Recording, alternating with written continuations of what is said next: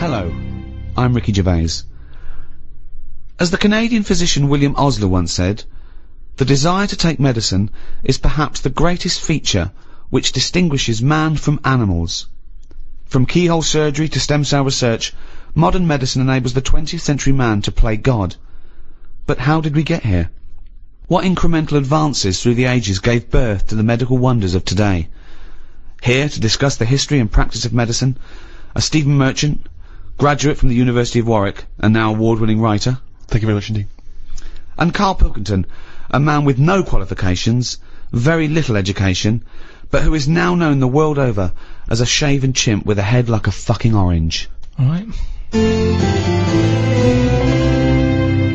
Well, there is obviously so much to discuss, Ricky. I wonder, in an effort just to provoke some initial thoughts, if I can offer another quote from the great Carl Sagan, who said, advances in medicine and agriculture have saved vastly more lives than have been lost in all the wars in history.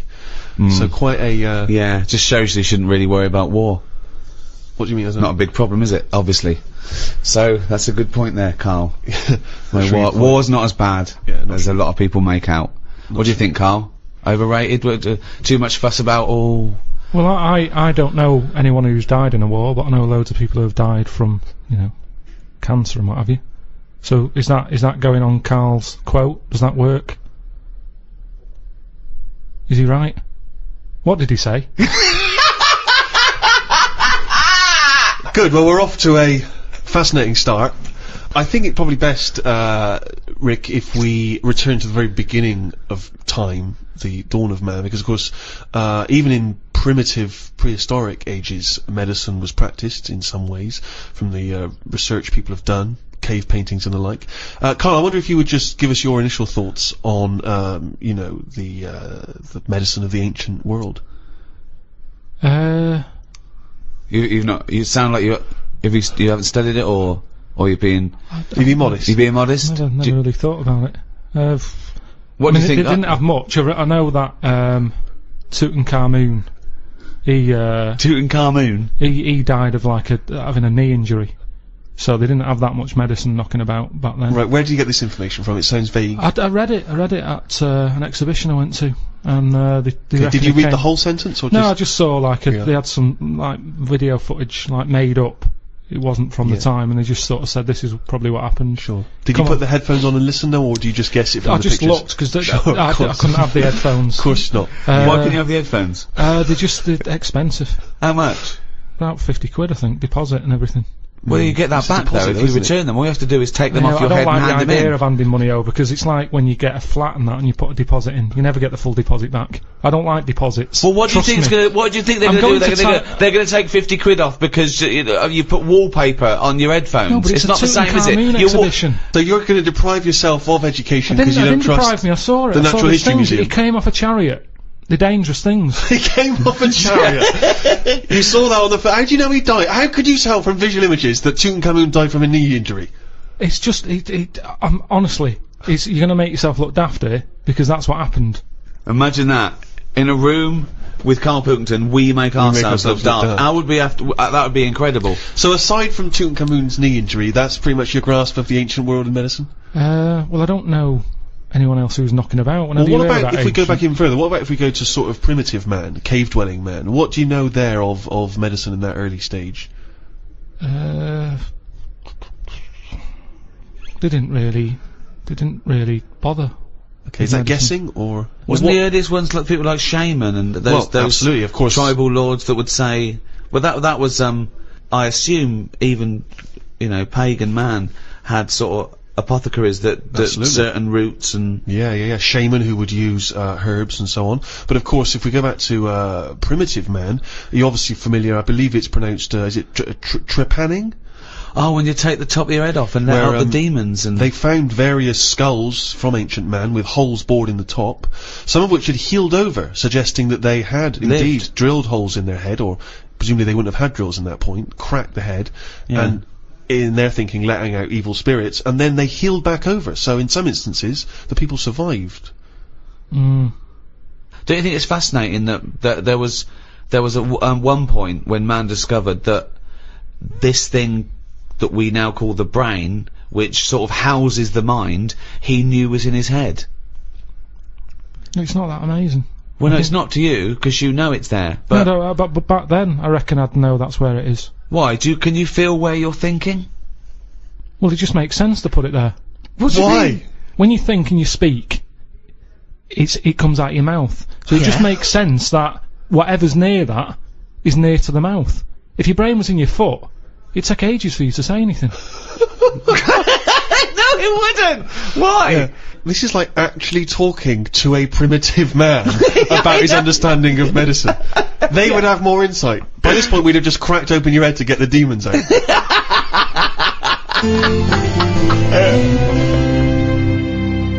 Shall we move on to the ancient world in terms of Egyptians, the Greeks, the Romans, of course, because they made huge advances, particularly the Romans, who understood, of course, the importance of sanitation. You know, famously, their streets were clean. Yeah. Don't you think that if we hadn't have cleaned up as much, that, I don't know, we'd be stronger? What? Well, I know what you mean. Yeah, They say now, don't they? They say feed let a your baby, kids eat eat dirt. mud and Yeah, all of that. course. Well, that's building up its sort of immunity system. If you're too closeted, you don't fight it. And that's exactly what immunisation is, giving you a bit. Yeah, but of it's the gone disease. mental now. Whenever a baby's born, he's drugged out of its eyeballs. It's only do you about a mean? week old. They're do you giving it mean? all sorts of shots. Like what? Loads of stuff for whooping cough. Yeah, you don't want whooping sugar cough. lumps. Tutankhamun could have died of whooping No, cough. but did you give it loads of stuff, and now it's like I don't know. It's making us weak. Yeah. Soon there's going to be things that, one, we're not immune to, and two, our antibiotics no longer work, because of course things like the viruses and bacteria or whatever, they evolve and change so quickly that you can't keep up with them, and also there's this big thing, like the superbug, for example. There's a very strong theory that says that it's where people took half the course of antibiotics, and what it did was, it was almost like an immunisation to the bacteria and virus against the antibiotic. They got stronger. That's what I mean. So yeah, we need some germs, as you'd call them, but there are some that we have eradicated. I mean, I think it was in our lifetime that they eradicated smallpox from the world. They just stopped it, and it saved, millions and millions of lives, and they wiped it out. There are rumours, of course, that both Russia and America still have the smallpox virus under lock and key, which they could theoretically breed and use in a chemical warfare situation. Well, there was a bit of a scandal a few years ago, I think 10 years ago, where in a university laboratory, someone came across a marked yogurt pot in deep freeze that had smallpox in it. That was a hangover from the 70s. When you say it was marked, was it like someone's put their name on it because they don't want someone to eat their smallpox yogurt? I think they looked into it, and it was the deep frozen smallpox virus that thawed out They and just released. left in a fridge. Well, I think so. Yeah, I'm it was worried. an I don't admin understand. problem. I'm sure that it's somewhere. What I mean is, it's under lock and key or frozen at minus So that's 200 not good degrees enough, is centigrade. it? Why? Under lock and key and all that. It's not good enough. Get rid of it. Why are they keeping a little tub of smallpox knocking about? Well, are they not meant to be? Well, No, that's but a what was he doing lesson. there in the first place? To me, that's like in James Bond, where they don't kill him when they have the chance. There's always that little thing of, let's play with danger, let's keep a bit. Yeah. Well, it's Pop it probably next to AIDS in the Kiora bottle. I don't understand why you'd store that. Well, there's probably a presumption, it's probably an overhang from the Cold War, where people were thinking, well, listen, what if Russia's still got some smallpox? We better hang on to some smallpox. It's just Yeah. clutter though as well, isn't it? You see, we're obsessed. We're keeping stuff. And it's the same with germs. We can't even say, get rid of that. We won't be needing it. Smallpox. We'll keep it just in case. Get rid of it. We've got this obsession thing again. It's saving everything. It's like how we save every animal, even a germ, we get upset about if it dies out. Yeah, Keep a but bit, well, keep a bit. you say that, but of course, famously Alexander Fleming discovered what may be the most important breakthrough of the 20th century, which was the first antibiotic, I think, in 1928, and he's literally saved hundreds of millions of lives with that, changed the face of modern medicine, and he discovered that because he left a bit of old bread out for a while, and it went all mouldy in his kitchen, and he thought, oh, what's that? Oh. Let's have a look. It's, like I've said to you before, it's down to him being scruffy more than anything. Well, It just seems like there's a lot of scruffy kitchens around that, you know, I mean, you're saying... But think if his cleaner had come in and gone, "Oh, Mr. Fleming, you disgust me, you fucking filthy scruffy cunt, I'm gonna throw all this bread away." He's gonna go, "Maud, what'd you do with that, old bread I left out?" "It'd gone green, sir, so I chucked it away." "Oh, Maud, you dopey fucking slut. You've just caused millions and millions of people to die. Keep out of my fucking kitchen." I know, but don't put it there. It's the same way smallpox in So a you're on yogurt Maud's pot. side. It's in a yogurt pot. Wow. You're asking for trouble. But what if Maud had come in and thrown that away? Again? He couldn't shout at her. She's doing a job. I'd be annoyed if it was still there. Yeah, I'd so... say it's been here now for a couple of weeks. You haven't even asked. There's a lot of cleaners. That's part of the problem, I'd say. The cleaners. They're not doing the job. That's the problem in hospitals, isn't it? Yeah. There's filth everywhere. Well, they proved a point. In one hospital, they brought a team of people in to show doctors and nurses how to clean things properly, and deaths went down 30%. There you go. Just from properly washing your hands and properly washing the floor and things. That's amazing, isn't it? It's pretty simple. Just don't put, like, yogurt pots with smallpox in the fridge. Yeah, I mean, that's but a starter. Yeah, but you were saying earlier, let's let babies eat mud, don't inject them. Yeah, but Let them crawl around a dirty floor, clean up the floor, and no one will die. I did say that, but we've gone too far now. Babies are coming out mad. Oh, they can't handle anything now. Oh, he's got a runny nose. They're coming out all mardy. All Get mardy? ill. Yeah, they get ill easy. They're not tough babies anymore. We're ending up with a load of weak people who need looking after all the time. That costs a lot of money. And they can't do anything. They're useless. Now, that doesn't happen in other nature. If a little weak bird is born, you see Bill Oddie saying that won't last. he says that won't last a week, and he's right. You watch it and he says, "Oh, that third baby that came out, it died." But And what's he was your right. point, Carl? That modern My medicine, point- which can help people live to the age of 75, 80, that it shouldn't be doing that? It should let people just die off? Well, here's something, right? The estate that I grew up on, there's a woman there, Yeah. Scruffy Sandra. her name was. I like her already! Oh, it's great! It's so descriptive! Now- She had no chance, even if she cleaned up her act. Yeah. She'd come in looking like Pretty Woman. You go, "Alright, Scruffy." No, What's the point? What is the point? So Fucking the hell. thing is, she used to always get on these buses called dialer rides that were sort of like posh taxis. You could call for one, it'd come round to your house, Yeah. and it would pick you up, and you'd pay like 50p. But it you would were pick allowed- up a bunch of other people as well. Yeah, on the way. So it would take ages Oh, to what get a to where you're nightmare going. that is. No, it's good though. It's kind of a bit of a day out. Old people used to love it because you'd get to see things. Right. And you'd hear a call coming in on the radio that, you know, Scruffy Sandra's being picked up, and you go, "Oh God!" And she'd always have loads of bin bags with her for some reason.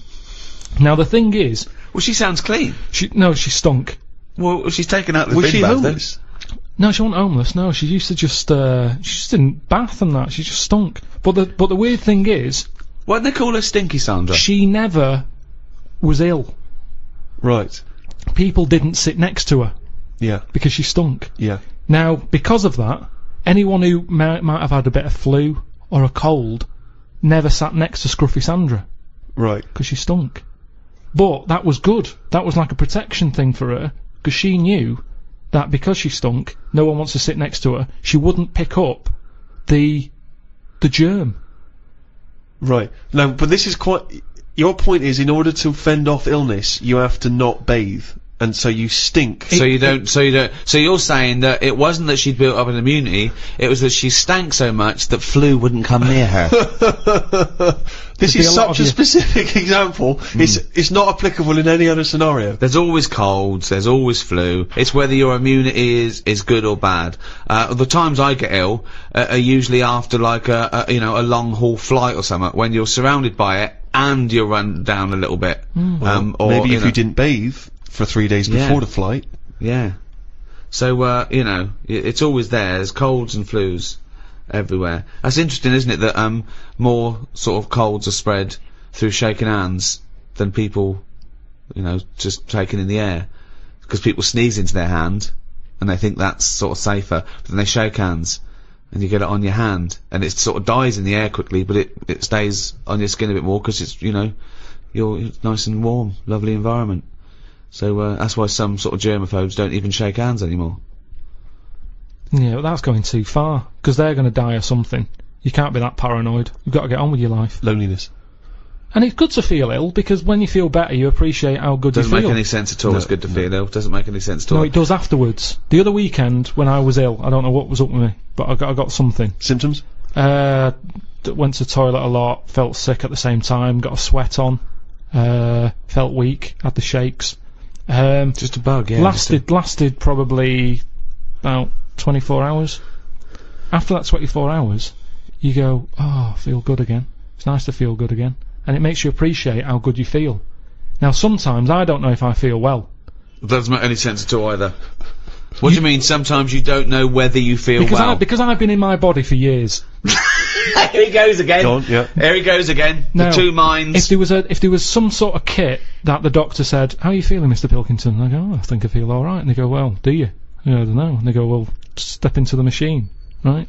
Get into the machine, and if he could somehow transfer my feeling into his body, so I could feel how he feels, and then he can feel how I feel, and he'll go, oh, you're not well at all. Your heartbeat's irregular for a start. You're a maniac. This is... I don't know what's going on here. Because why don't you just accept that if you feel well, you know... Because you don't know if you feel well. Hang on, let's get this machine built. Sorry, why are people bothering studying AIDS? We got to get this machine built. Listen, this machine could do a lot of good if they could do it. Why? Because some people... You hear about people who go, oh, I think I've got a bit of wind. Before you know it, they drop down dead. Right? Because they didn't know. They just... Well... Didn't Mr. Jones have a sweat on, Mrs. Jones, before? Oh yeah, he did, but he always had a sweat on. Well, didn't it bother him? No, he was used to it. Happened for years. Why didn't you come in? Oh, so, and what would the machine do again? The machine would make my doctor feel like me. He'd be sat there and he'd go... Sorry, who's saying to Mrs. Jones, didn't Mr. Jones have a sweat on? The doctor. So the doctor knew he had a sweat on. Why didn't the doctor say, well, we gotta look at that? No, he didn't. He asked He's Mrs. not a very Jones. good doctor, though, is he? He's not a very good doctor, then. Yeah, but this is the problem now, isn't it? Right, so Because there's too Mr. many Jones young went to the people. doctor and said, oh, I've got a sweat on, right? Right, so he'd go, well, I'll tell you what, get in the machine. So Mr. Jones gets in the machine. Yeah. The doctor hits the button. Mr. Jones gets into the doctor. The doctor goes, you have got a sweat on. I'm familiar with this because I had a fella in the other day with a similar thing. Take 3 of these. You are a mental case. I don't know what this is. But why can't the doctor make that observation like a doctor does? Why can't the doctor, using his knowledge, observe the person with the sweat on? This is like a scene from Ghost. This is like Patrick Swayze. Listen, do you know that time when I went to the doctors and he said my nerves are too short? That doesn't make any sense at all. Well, listen, I've told you about it. I don't want to go through it again. But he you know, looked at my legs and stretched them and that. He said, yeah, it's the old short nerves problem. Now, that took like 3 visits before he worked that out. Right. But how would he be able, just because if he was feeling how you were feeling, I wouldn't help him identify it, would it? You're there in your body and you're not going, bloody hell, my nerves are a bit short. Doctor, you go into the doctor, okay, and we're just gonna place Pilkington in, Pilkington is in me. Oh, my nerves are too short. When my nerves were short. Are they not short already? Have they extended since then? Well, I just have to do stretches and just pull them about. Right. But when I had that, I'm not very good with words. Go on. So when I was going in saying, Doctor, my knee's aching, and he'd go, what sort of ache is it? I don't know. Yeah. I don't know. It's just an ache. Toothache. It's like a toothache in my leg. No, but it's different. It's a different ache. Now the thing is, it's like an arse ache. It's hard to explain an ache. So he'd have to feel the ache, and then he could make an assumption from it. Thank you. So he would presumably go through training, going in the machine, and they'd bring in various sick people, and he would experience and feel every single ailment. Great. Yeah, but Doctor, I'm gonna let you know now what a swift kick in the bollocks feels like, just in case you ever have to diagnose that. Oh, you God! I can't remember that one. Yeah, but Doctor, now you're gonna feel a spike up the arse. It's all about. Oh, I can't remember that one. Okay. No, couldn't I just wait until the man comes in with a spike up the arse? No, you got to tell you so you know. But I reckon I could assess it if he's coming. He's got the spike up his arse. You've got to experience everything before someone comes in and gets into your body like Ghost, and you'll know what it is. Hey, listen, let's not dismiss this idea out of hand, of course, because you'll famously remember, Rick, that Carl had the idea of a man who can grow backwards. So he's born as an old man, and when he dies he's a young baby. I think we're all looking forward to the new Brad Pitt film. That is exactly that plot. A bit strange. It's not really strange, is it? Because it's from a novel, I think written before Carl was born. That's true, that is true, yes. Yeah, So but I haven't read it. Well, so that's obvious. It's just an idea. and with all ideas comes something. Einstein said that. He said if an idea isn't... Go on. Wait. Just let him finish. We've got an Einstein quote here. Yeah. This is a historic day. Carl, sorry, what were you saying? What did Albert Einstein say? He just said something along the lines of... No. Give us the quote. It doesn't matter about how he worded it. It's the point in hand. Well, I think it is. I think a quote. I think like all, any sort of poetic content of anything is exactly how it's worded. So just what did Einstein say exactly? Well, he said something along the lines of... Go on. An idea. If an idea isn't daft... Oh, start again. No, come on, let's hear it. No, because he started... He said if an idea isn't daft, it isn't worth thinking about.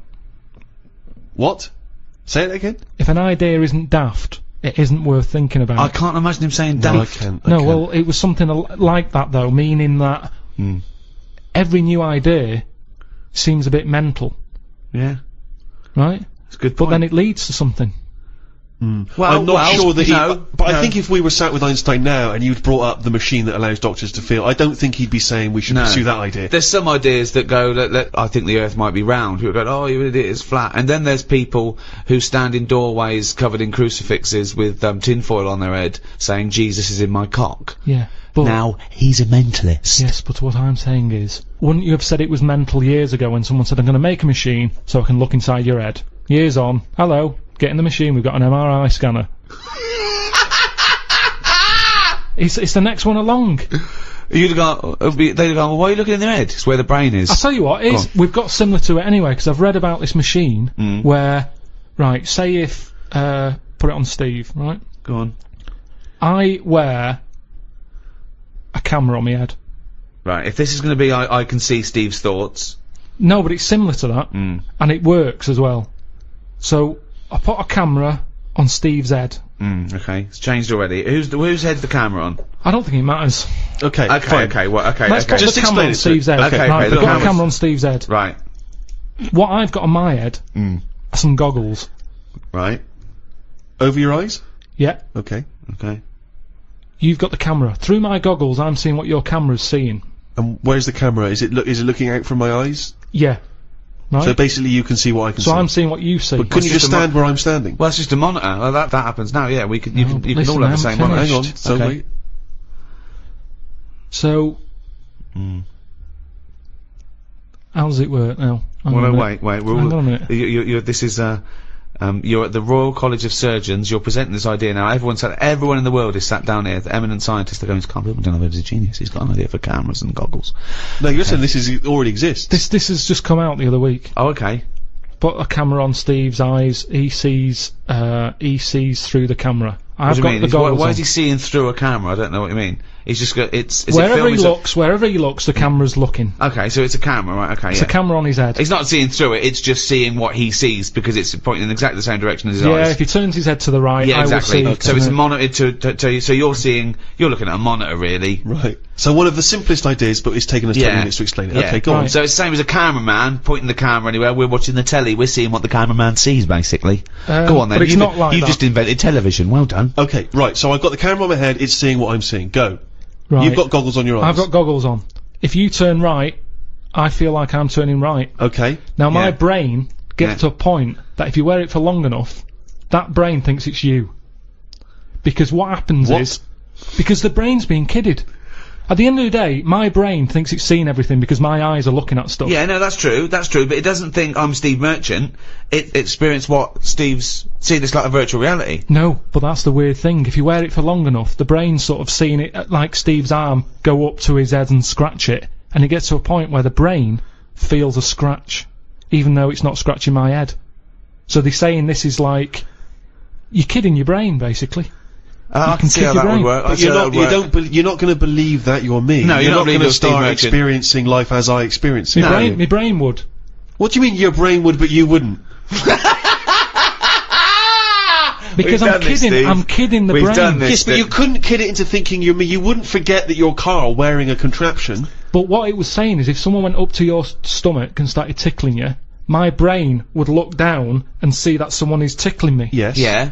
and I'd start laughing. I can understand you No, might. you wouldn't. No, you would. Well, yeah, you might do because it might be a confusing But stimulus. yes, but the point is, there may be certain physical things which you experience through it, but you're not going to stop thinking, hang on, I'm Carl wearing the mask, are No. you? But you can do that. You're thinking you're Carl, seeing all the things that actually. What, you're going to Steve's start having memories that you think are what, your memories are going to change? You're not going to remember your name, you're not going to remember Suzanne's name? What were you talking about? No, but say if we did that at that event with a load of students in front of us, I'd remember that day through your eyes. Right. So I'd be living your day. But you'd also remember that you were wearing a contraption. Yeah. You wouldn't remember it as being, oh, I was Steve Merchant for a day. But I kind you'd of have different thoughts, because you'd access. But look, Carl, listen. I sat down and we watched the same thing. We watched a bit of Brokeback Mountain, and we all had different thoughts. Yeah, because we're all sat in different places. No, roughly speaking, we had the same experience when we're looking at the same thing. But it doesn't mean you assess it the same way, it doesn't mean you understand it the same way, and it doesn't mean you apply the knowledge in the same way. No, I understand that, but... It's an interesting experiment. It is interesting. It'd be interesting to see it live. You're actually living.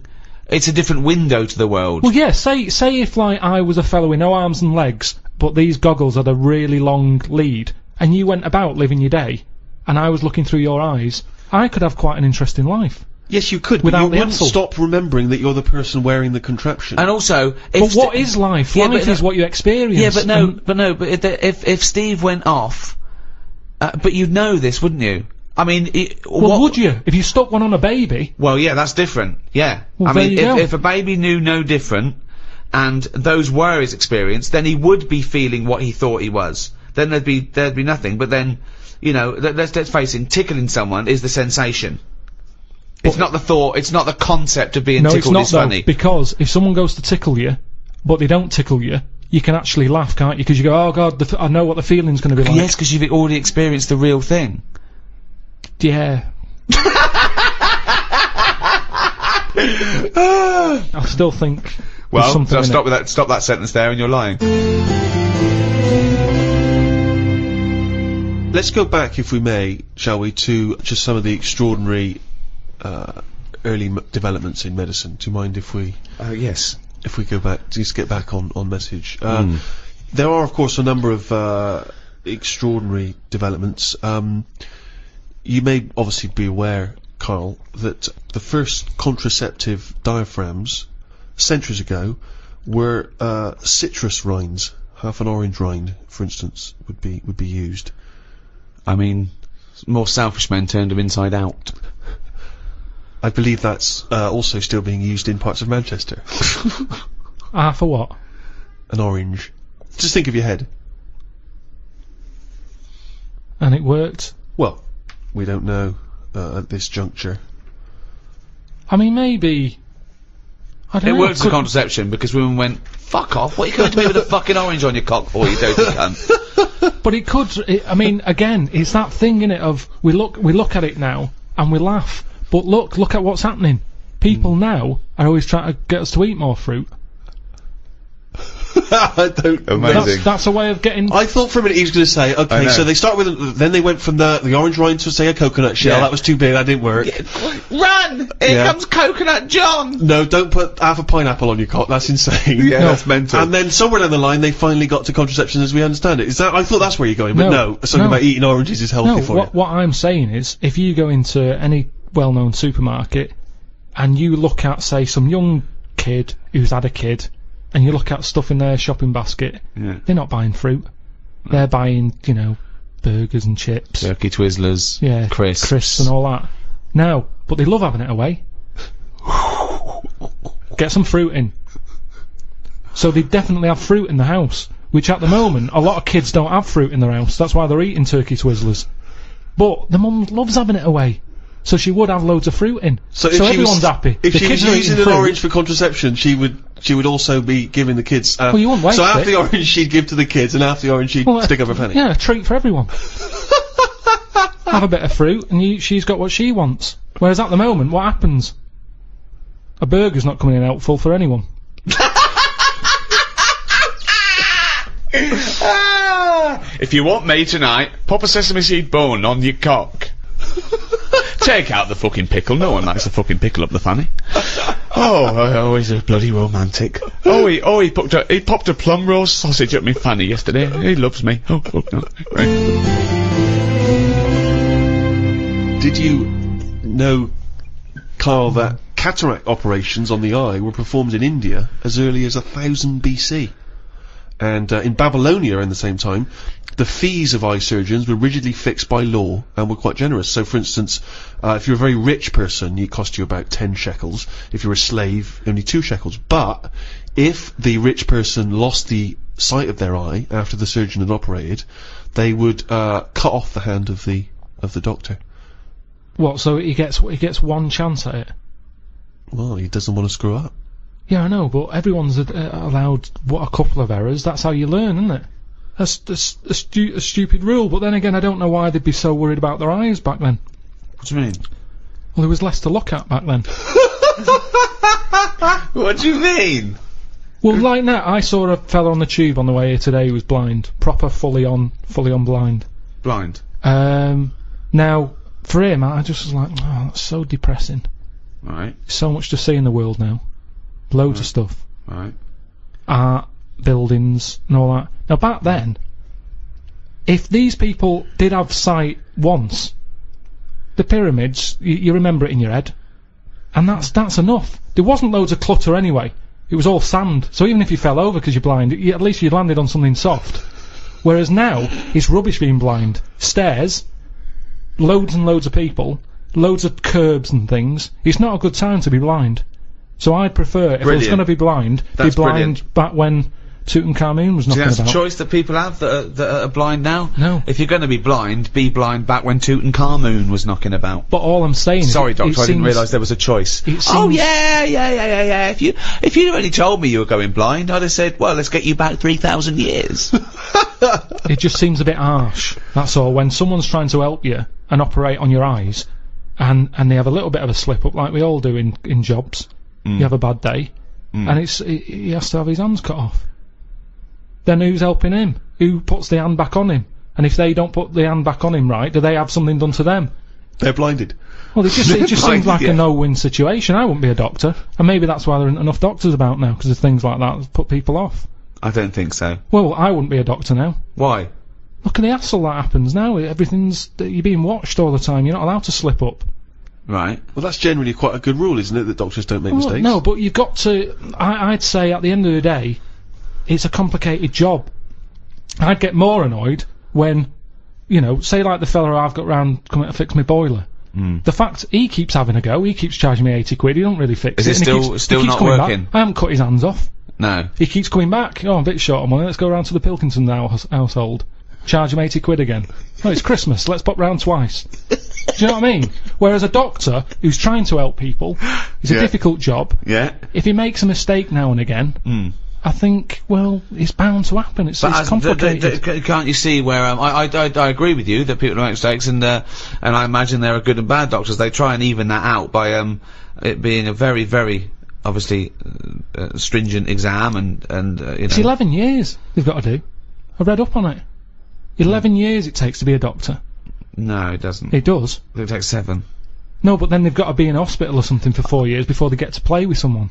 Right. Okay. Yeah. So okay. that's ages. You're going to get bored. You're going to get bored. But, and then when but that's it. They really do try and rule out, and there's still chance and mistake, and don't forget, you're given nearly impossible tasks still in medicine. Just think of the risk with transplants alone. And they're getting better and better at those, and they're lasting longer. But the fact of the matter is, it's better to have a go, innit, than not have one. If someone said to me, right, you need a new heart, we're going to do it. Well, if they say you're going to die anyway, let's try this new thing, you might as well. But then there are some things that there's not worth the risk. When someone, it goes wrong, someone's facial surgery goes wrong because they wanted plumper lips or a little nose, I go, you're a fucking idiot. Yeah. Exactly, yeah.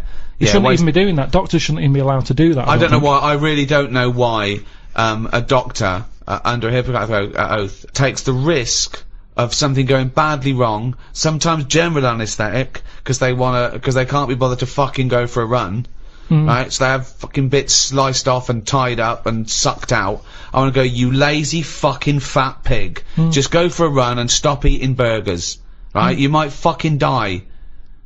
Well, can I just stop you there, Rick? Because actually, if it weren't for a plump patient the stethoscope would never have been invented. Well, because he couldn't hear. Yeah, their the person who invented the stethoscope, Dr. René Laennec, couldn't had a very fat patient come in and couldn't hear her heart through the blubber. But then that's the sign of the problem. I mean, that's the sign of the problem, isn't it?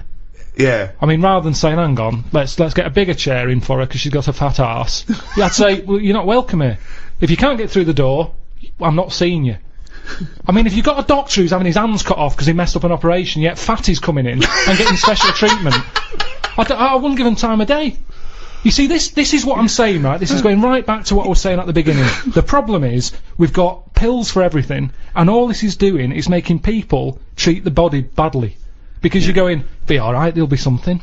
It's funny, isn't it, that like these tests, they go, well, let's have a look. It's what we were talking before about weighing kids. If they can't get through the door to get to school, you don't know. If they go, oh, I'm just going to take a sample of your stool. Actually, I don't. You're too fat. Your shit's come out like tagliatelle. Your ass is too fucking fat. Stop eating your gut. I'm going to take a sample of your stool. What, the one you fucking broke when you sat down? I just think this is the problem.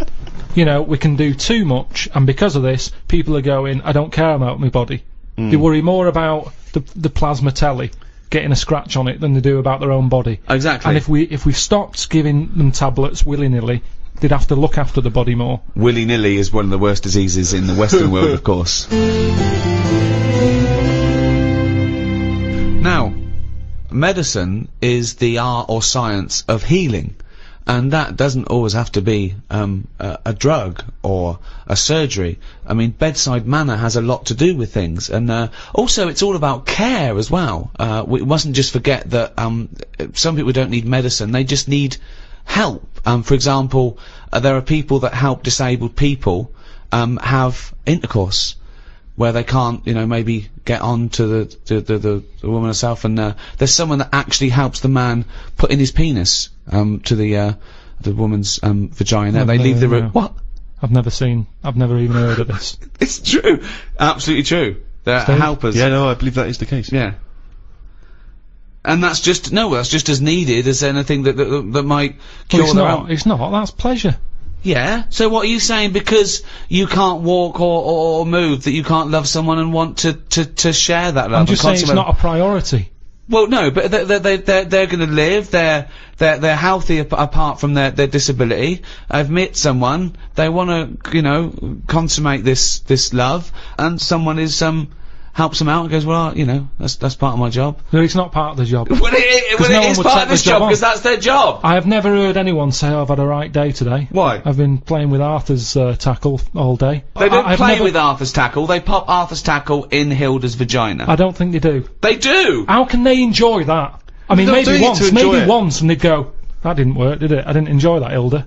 No. How can they enjoy it with a nurse stood there? They don't. No, they help her in. She helps Arthur in, or he might be a male nurse. Pops Arthur in. Goes, okay, Arthur. I'll see you in a few minutes. Right. Goes outside. But what's the point, though, in that? Why? Because it's all about the mood and everything. He's just stuck onto a like a stag beetle clinging onto a leaf. There's no enjoyment in that. Oh, the well-known stag beetle copulating with a leaf syndrome. No, but I'm That's a well-known position in the Kama Sutra. I'm just saying. He knows that. You know, I think it's a lovely act, and someone's willing to. Wouldn't you help someone Definitely in? Not. No. Definitely What? So no. So the guy goes, oh, this is my wife. We're both say, well, I can't. You know, can you just pop me in, Carl? You're the only. You know, you're the only person around. No, I don't think it's important. But there enough. are people. What do you mean you don't think it's important enough? I'd be happy to go round, put the washing on for them, make the bed. Do you want a cup of tea? Yeah, I'd love one. There you go. Oh, just before you go, forget it. If they asked me to do that, I'd quit. And I don't think it happens, because people wouldn't take that on for a job. You never hear about it. On Comic Relief, when they're raising money, they don't go, thanks to Midland Bank for this £100, that's going to go towards Arthur getting his end away. That's ridiculous. So you would rather them not have the pleasure of each other than just help them in? No, because they'd work out some way that they could do something for each other. I like to play the guitar. My fingers aren't long enough. I've knocked it on the head. It's the same thing. If you can't do it, don't do it. So are you telling me, right? Okay. Supposing there's a little fella who's got no arms, no legs, right? Right. Little Bob. Okay. There he is. All right, Carl. Right. He's got a friend, another little fella. with no arms and no legs. Alright, Carl.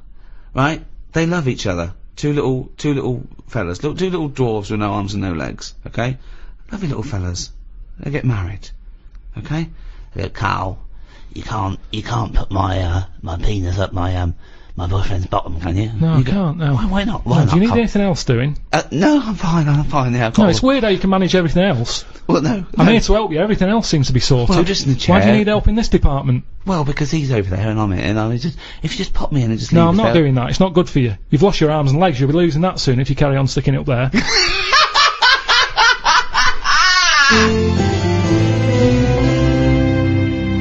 Well, after the medical advancements of the Greeks and the Romans, of course, through the Middle Ages, particularly in Europe, we ended up going backwards, and it became, people sort of returned to superstition, started relying on that. Sanitation was poor. A lot of the amazing sanitation the Romans had built was left to ruin, and we went backwards. And really, it wasn't until the Renaissance that people like Leonardo da Vinci started to, draw pictures of the anatomy and so on. Well, putting scientific evidence and experimentation behind the theories, as opposed to someone with a big cauldron saying, if you bury a toad, your warts go away. Exactly. He looked into this and then thought, well, maybe they don't. Maybe it's a coincidence, So that's where experimentation comes. Empirical evidence, not just hope. Of course, you still couldn't experiment or dissect humans because that was frowned upon. So often they would actually, the only people they were allowed to dissect and operate on were criminals. And at times, criminals would actually be dissected or cut open whilst they were still alive as part of their punishment. Is that ever justifiable? Do you think, Carl, that people sacrifice for medical advancements? They do it now, don't they? You hear about these people having, tests done on them. You get paid 20 quid and they say, let's rub this cream on your head. Yeah. And you get your 20 quid, and if your head goes funny, they say, well, you took the 20 quid, it's your own fault. Wasn't that a student that took a few grand? He What became the happened? living elephant man, didn't he? Oh, yeah. It was quite horrific. His head was in all kinds of weird Yeah, shapes. I mean, that's unfortunate for 20 quid. But I'd say do it on the ill people, because they've got nothing to lose. Just test it. It's, all this testing on animals and that. Well, don't test it on animals. If you've got an itch, the doctor can say, I've got this cream here. We haven't tested it. It might work. It might make it worse. Give it a go. Right. Yeah, but the whole point is that if you do that, someone's head might blow up to the side of the it elephant might man. outweigh the ailment. That's happened already. A fella who had nothing wrong with him has now got a head of the elephant man for Yeah. 20 quid. Yes, I know. Well, but... That isn't fair. No, I know. But you're saying, you're going for athlete's foot, rub this on your feet, your bollocks fell off. Never mind, it was a chance we had to take. I mean, that's a particularly sloppy bit of medical research, that one. No, yeah. No, but say like my Auntie Nora, right? She's had everything wrong with her, right? She's had tablets that haven't been tested on anyone else. They test them on Nora. She's up for it. She's like, oh, I haven't had that. That's our little tester. Yeah. She loves it. But she knows that that's the case, and she's happier to give something a go than not a go. I mean, it's ridiculous, the amount of stuff. She rattles, she carries that many pills. Like a maraca. You can hear her coming. But that's the way her life is now. She's just used to the fact that if it weren't for all these tablets, she'd be dead. Yeah, but well, not necessarily. But the pills. She doesn't take pills that have been untested. She's not taking experimental I think pills. she's honestly, she's got so much. Well, so she again, has a you lot. just made that up then. You just assumed that they haven't been tested on someone.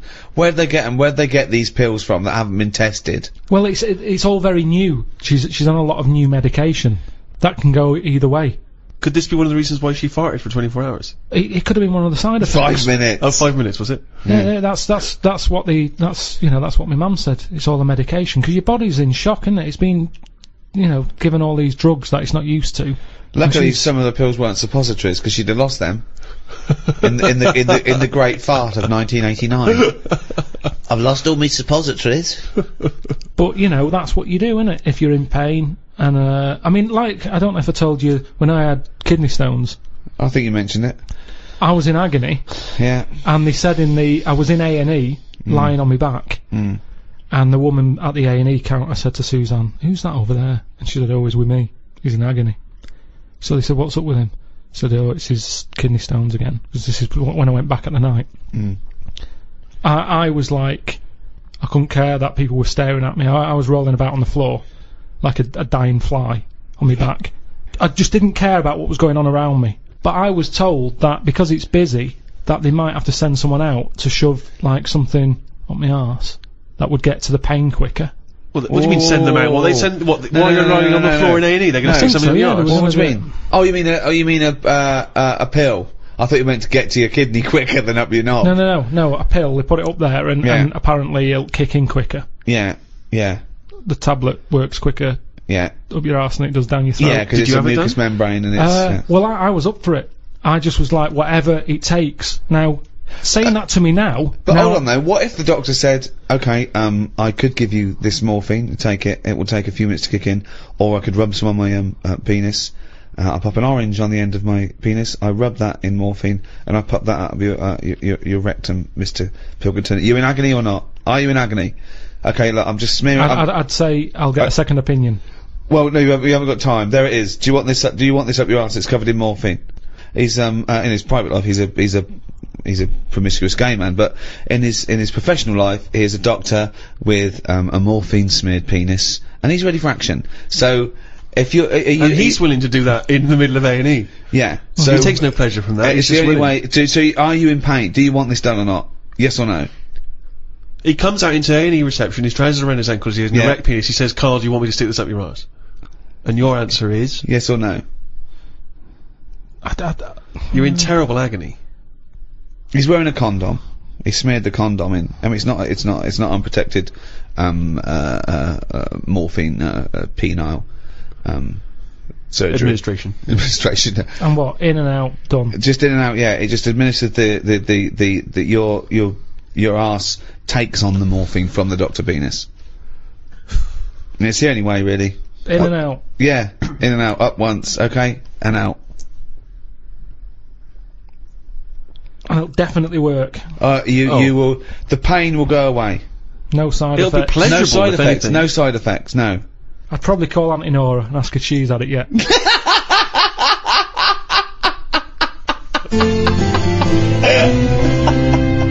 Can I just return us back to where we started from? Because in Ricky's introduction, he said that modern man, in a sense, with all the technology we have, can play God.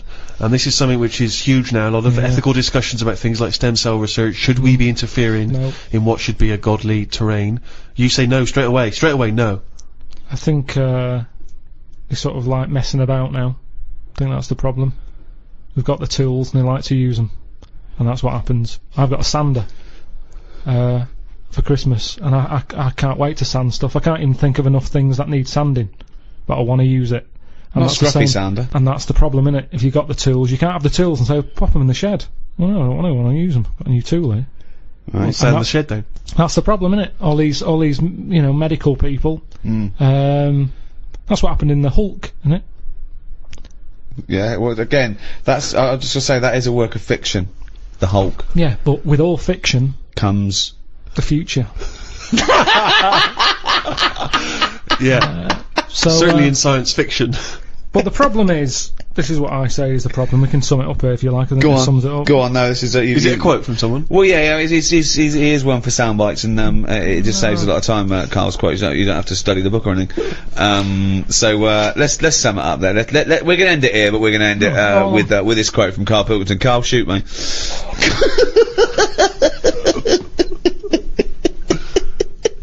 People are living too long. Okay, but that's your summary of medicine. Well, yeah, it is medicine. Because it's kind of now. You see, I agree with medicine to stop pain because it's depressing pain. Stop the pain. I'd say, as soon as we sorted that out and we started saying, "Do you want a new face?" That's way over the line. Yeah. No one should be getting a new face unless they're really disfigured. Yeah.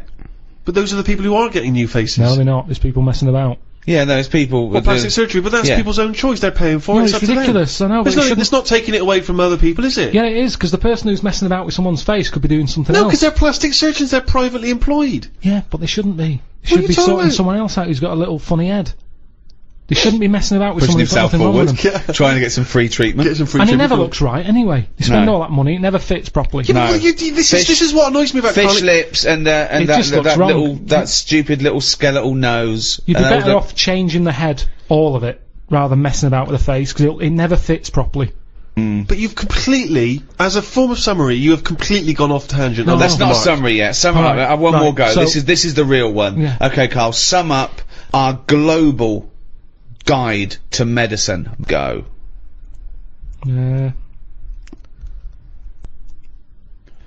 Today's cure.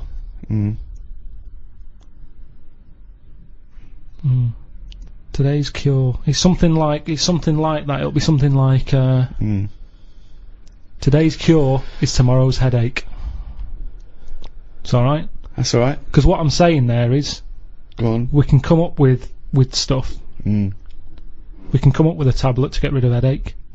Tomorrow, your headache's gone. Your leg's hurting. So today's cure is actually tomorrow's leg ache. So today's cure is tomorrow's leg ache. Yeah. But ages ago, I said to you, don't solve problems, Yeah. because a problem solved is a problem caused. I'm gonna die. I'm gonna die. I don't remember that quote. But okay, so finally, in summation, what you said was So, okay, At the end of So- the day, we've all got to die of something. right. Now, Albert might come in. I'm a doctor. Right, Albert, how are you today? What's wrong with you today, Albert? I've got an inflammation of the testicular region. Right. My scrotal sac is all stretchy and swollen. It's pustulating, and it's causing the penis to be all red and inflamed, and that spread to the anus. Right. Take these tablets. Right, where do I put them? Just have them with some water after a bath. Okay, I'm not gonna have a bath. I can't have a bath of these because honestly, you see these get in a bath and they start bubbling with the. Yeah, like I say, just take the tablet. I don't know what it is, but look at it. It's like a mess. It's like quite a mess down there. I can't. Take the tablets. Take the tablets and come back. In a week's time. Let me know how it goes. Okay. Right. right. So you know let's what it is? Let's imagine that perfectly normal scenario has happened. What is your point? Right. He'll come back the week after. Yeah. The problems downstairs will be sorted. But at the end of the day, he's 76. He's going to have something else wrong with him. I do another check on you, and even though your sack is sorted, They're not quite right, to be honest. no, but they better. Well, it swings and roundabouts Yeah, because well, that's life. That's life, Albert. the penis is much more functional. The testicles are really they've lost all their skin. It's just like a bag of spaghetti just hanging on the chair. And the arse.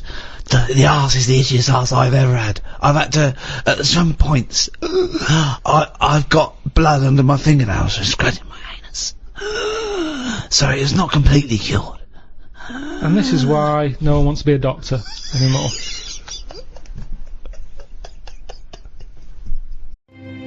Hello, I'm Ricky Gervais.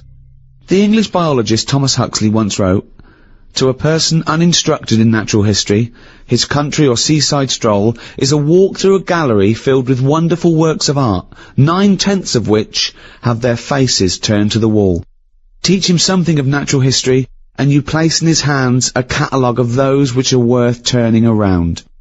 To some, the wonders and intricacies of the natural world are a miracle, living proof of the existence of God. To others, the natural world is a wondrous illustration of Darwinian evolution." To discuss the complexities of plant and animal life, I'm joined by Stephen Merchant, graduate of the University of Warwick and award-winning writer. Thank you so much for having me. And Carl Pilkington, a man with no qualifications, very little education, but who is now known the world over as a man with a head like a fucking orange. Alright. Natural history obviously takes in everything to do with animals, plants, bacteria, which are in neither group. I should start by just saying, Carl, that the natural world is so diverse that we don't even know how many species there are. Conservatively, there's 2 million. species of animals. I mean, without even taking in plant life, there are at least 2 million species of animal. With plants and animals, there could be up to 10 million species. There are 37,000 different species of spider alone. What do you think of that? It's a lot. It is, isn't it? A lot. But if there's loads of stuff out there that we don't know about, and we don't know what it's doing, is it that important? Is it worth finding them now? Well, yeah. Why? Well, it may give us the key to unlock other mysteries. A spider won't. Well, it might do. A spider won't be unlocking any mysteries. Well, that's totally... Plants are different. I reckon there's a natural cure for everything out there. Because there's loads of animals that have toxins that are used in medicine. Yeah, I know that we use dangerous spiders to get rid of headaches or whatever, or they do in the tribes, right? Do Yeah. you want to just expand on that point? It's just that's what they do in tribes. They've got all these tribes. They've got all natural remedies. They go, what's up with you? You got a sore ankle? Chew on this twig. And it works. I've seen it. They've sent women out there and, like, they couldn't believe the stuff they can do with twigs and trees and hedgehogs and stuff. It wasn't an in-depth analysis, was it? What I'm saying... Women, they just sent some women out there. No, Apparently. Yeah. I reckon the stuff that's got venom in it, that's useful. We probably know about all them. Because it doesn't make any sense. We probably know about all of them. What I mean is the police know about the gangsters. But they go, right, we're aware of them, let them get on with it. We'll keep our eye on them. And it's the same in the jungle. The spiders, the deadly ones you're aware of. The ones that are just pottering about, you go, don't even worry about them, don't even give them a name. They're not doing anything. But what if there's another poisonous spider they haven't identified yet, they're lurking in the undergrowth? I'd be very surprised. So you'd be very surprised? I'd be surprised if there was something... It sounds like laziness on your part. But they're discovering new species all the time. We know about all the dangerous stuff now. Because we have to, we live in a world now. We do, we know about a lot of the dangerous stuff. Whenever they find something new now, it's like a new butterfly or... Well, no, look at AIDS. When I was a kid, no one had ever heard of AIDS. Yeah, but that's not a natural thing, is it? That's not like a spider or What do you mean it's not a natural thing?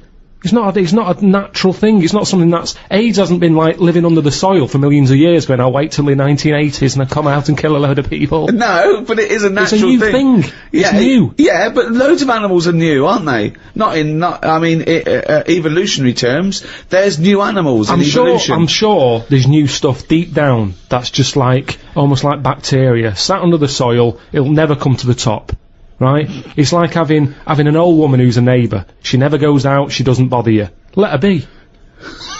But what if that old neighbour could unlock the secrets to... I don't think she can. Just even to us understanding the complexities of the universe, of the way things have developed and grown. Because we know about it. Well, why would we know about it? Because I never understand, why is it you want to stop researching and studying now? Why is it that you're happy to just draw a line under everything else? What if people had said this back in the 19th century? We've done this.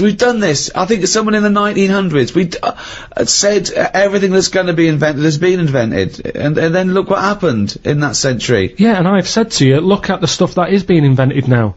The frisbee and stuff like that. It's all stuff that like, you kind of go, it's alright, it's a good idea, but we don't need it. Yeah, but the frisbee wasn't being worked on by the top brains of our generation. That was some novelty toy that some manufacturer made. Yeah, but it's like, look at the fuss we made over that fella who came up with a Dyson vac. Everyone was like, he's up there with Einstein. Well, he's not. It's a good vac. It cleans up floors well and everything. Who said he's up there with Einstein? It's PR people. In one of those programmes where they did, like, great inventions of our time, it was easy early on. You go, Einstein, Newton did this, Archimedes, Dyson. And they started to run out, because it is harder to come up with something new now. Because everything that's needed, remember, the things we've invented are things that we sort of go, we could do with that. Inventors don't sit there going, what can I make? Oh, I need a toaster. They've sat there, they've burnt the toast under the grill, and they've gone, I need some sort of device here. Well, somebody, yeah. And what can it do? I'll shape Necessity it like that, is the mother of invention. Yeah. However, there are people who sit around going, where's a loophole in the market? Where's a niche? Well, here's something. About a year ago, I came up with a see-through toaster, so that you can see how much the toast is cooked. Right. I found it about 2 months after that. Someone had done it. Right. So I've just been beaten to the post.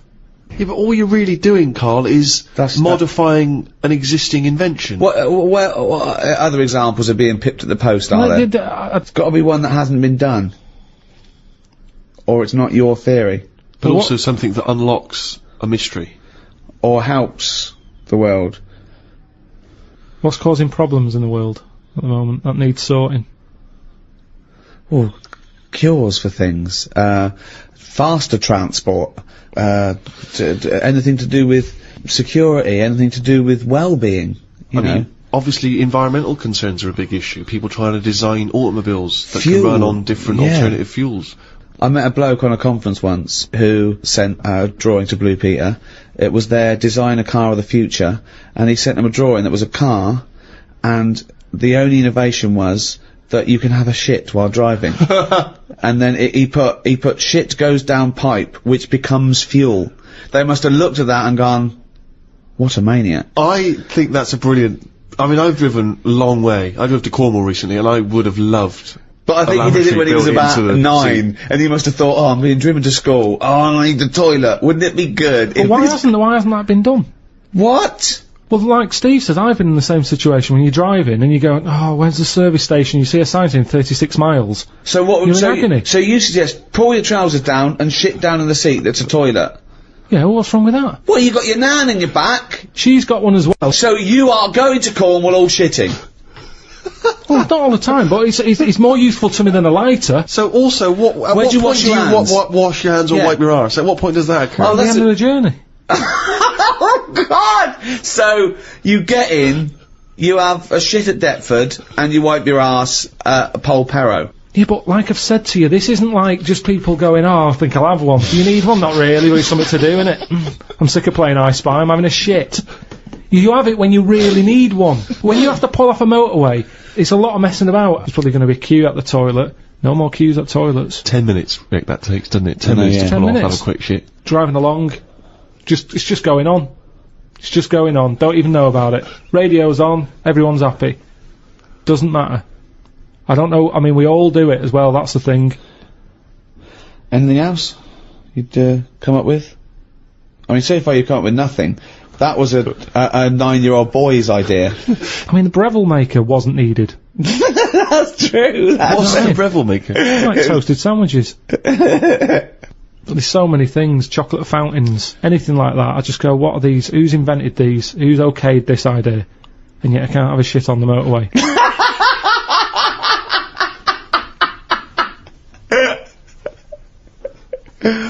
Think of computers. What about them? Well, I mean, that's in the last few years. You know, 100 years in our existence. Okay, they've been dabbling with anything even close to a computer. Nothing before that.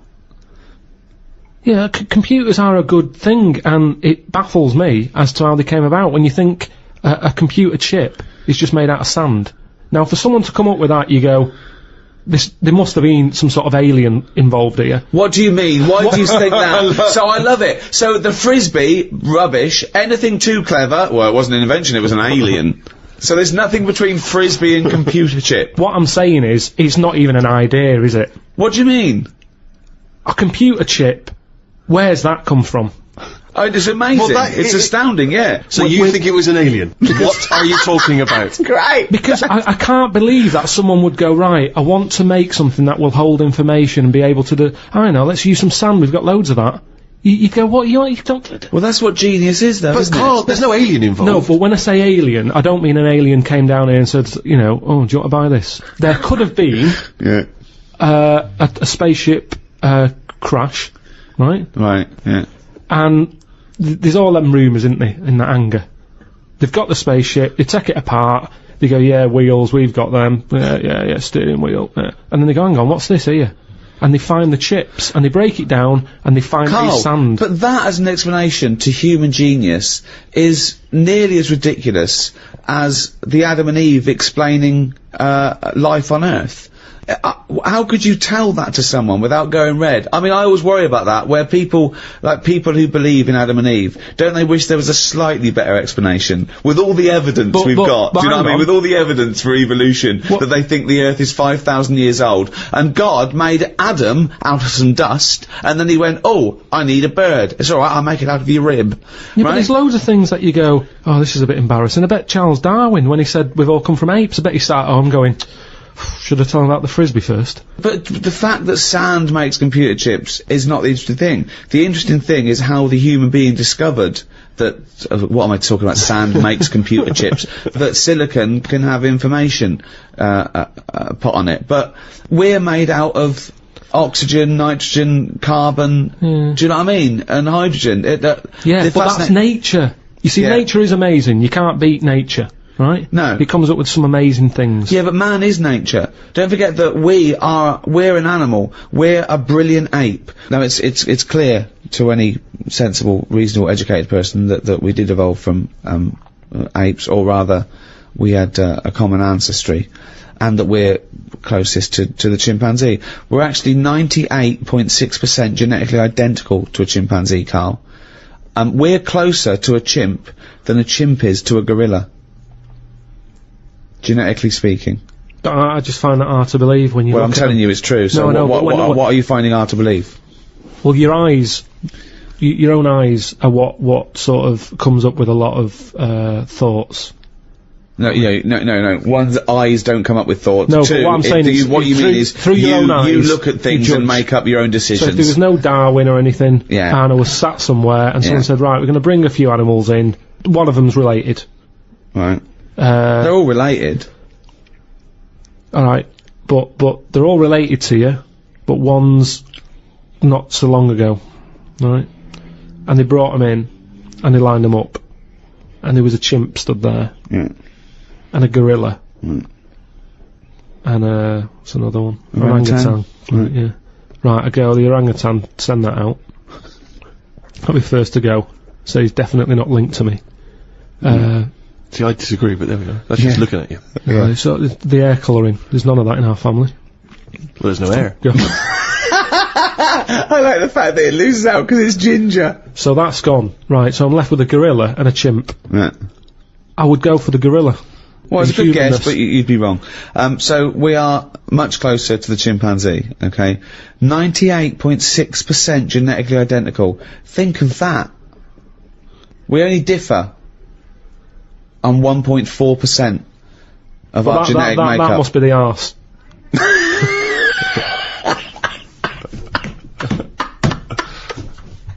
Because that's a lot different.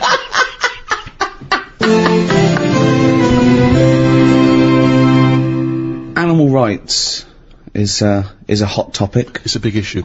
What rights should they have?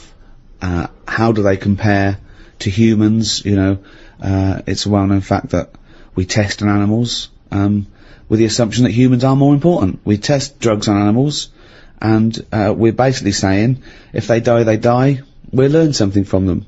People do make distinctions between animals, right? They know that it's probably more acceptable to kill an ant, than, punch a cow.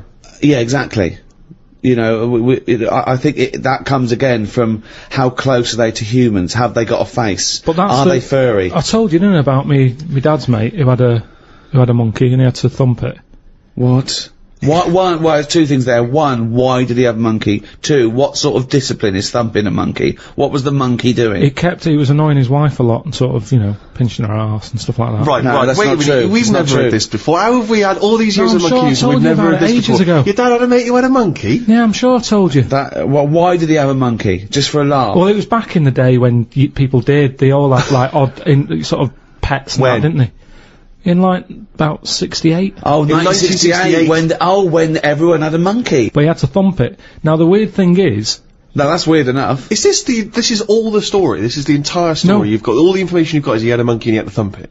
Yeah, my dad told me about it. When he found out that I was into monkeys, he said, oh, Benny thumped one. And, Benny thumped one! Oh, my son's into natural history, particularly, simian variety. I've got an interesting fact for you, Carl. Sit down. What is it, Peter? Benny thumped one. Brilliant. But what was interesting is the way that people are thumping other people all the time. No one bats an eyelid. Thump a monkey. People go, you thumped a monkey.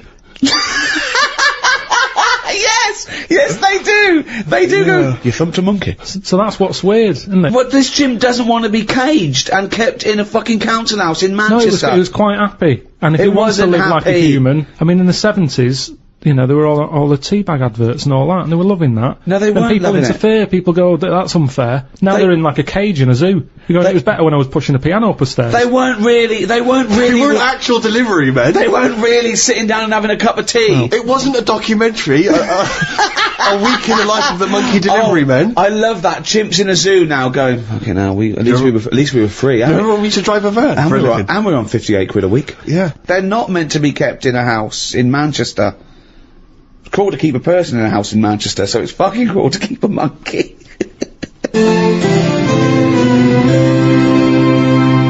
Are you aware, Carl, that 99% of all forms of life that have existed on Earth are now extinct? So there's only 1% of everything that's ever been still alive. Yeah. But that's just as well, isn't it? Why? Well, I think it's pretty crowded now. So it's just as well. You see, this is what I'm saying now. Years ago, they accepted that. Cavemen wouldn't have been going, oh, we're losing stuff's dying. Whereas now, everyone's, oh, the panda, polar bears, not got any ice, and all that. At the end of the day, the world's only so big, we know it's not getting any bigger. Right? Stuff's got to die, hasn't it? You can't keep everything. Just think of that, though, as a tool of natural selection, that the species that are surviving today are 1%. Just how amazing that is to survive and evolve. How perfect everything is on Earth. It's amazing. No, but it'll drop off again, won't it? As we find in new stuff, other stuff will be dying. Well, in that 1%, when that was written, when that statement was made, was the dodo gone or was it still here? It was. I'm pretty sure the dodo was gone. It was gone already. It doesn't matter though, does it? A percentage is a percentage. Yeah. The dodo went. The last dodo died. They said that was the last dodo. No more dodos. But we found this Dido still making great albums. Great albums. We lost the dodo, but we've got Dido. A recent album's not sold very well actually. I've heard it's dying out. Dying out. Everything has a lifespan. Dido's dying out. But and I think that's life. So it's not amazing, really. That's not on either anymore. No, that's not on either. That's life's gone. That's gone. That was good. What else? Esther Rantzen forced to just die out in the jungle. Yeah. It's a shame. When I went to Natural History Museum, there was a thing called Cytherea or something. Right, died out ages ago. No one knows about them, which is weird because everyone knows about the dodo. Well, that's because it died out in I think was it the 18th century or something, wasn't it? Well, within what might term recent history. Yeah. Yeah. Well, this thing's sort of. I don't think it was far behind it. It's just timing, isn't it? That got more press, the dodo. The Cytherea, or whatever it's called. It was a big thing. It was a cross. You've seen it, and you still don't know what it's called. Well, it's spelled awkwardly. But but they said it was a cross between a moose and a giraffe. Now, we don't need that, do we? At no point have we said, do you know what we need here to get us through this? Well, that's funny, because when they first named the giraffe, they called it the camelopard, because they thought it was a cross between a camel and a leopard. Really? Yeah. Well, I can tell you that when zoologists examined a platypus for the first time, some of them thought it might have been a hoax, because they thought it could have been different parts of different animals sewn together. Because the platypus has the fur of an otter, the tail of a beaver, the bill and feet of a duck, and the venomous spurs of a fighting gamecock. So they assumed that it was like a scrap heap challenge of animals. Yeah, I remember, right? But they actually, just to clarify that, it actually is descended from a link between reptiles and mammals, almost 150 million years ago, a sort of living fossil. When I was about 13, 14, I once tried to improve the animal kingdom by making the hardest animal ever, the most perfect animal. Now, just to clarify, you didn't, in sort of Frankenstein style, try and bolt various bits of animals together? It was a drawing that I sent to Blue Peter. There was no competition going on. You just thought they would be appreciated? I thought they'd look at that and they'd go, well, he's a genius. Yeah. This is like Da Vinci. Sure. And this is the animal. This is what I thought, the perfect animal. I mean, when I say perfect, I meant the hardest animal. This animal, it could take anything. It was just the strongest, hardest, fastest, right? Yeah. So, I started with the head of a lion. Of course, that makes sense. Do you know what I mean? It looks good. Bite you, right? Okay. I popped that on the body of a rhinoceros. Okay, so it's got the toughness, the armour, if you like. It's full strength. Head of a lion. Think of that. So you've got this picture. Head of a lion, body of a rhino. Perfect. Okay? Hold on, though. Pop some arms on it. The front arms were the arms of a gorilla. The arms of a gorilla. So it could punch, grip, it could make stuff. The lion, I mean, that's where the lion falls down, because it can't make stuff. Sure. It can't climb, you know. So, okay then, wait a minute. You think that's got enough weaponry? Sounds like it. No. Pop on the tail of a giant scorpion. A giant scorpion? Yeah, yeah. So a scorpion that's the size of a rhinoceros. Exactly, so the tail was as long as that lion. So now this is a scary animal. Yeah. And this is where the animal fell down. I thought, right, legs. Well, the fastest animal is the cheetah. Cheetah. Popped on 4 cheetah legs. 4 cheetah legs. It would have collapsed. Crushed under It would have collapsed immediately. So, yeah. And you drew this, did you? Drew it, yeah. Did you show it to anyone else? Yeah, my mates went, that's brilliant. Right. They said, that's brilliant. And then just sent straight to Blue Peter. Yeah. Any reply? No reply at all. Really? No reply at all. Surprised. What do you think of that, Carl? What would you, how would you, though, what would, if you wanted to make the ultimate fighting animal, what would you come up with? If you had the power, like that fella in Arabian Nights, size of a chimpanzee, you could change into anything, but you could change into, you know, like that. I don't think I'd go for strength and that. I'd go for survival. What would you do? Cockroach. No, I'd have like, an armadillo's body. Right. Okay. So that's as big as you can be now then. So you can't really pop on a lion's head, because it'd just lay there going, I can't fucking move. Alright. I'd have head of an owl. Right? The head of an owl? Yeah, why what does that bring to the table? The head's there to sort of make it look friendly to the human race. So, because if you look half decent to the human race, they'll look after you. Right. That's the way it works, Yeah, isn't it? With a cat and a dog and all that. Okay. So the owl makes it look nice. Right. I'd have, I wouldn't have legs, I'd go for like the slug juice. What do you mean? So now, you're a really slow-moving, legless armadillo with the head of an owl. Slithering along. How is that going to be friendly? They'll see the beautiful face, but then they'll be terrified by the sludge. No, because the head's that nice that they'll forgo the sludge. But hold on though. But wait a minute. So it's got this thing that's stuck, right, going at 0.1 miles an hour, with a going hoo, right? You come over, you kick the head off. How is this No, because the head can go into the thing like a tortoise. Can it? Yeah, of course it can.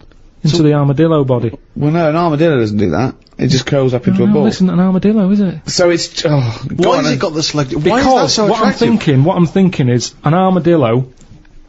They're good when they're on their feet. Flip them, they get stuck like a tortoise. Right. Slug stuff keeps it down. So if anything attacks it, it's like a limpet or one of them things that can. Why have a stuff. limpet then? But it can't get any. How it can barely move. It can Just hardly get anywhere. go and kick it. What do you mean it can't get Well, how anywhere? can it escape from danger? It's going to move very rubbish. slowly. No, because That's the worst lock animal. itself in. It'll lock itself in. Yeah, and then I just scoop it up on the You sack. can't scoop it up. It locks itself in if it's in danger. I'd give it peacock feathers. This is the worst animal Why has it got peacock feathers? Again, it's just the worst animal I've ever heard. Why has it got peacock feathers? threatening. It looks more threatening. That's the least threatening thing, peacock feathers. It's like Danny LaRue coming at you. There's nothing remotely scary about peacock feathers. Yeah, to humans, Yeah. but the humans won't be harming it because they like the owl head. People will like to have these things in the garden. They eat lettuce. They eat lettuce! They eat Why has it got a beak? They eat lettuce! He's telling them what it's gonna eat now. The owl's going, fuck that, I want a mouse. I love the fact that he's based what it eats on the fact that how it moves a bit like a slug. Yes, Let it eat lettuce. It moves that, and let it eat lettuce. Like I said, it's not that weird if that existed. If that was normal, that when you went out to empty your bin, there was one of them sliding up the wall. You wouldn't even double take. It'd just be like, oh, there's the owl head peacock feathered thing. I don't know why it's climbing walls in an effort to find lettuce. Yeah, why is it climbing up that wall? Because that's the only way it can see properly. Because its head's coming out like that. So even though you've designed this animal, now you're even extending its limitations. Well, it's mainly made as to be on walls. 'Cause what else is living on walls? Oh God! Oh fucking hell! What a useless animal that is, Carl. I mean, But nature chucks up odd things, doesn't it? Don't. Why are we starting on this again? No, I'm just saying that is nature. Now and again, you'll get stuff that. Oh, was he looking at you? Yeah. Was he really? Look at his fucking head. Look at his stupid round fucking orangey head and Why aren't you a freak? You've got a little bald head. We're not meant to be bald. Well, I was, I think. That's the thing. That's what nature's done. You see, I didn't do anything with my hair when I had hair. I didn't style it. I didn't do anything with it, and it probably thought, "What am I doing here?" Whereas people who love their hair and they comb it and have different styles and look after it, they have hair for ages. Nonsense. No, nonsense. Absolute nonsense. Well, you say that. Absolute nonsense. Well, it's a little bit weird, then, isn't it? And that's what happens with old people once they lose their, will to live. Once they lose the job, they get old. What's my purpose? What am I doing here? And it's like nature goes, "You're not needed," and they die. Maybe that's what happened with the dodo. What's it doing? It can't fly. Its wings are useless. Eat it. Tastes horrible. Kill it. No, they did eat it. I think they did eat it. Yeah, but it wasn't very nice, was it? I think they over-farmed it. I think that's why it was extinct. Because they did eat it.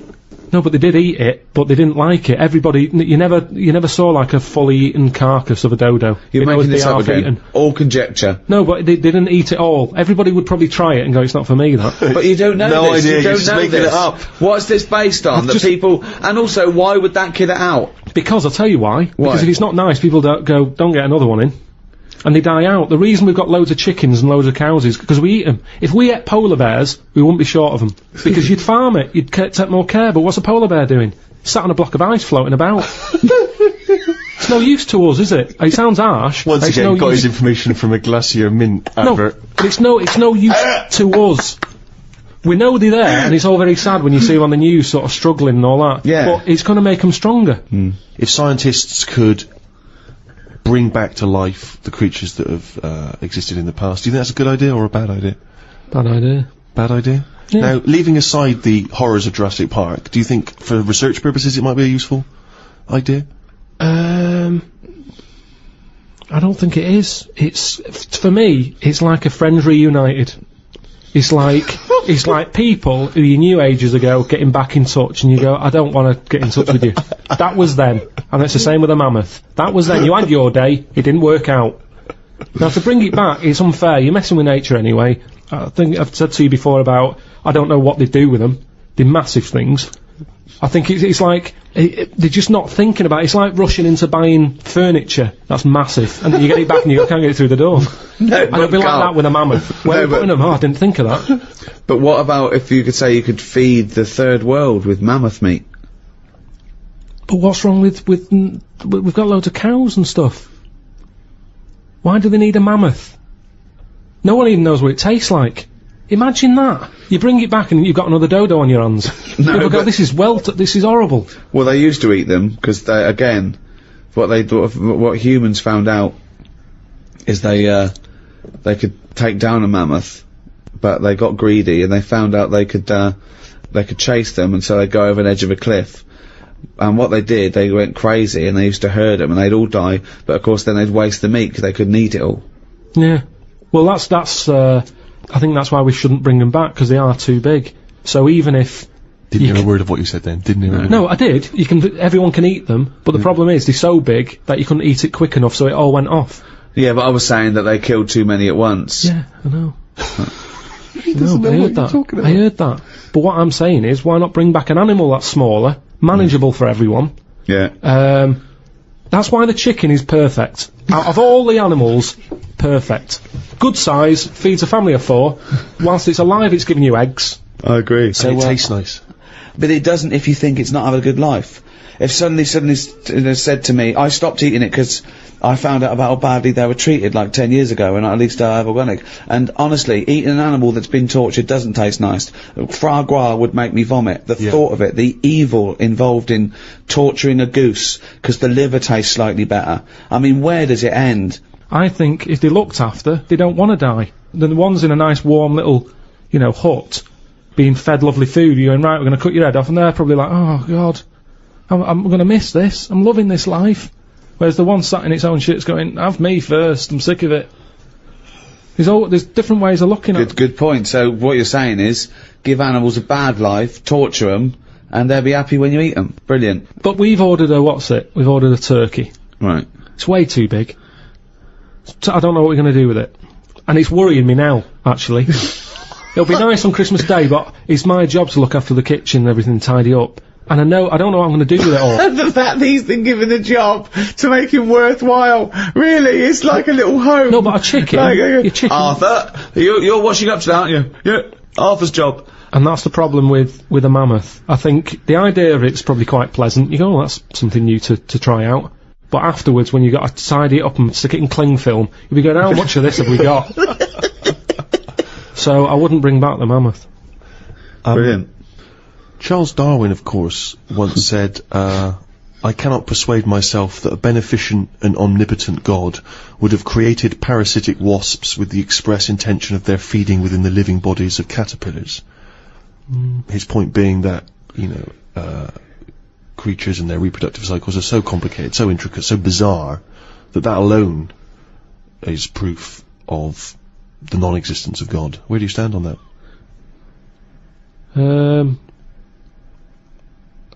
It's pretty weird. We talked about it ages ago, didn't we, about the wasp that has a thing growing in it and all that. Lays its egg in a spider. Yeah, and then the spider goes mad, doesn't it? You fucking cunt laying your eggs in me, you fucking stripy wanker. Goes absolutely fucking mad. It is weird. What's going out my arse in a couple of you fucking... I don't know how it found out that that's what it had to do. That's the amazing thing, isn't it? Well, it didn't, did it? It just did it. No, I know, but when I say found out, I mean it just did it. Well, it's like mimicry, when they say mimicry, that there's a poisonous snake, and then a snake comes along that looks a bit like it that's not poisonous, but people go, oh, careful, it's poisonous. That snake didn't go, I'm gonna strain, and I'm gonna try and look like Scary over there. Some were born that looked a bit like Scary, and they survived. Yeah, I know. It's just being chosen. But that's changing now, isn't it? The fact that, like, when them frogs came out, that are dangerous, they were just dangerous. What frogs came out? But There's some frogs in a jungle somewhere that were, like, pretty dangerous. New from Mattel, dangerous frogs in the jungle. Yeah. But people didn't know that they were dangerous. And they were going about killing loads of stuff. Anyway. They weren't going, they don't go around killing loads of stuff. Nature said, this is a bit unfair.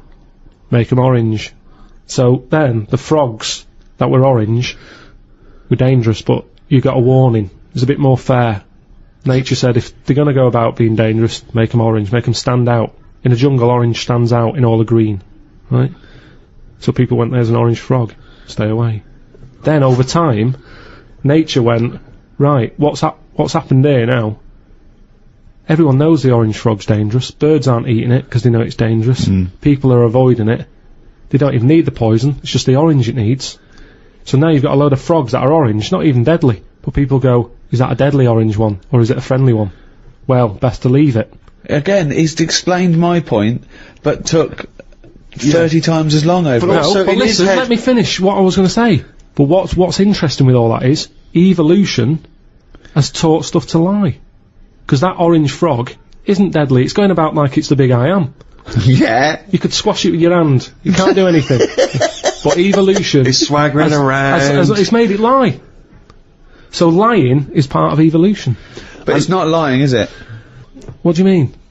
Well, It's got no but the poison. interesting thing about, like a toad that, secretes a poison is that, often it's no good for it as an individual, but it's good for the species as a whole, because someone will come along and chew it. Now that toad might well die, but that fox is sick, and it doesn't eat another one.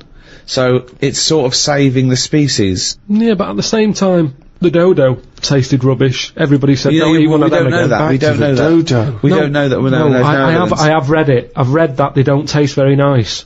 But it didn't Why stop doesn't it dying taste out. very nice? It's Why just in the same way that chicken's nicer than duck. You can't all have nice tasting flesh. Pork's alright, but I prefer beef. Point proven, good night. So, what I'm saying is, with the dodo, it did taste horrible, but everyone wanted to give it a go.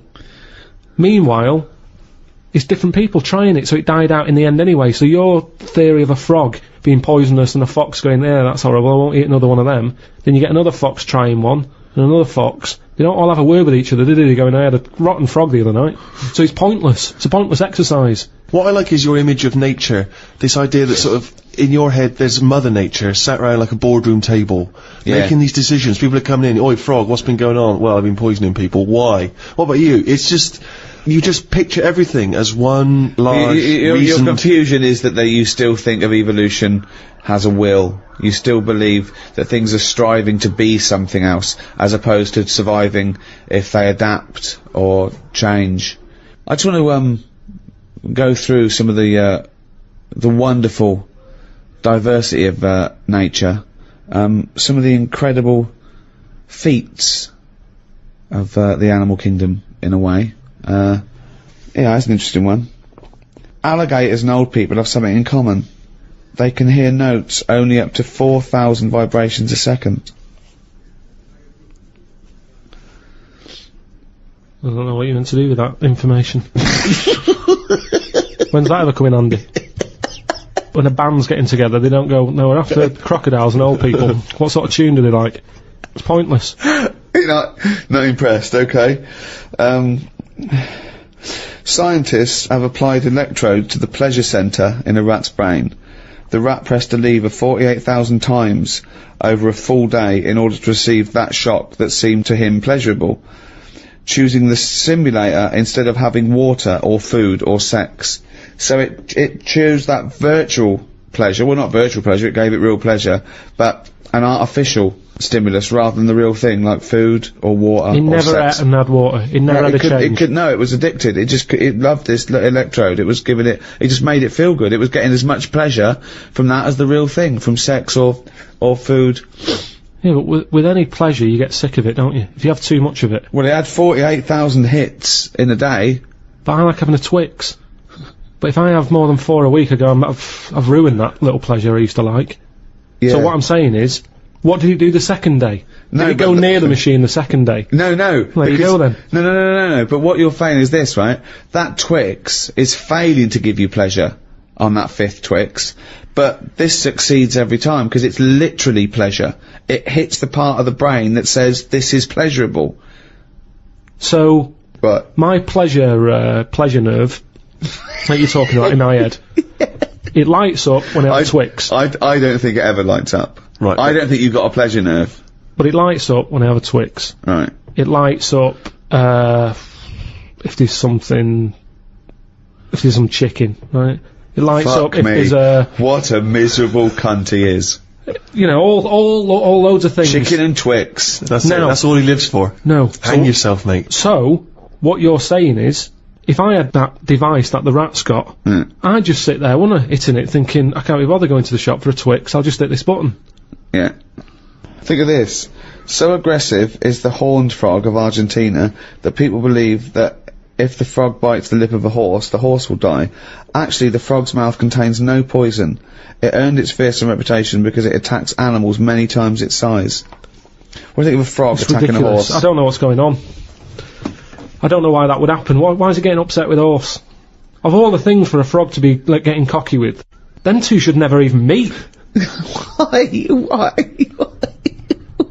Because it's not, I mean, fights are normally over something, aren't they? Yeah. If you have a fight with someone, you're in my yard, or, you know, you're fighting over something. A horse and a frog... The fact that he immediately goes back to the 1930s. Yeah. You're in my yard. But a horse and a frog, how did that disagreement happen? What are they swapping over?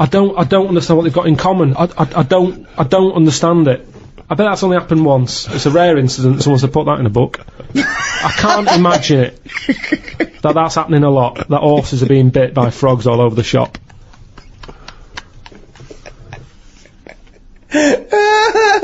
Oh God! I saw this trailer for this documentary that said the man who's having a baby. And I turned on, and it's a woman going through a sex change, and she's pregnant. That's not a man having a baby. That's a woman having a beard. Having a breakdown. Why is that? That's a con. That is pure sense.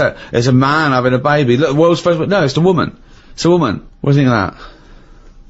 What would you do for your doctor? And I came to you and went, Carl, listen, I'm having a bit of a rethink of these. The penis, I hate it. I hate this cock. But what do you mean you hate it? I hate it. I don't want it there. It doesn't look right. It doesn't look right. It just sits there resting on these fucking awful testicles that I'm gonna get rid of. I want this thrown away. Yeah, well, it's, you know, they're not a great look. I know that. Everyone knows that. It's just the way they are. I mean, if we're all being honest, they're an odd design.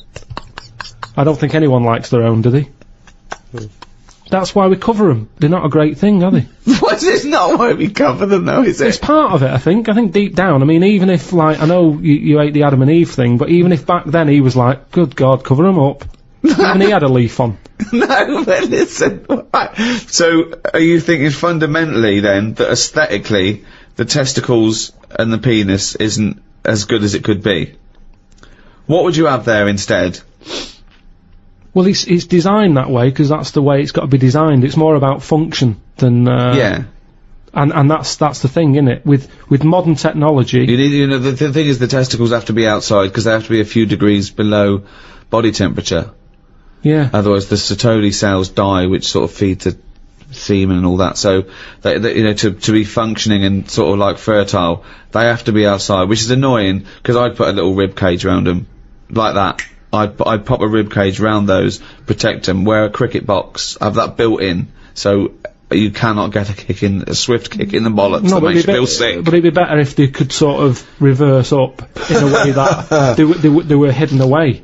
Right. So that they were just, then you dropped them, it's like, right, we need to cool them down, be at it in about half an hour. Yeah.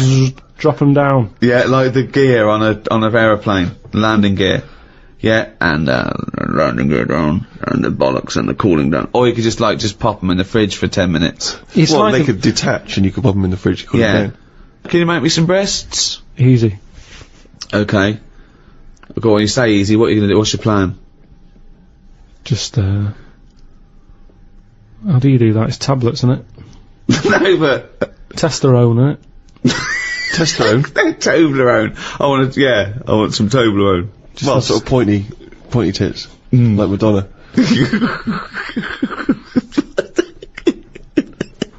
Where do you stop, though? Supposing I came to you and said, Doctor, listen, I like the bollocks, I like the penis, but I don't like them where they are. I want them in the middle of my chest.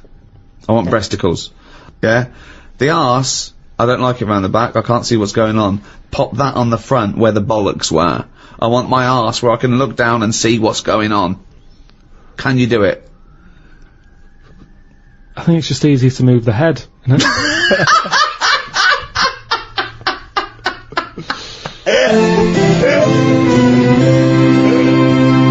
Rick, I know you're a big fan of Professor Richard Dawkins, the evolutionary biologist. He wrote a book, The Ancestor's Tale, in which he predicted a post-human world. This was his kind of hypothesis, if we were well, let me read what he's written. If nuclear war destroys humanity and most of the rest of life, a good bet for survival in the short term and for evolutionary ancestry in the long term is rats. I have a post-Armageddon vision. We and all the other large animals are gone. Rodents emerge as the ultimate post-human scavengers. They gnaw their way through New York, London and Tokyo, digesting spilled larders, ghost supermarkets and human corpses, and turning them into new generations of rats and mice, whose racing populations explode out of the cities and into the countryside. When all the relics of human profligacy are eaten, populations crash again and the rodents turn on each other, and on the cockroaches scavenging with them. In a period of intense competition, short generations, perhaps with radioactivity-enhanced mutation rates, boost rapid evolution. With human ships and planes gone, islands become islands again, with local populations isolated, save for occasional lucky raftings. Ideal conditions for evolutionary divergence. Within 5 million years, a whole range of new species replace the ones we know. Herds of giant grazing rats are stalked by saber-toothed predatory rats. Given enough time, will a species of intelligent, cultivated rats emerge? Will rodent historians and scientists eventually organise careful archaeological digs and through the strata of our long-compacted cities reconstruct the peculiar and temporally tragic circumstances that gave ratkind its big break? Carl, thoughts?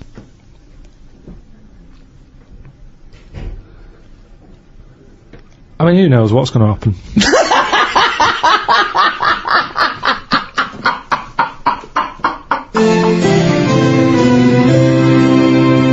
Well, that's about it for the second in the series of the Ricky Gervais Guide to. That was natural history. I think we've left no stone unturned there, Rick. I think that is a definitive work. If you've enjoyed the Ricky Gervais Guide to Natural History, why not go back and listen to the Ricky Gervais Guide to Medicine, if you haven't already, or if you have, because it'd be revision. You know what I mean? There will be a test. There won't be a test. There won't be a test. We can't be bothered. No. And next in the series is the Ricky Gervais Guide to the Arts. Look forward to that. So just to clarify, that's the arts. Yeah. Right. Not the arts. Sorry, just the arts. The way you speak. Well, yeah, I mean, I think you should never go away people speak your words or... yeah, well, no, but just be clear. Well, no, but you be clear. clearly you're not being clear, aren't you? You're making dumb, bumbling fool. And we won't even get on to Carl Pilkington. Dopey twat. Anyway, thank you very much from me, Ricky Gervais, with me, Stephen Merchant. Pablo Picasso once stated, "We all know that art is not truth. Art is a lie that makes us realise truth." From painting and poetry to symphonies and sculpture, the arts bring beauty and illumination to some, confusion and frustration to others. But what is art? The idea of a work of art, created by an artist, did not truly exist before the Renaissance. And what value do the arts still have? Do they still make us realise the truth, or are they increasingly rarefied and obsolete in this digital, disposable age? With me to discuss the wide spectrum of the arts are Stephen Merchant, graduate of the University of Warwick and award-winning writer. Thank you so much for having me. And Carl Pilkington, a man with no qualifications, very little education, but who is now known the world over as a man with a head like a fucking orange. Alright. Well, I suppose if I can pick up on something from your introduction, Ricky, you posed the question, in a sense, what is art? It's a very broad term. It's a very difficult one as well. I think the earliest people to ponder it were the Greeks, and I think they thought that art was, and its point was to try and emulate as close as possible the beauty of nature. So they knew art was a sort of, a quest for beauty, and I suppose they thought nature was pretty perfect in its aesthetic, and so the point of an artist was to try and tap into that. Well, let me throw that question over to Carl Pilkington. What do you want to know? Well, we were just trying to clarify what art is. Ricky's just referring back to the Greeks. It's just something for your eyes to look at. Right. It's just a change from the norm, innit? I mean, that's why I think most people have it. But then, the problem is, I'd never buy a piece of art. I don't see the point in buying something, because I know that my eyes will get bored of it eventually. Right. So it's better to keep it in a museum, like a lot of places, a lot of museums keep the stuff. They rotate it, because people get sick of looking at it.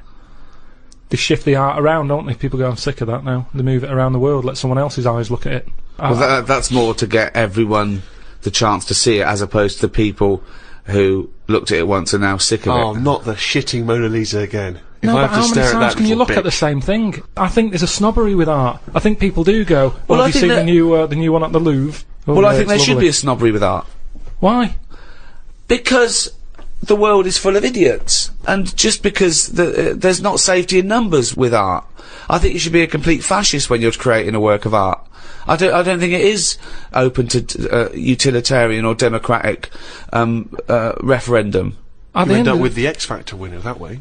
No, I know, but that pleases the masses. That's what I'm saying. When there was a painting knocking about when I was a kid, right, called The Blue Boy. Yeah. Now every house had one, right? It turned out that it was just a bloke who had a load and he was flogging them to everyone.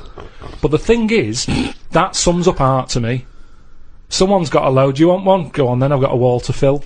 And they stick it on. It's not. No, what does that represent? Well, what's that going to bring to the room? It's just filling a gap.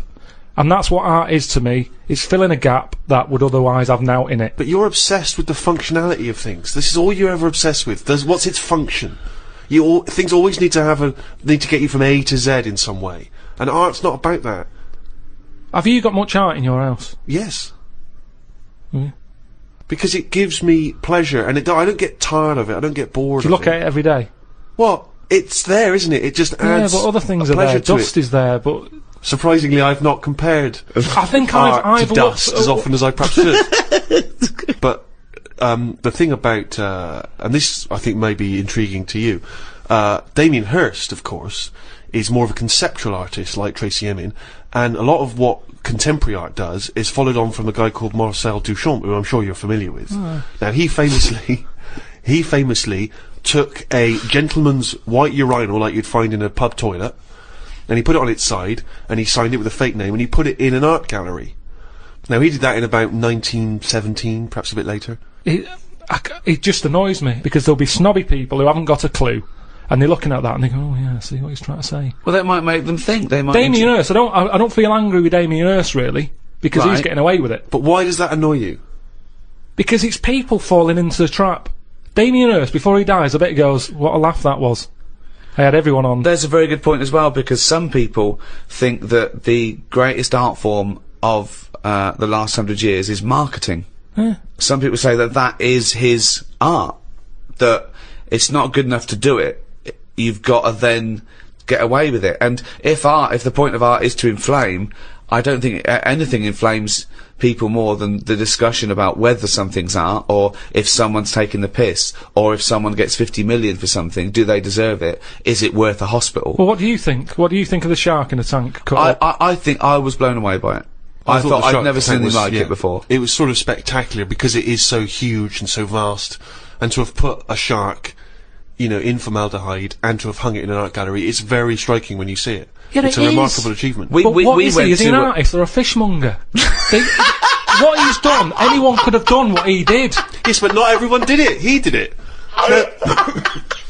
This is an interesting point that you raise. It's the same old point you always raise. Not anyone could have done it. That's always the same point you make. Anyone could have done it. Carl, but they didn't do it. You could say the same about Michelangelo. Is he an artist or a painter and decorator? Well, it hasn't caught on, has it? Like the crying boy photograph. No one's having them in their house. No one's gone, oh, have you seen this? Have you seen the new trend, a shark in a tank? No one's got the room, no one wants it. And that, to me, shows you what's popular. At the end of the day, if everyone wants one, he's got to be good, hasn't it?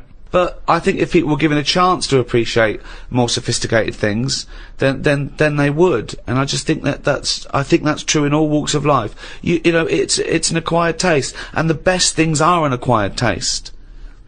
They really are. Well, You know, if all you eat is processed cheese and white bread, you get a taste for it. But if you try something that's, you know, in my opinion, better than that, then, you know, you'll leave that behind. That's pretty rich coming from you. I know, I love a bit of cheddar, don't I? On Mother's Pride. Yeah.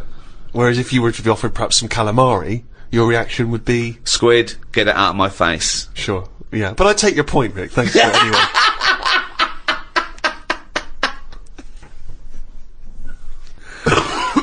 Calamari was an artist, by the way. I mean, I haven't got pictures in our flat because of that mirrored wall I've got. Yeah. Right? So, I mean, it's tiny. You've been in it. I've got windows on one wall, door to get in on the other, kitchen on the other, mirrored wall on the other. So there's No nowhere space for there. art. There's no space for art. I'm intrigued how you sit at home. Where's the sofa? At home, Yeah. facing the mirror. So you sit looking at yourself all night, Yeah. as opposed to a painting. Yeah, but at least that changes each day. No, it doesn't. It does. The picture No, changes. it's not. It's round and miserable every fucking day. No, honestly, it's good to, because you don't look at yourself otherwise, especially me. I haven't got any hair to comb or anything, so I don't look in the mirror as much as the normal person. So, whereas now, I'm looking there every day. So you're sat at home staring at yourself? No, because the telly's in front of the mirror.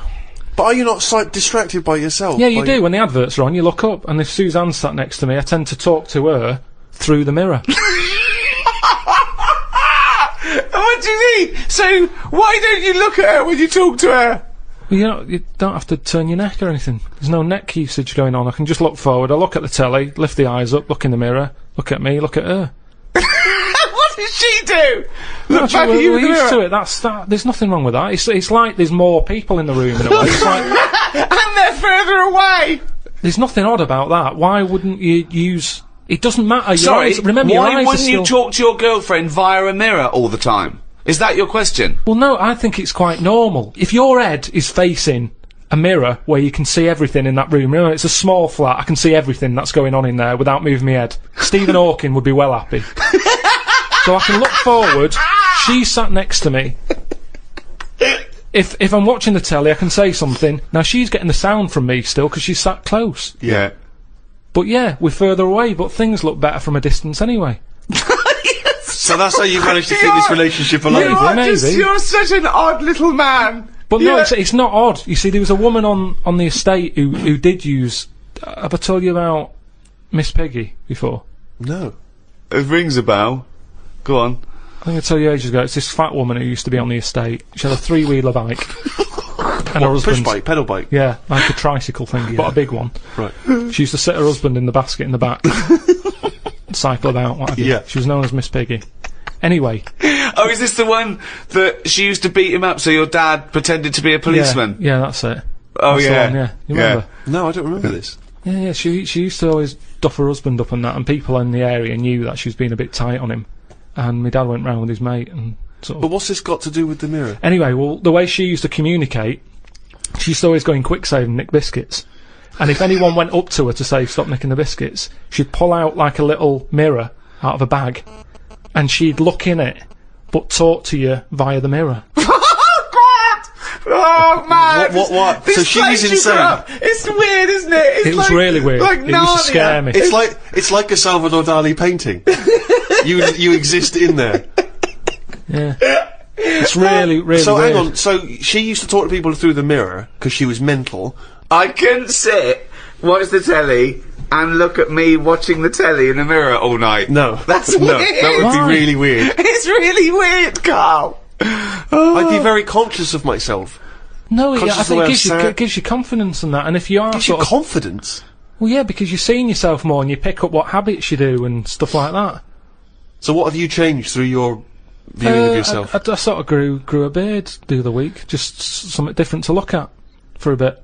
And then you get sick of that, it's like a piece of art. Change that, have a bit of a shave. Can you see the back of the telly in the mirror? A little bit, yeah. If the flat's a mess, it's a mess twice.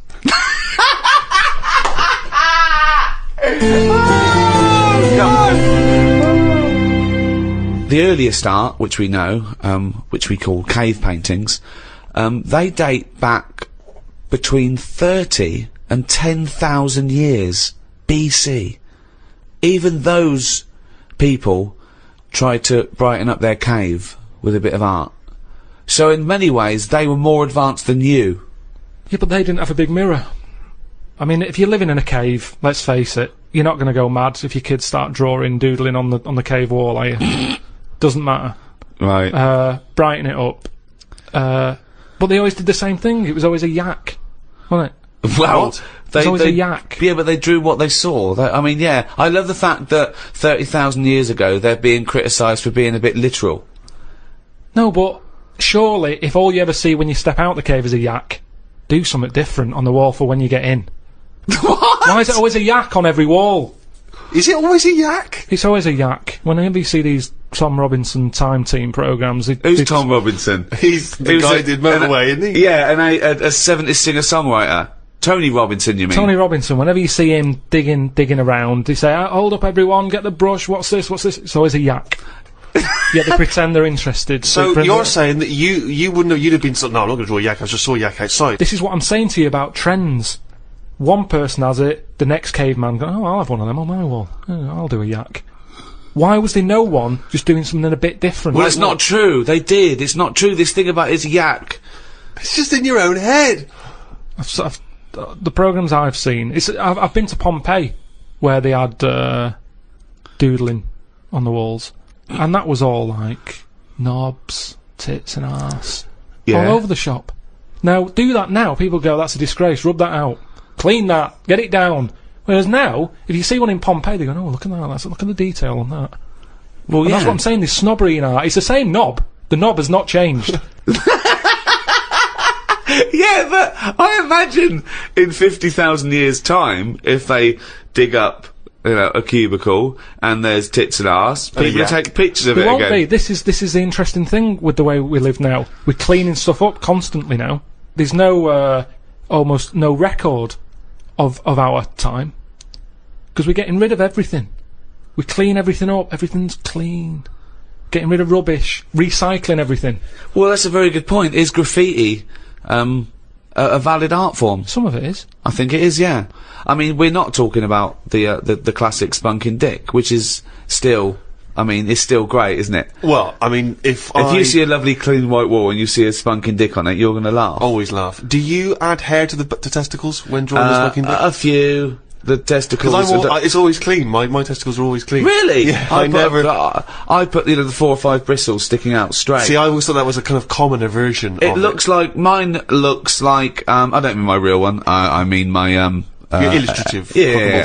It looks like 2 gooseberries and Thunderbird 2. Do you add much detail at the tip of the penis? No, it's a straightforward. It's dissecting across, just a line across to show the helmet. Yep. Then one little line for the eye. Do you tend to keep the same number of droplets coming out? Droplets. I do 3, but I don't do the line. I actually do the little teardrop. The little teardrop droplets. Yeah. And that is the spunking dick. As when I was at school, it was referred to, and this may be specific to Bristol, it was referred to as the sacred. I've just drawn a sacred. Oh, really? I don't know where the origin of that was. Some graffiti is funny. I saw one in London. It just said, Rachel is a big-arsed, big-chinned cunt. Now, I think Rachel's going to see that and know, well, I'm the only big-arsed, big-chinned cunt round here. I don't know how big her chin was. Sure. I think of her chin maybe looking like the arse. Yeah. It's like the big arse like that, but maybe she couldn't see the last part of it because the chin was in the way. Rachel is and that's now, all she where could was this see. graffiti written? It was in near Centre Point. So, do you think someone was so angry with Rachel? Well, maybe Rachel nicked this woman's fella. Right. And she went out. Yeah, and scrawled that. Yeah. In a lot of different places. I saw one that was something, it was back in Bristol, it was something like, Michael Peters is gay. And I always wondered if that was Michael Peters himself, who was having trouble coming out of the closet. Oh, yeah. And was just writing that in a number of different places. So that by the time he finally mentioned people, they went, oh yeah, I knew that anyway, I saw it in the toilet. Sculptures. What do you think of sculptures?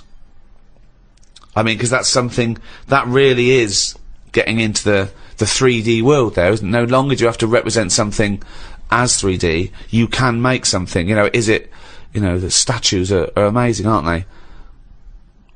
They're clever, aren't they? I mean, they always look the same.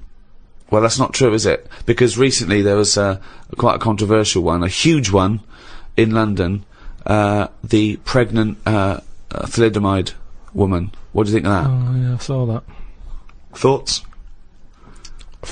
I wouldn't have it in my house. Well, there wouldn't be room, because it would just be you, Suzanne, and a pregnant thalidomide watching telly. I don't know what he was trying to say. It's, Maybe she was saying, okay, we've had the human form. This is an example of the human form. Yeah, but do you think she started off trying to do normal, and it was like, oh, I've chipped a bit off?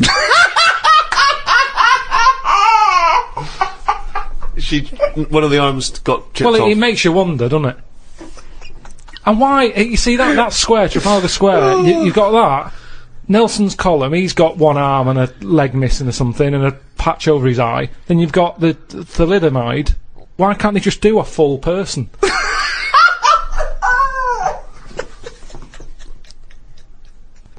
Well, that was what they saw. That was what the artist saw. It's about confronting us with certain preconceptions of what we expect of the human form, what we expect of sculpture.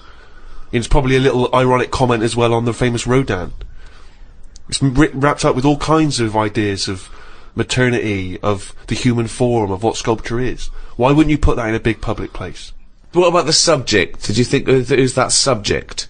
Who is that woman? No, not really, because the thalidomides are around, and we've all seen one. It's not like a shocking image. It's one of life's little things that it chucks out. There's some out there. So Amazing. it's not shocking, is it? I don't understand what you mean. I think what I thought is, it just goes to show we're sort of running out of ideas. What do you think of people who are so angry at art, they try and censor it, or they try and destroy it? Do you think art should ever be censored? It's where you put it. If it's in a gallery, then it doesn't have to be censored. If it's in Trafalgar Square, where everyone's wandering around having a nice time, you don't want a 12-foot cock. So it's all about where you put it. I think some art looks better because of where it is. Angel of the North, that's a bit of art, but it's a bit of a surprise, isn't it? You're driving along a miserable motorway. Yeah. Oh, what's that over there? Gives you something for your eyes to look at again. Motorways are the most boring place to drive. But you go, oh, look, there's a bit of art over there. Yeah, but Stick that then Angel again, of the should you be North. looking at art when you're going at 70 miles an hour along a motorway? Well, yeah, because it's really big. You can keep your eye on it and Look in the mirror. You can. It's not a problem Wait till you go past it and look in the mirror like normal. So you like the Angel of the North, because it's something in the middle of nothing. right? But if you put it somewhere else, Stick it in Trafalgar Square, you'd go, oh, more clutter. now you've spoken, Carl, about art and what impact does it have, blah blah blah. And as Ricky's just pointed out, of course, in some instances, art has been considered incredibly controversial, very provocative, and has been banned. Famously, one thinks of the Nazis banning and burning certain books, not all of which were just books, criticising them. It was often artistic works, things which they felt were subversive in some sense. And you get that in many repressive regimes, where people's artistic work is not allowed to express the way they feel about something. Stalinist Russia, for instance, art there, literature, are not able to express its views because people see it as dangerous, as provocative. Well, yeah, the threat always comes from scholars, with like any dictatorship, and they know that. But not just scholars writing, scholarly texts, criticisms, but also people expressing themselves through poetry, through creativity. Well, yeah, things which are not expression's direct. dangerous, yeah. They can be abstract, and yet they can still be subversive. Yeah, but I think if it's done in a way that isn't just like a lunatic, they get away with it. Like a nice poem, some people would read it in a different light. I might read it and go, I don't even know what they're going on about there. So, as long as it's done clever, get away with it, don't they? So Well, it no, makes the often not artist the better. case, but that's not often not the case. That's Well, what I'm saying. Often in these regimes, these things are repressed. No, but there's always like code words and that you can use and they can't have you on it. Such as? I don't know. I'm not into that sort of work. Right, Well- so you've just made a statement there, but it's not backed up with any actual No, information. what if you Well, do there it was in a good clever point way? there. No, there was a very good point there. The McCarthy era, where he was threatened by communism infiltrating the country, and he thought that entertainers might be a part of that, the conspiracy. It was a hotbed, and he made everyone come forward, writers, actors, say they're not a communist, and some people were out in the cold, and so people had to be a bit cleverer, like was it Arthur Miller, The Crucible? It's a metaphor. It's about witch hunts, but it's about the McCarthyism. So yes, good point. You can put coded messages CB into radio art. was the same thing. Go on. Well, it's all the codes. As long as you've got Okay, codes. well, I thought you had I mean, I was trying to make your point sort of more valid than it obviously No, was. but if you need to refer to CB radio, that's the obvious. Well, the that's obvious what I can system. relate to. Sure. Yeah, we've done this. There's no point in CB radio. They go, how many candles are you burning? What? How old are you? 8. Okay, yeah. I mean, there's no point to those codes at all, So this is in no way relatable to The Crucible. Why would you be talking about one of the most respected plays of the 20th century, and suddenly this, in your head, reminds you of CB radio? Just having this code going on that only certain people know how to break. Everyone knew it. No, it's pointless. Not back then. They didn't. Pointless. I remember we were shown the cartoon version of Animal Farm when we were about like 15, 16. We were discussing it afterwards about Napoleon. Oh yeah, great. Oh yeah, communism versus the poor proletariat and all this. And this bloke went, "You lot make me sick. It was just a nice film about some animals." Brilliant. Yeah. What's your take on that, Carl? No, go on. What's your point? Because you can see the irony there, can't you? I haven't seen it. No.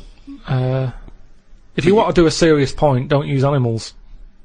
No? Well, I disagree with you there, because we're going to get onto literature later, and I think my favourite is probably Charles Dickens, and I think the greatest story ever told is A Christmas Carol, and there's only one way that could ever be improved, and that is a Muppet Christmas That's Carol. absolutely right, yeah. So, and I think that you could, and I think people could take a lesson from that and maybe do other films with the Muppets. A Muppet Schindler's List. Yeah. I mean, Yeah. you could make it so moving, couldn't you? Schindler's List in space! Yeah.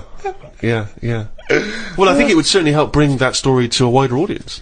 I think so. Yeah. A lot of people who, like Carl, who were put off perhaps by the depressing black and white of it, they would suddenly see the Muppets singing and dancing. Miss Piggy's Choice. Miss Piggy's Choice, yeah. Well, we talked about that. What? About things like that in art as well. Do you think that bringing something so serious to the masses, like films do, things like the Holocaust and like Sophie's Choice, where she has to choose which child lives and dies. Why does she have to pick? Well, because the Nazis were horrible, nasty, evil people. And which one did she pick? I don't think that's the point. I don't think that's the point. I love the idea that this is not a betting game. No, but I imagine this is like Deal No Deal. It's kind of, you're down to the last two. Which one you're going to go for? God. But why did you ask which one did she choose? Because even if he'd said the names, Robert and Alison, what difference would it make? You don't know the story. Why is it that because then I'd ask more then. If he said Alison, I'd go, what was it with Alison? What did she have over Robert? That's what films are meant to do. You question it. Whenever I watch a film with Suzanne, I always say at the end, what was going on there? Oh, that's because you're an idiot! Christ! That's because you've just watched Muppet Christmas Carol and you can't understand why a frog's able to talk. I'm all for films with a good storyline. Yeah. Brilliant. That's a perfect point. One extraordinary point. Guys, he's gonna follow this up, mate. He's gonna follow this up. He's got something there. He's got something here. Carl, go on then. What's your take on films? Films are really good. You can get lost in them. Right. And You like one with a good story? I mean, whenever anyone asks, it's always the same. It's Elephant Man. It's Kes. Mission Impossible 2. Mission Impossible 2. These are what you consider the great works No, I'm of just film saying art. these are ones that I've enjoyed recently. There's so many films that I haven't seen, yet you always say, "Oh, have you seen so and so?" You love Mission it. Impossible 1. And there's good news for you. 3's out. That's true. One of the most striking art exhibitions that I ever attended, Carl, was an exhibition of outsider art. Something I'm sure you're very familiar with.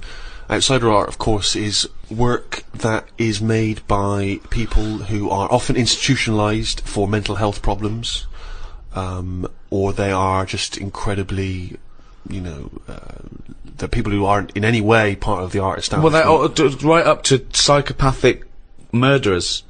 Clinically insane mass murderers would count as outsider art. I went to an outsider art exhibition in New York. It was incredible, and I bought a painting of this guy.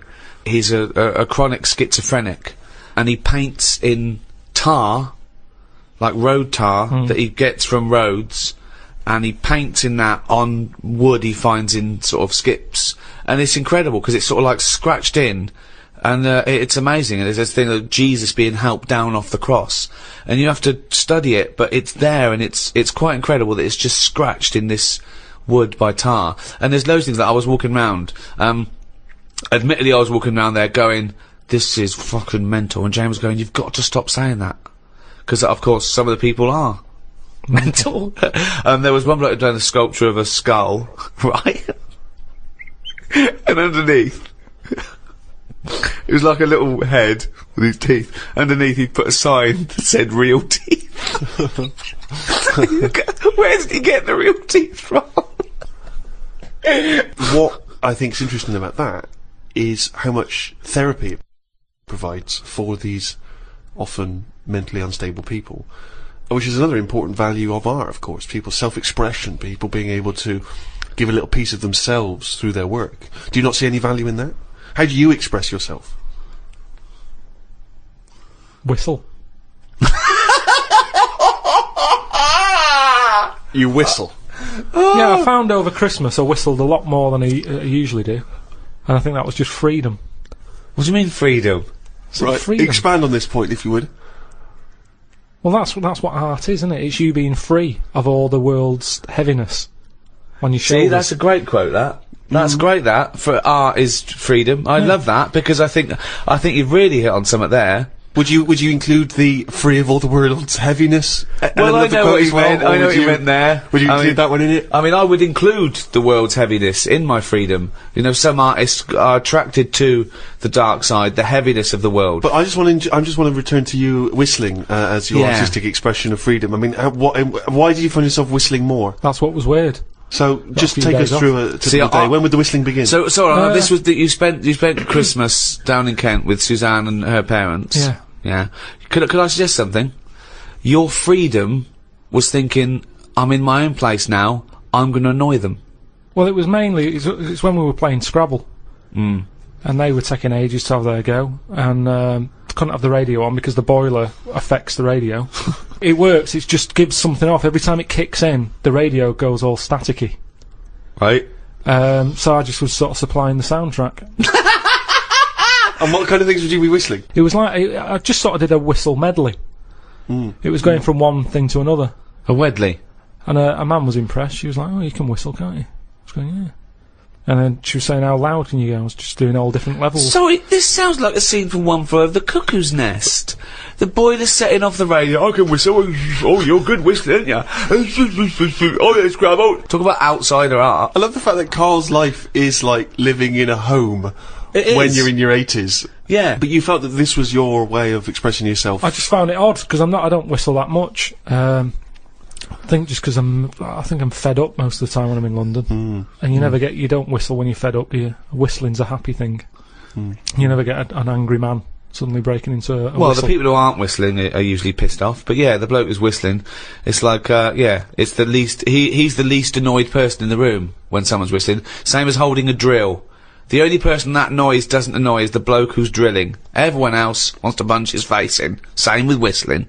Whistling, there's no point in whistling. No, there is. No, there's not. The only point to whistling is in a bloke's changing room. Everyone's whistling, going, "I'm not looking at your cock."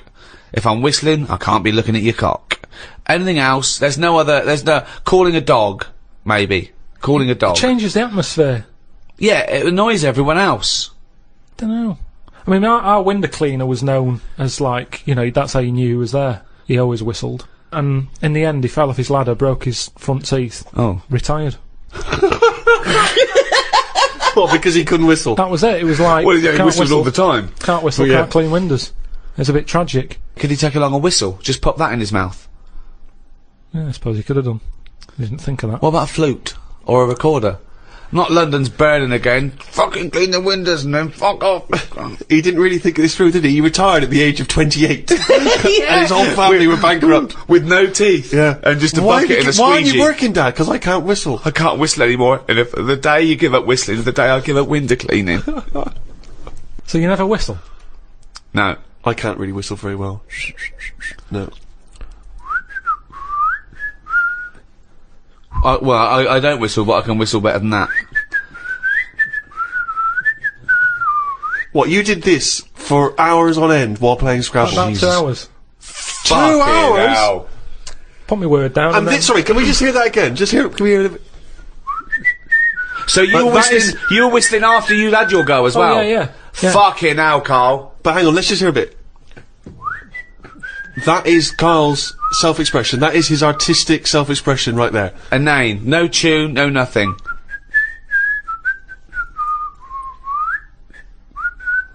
There's mental patients who have smeared canvases with shit who have expressed more than you have in that. Yeah, but it's not about other people. I'm not there to please other people. You're there to annoy them. What was the best word you came up with in Scrabble? Don't knock me at Scrabble, because I do alright. What's weird is, when I play Scrabble, my brain can come up with words that I don't normally say. Okay, this isn't... No, I'm intrigued here. Your brain can come up with words you wouldn't normally say. Just words that I'd never drop into a sentence. Tree, cat. Go on. Squirm. That's using a Q. It's worth 10, that. It's not bad, is it? Now, I'd never say that. I don't think I've ever heard you say squirm, no. I don't think you're right, Carl. I've never heard you say squirm.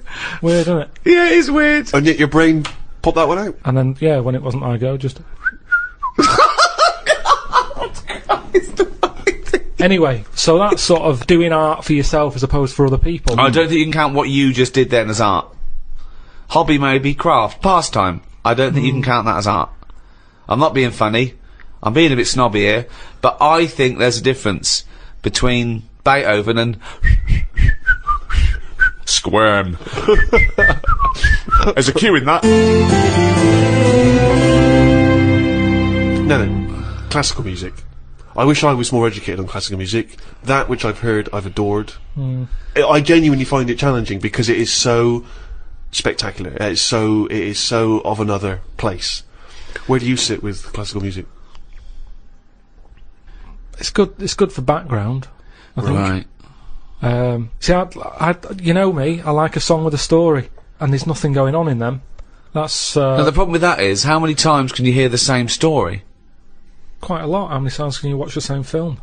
Same thing, except it's shorter than watching a film. Yeah, but the film goes into the story with more depth than a 3-minute song. Yeah, but there's also, do you know, like when you watch, what's an example? Say, I can't think of a film. Yeah, there's not many. No, but a moment in a film that it doesn't matter how many times you watch it, you go, I enjoyed that bit.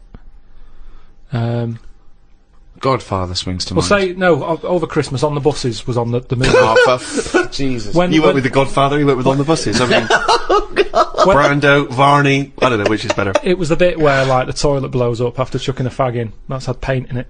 Right, sorry, seen that's in On the Buses, that's not in The Godfather. I can't remember that. Maybe that's Godfather 2. Well, the thing is, I enjoyed that bit and I knew it was coming. It's like, oh, I'll just watch this before I nip out and put the kettle on. Let's just see this How bit. many times have you seen the On the Buses film? Probably about 4 or 5 times. Sure, why not? But all I'm saying is, music is there to sing over. No, it's not! Music is there to sing over. That's a ridiculous thing to say. Music does something to me. I don't know what it is. I don't know why a chord can say something to you. I don't know, mate. Gives you that feeling. I'm in awe of it. I'm in awe of musicians. Yeah. My favourite piece of music is a thing by Vaughan Williams. It's 5 variants of Dives and Lazarus, right? And there's a bit there where it hits this chord, and I can't listen to it when I'm away from home because I well up. It reminds me of everything. England, just it does something to me, and it does it on a level that I can't sort of quite understand. It's just immaculate. I just don't think you can beat a decent vocal on top of that. Oh, that's amazing! My mum's got a CD of Roger Whittaker, right? Right, whistling again. Now, he whistles Jealous Guy. Now, the thing is, I can't listen to that and whistle along. I end up singing Jealous Guy on top of it.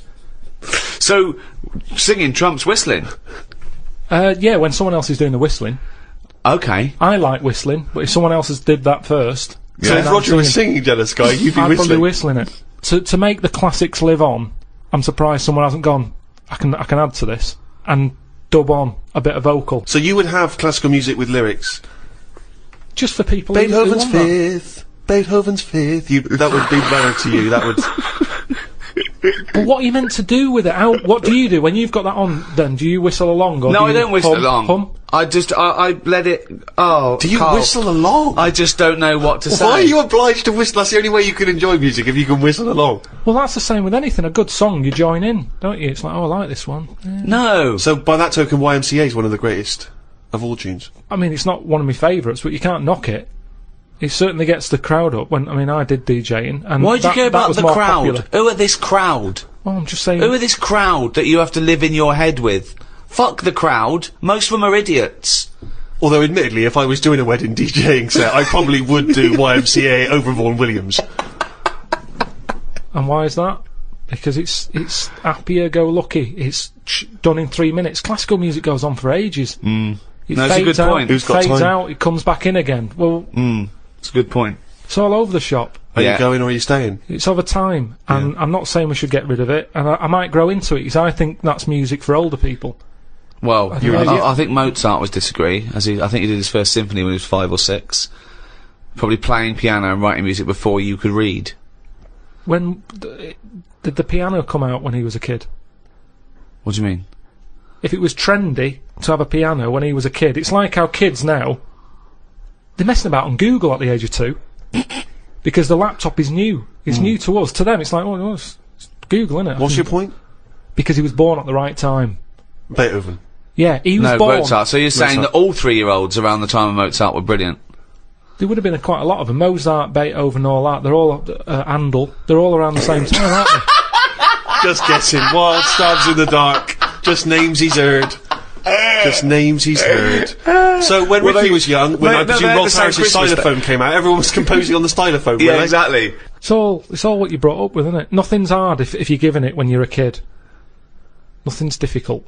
It can be taught all sorts. I haven't got room for a piano. It's too big for a pastime.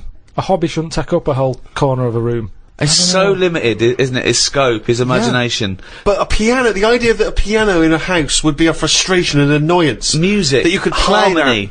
But I'd worry about annoying other people with it as well. You don't. You whistle. When you're playing Scrabble, you don't worry about annoying people at all. I'm sure people would rather have gentle piano music in the background than squirm. Squirm. So one of the earliest and most celebrated art forms that's, along with painting and music still going today, is the play. And of course, the most famous and celebrated exponent of that is our very own William Shakespeare. Some say maybe the greatest literary genius in history. I'm not a fan. Right. And I'll tell you why I'm not a fan. One reason and one reason only. Sure. Nothing to do with the structure, his themes, fantastic. The pun. Right. Oh, I can't stand the pun. Yeah, but I mean, although Shakespeare did include a few puns in his work, I don't think you could... No, I suppose it's the people that have taken on the pun. It just reminds me of a bloke in a beard and a pipe at a party doing puns, And it's things like Shakespeare, things like, take their maidenheads. And you have to look at your Brody's notes to go, okay, cut off their heads, and take their virginity. Oh, brilliant. You can't, it's like, you can't explain a joke in retrospect. You don't laugh if you then explain to you. I'm gonna have to take issue with the idea that Shakespeare was not a truly great master of our language. I think he was. If you listen, he added to the language. He invented words, or at least he stole words and changed them a bit. He took them from other languages, which is totally valid. And he made up loads of sayings that are still around today. And there's a poetry in that, inventing new. Actually, Carl, you like sayings, don't you? Got a list here of some of the sayings and phrases that Shakespeare made up. Really, in a pickle was his.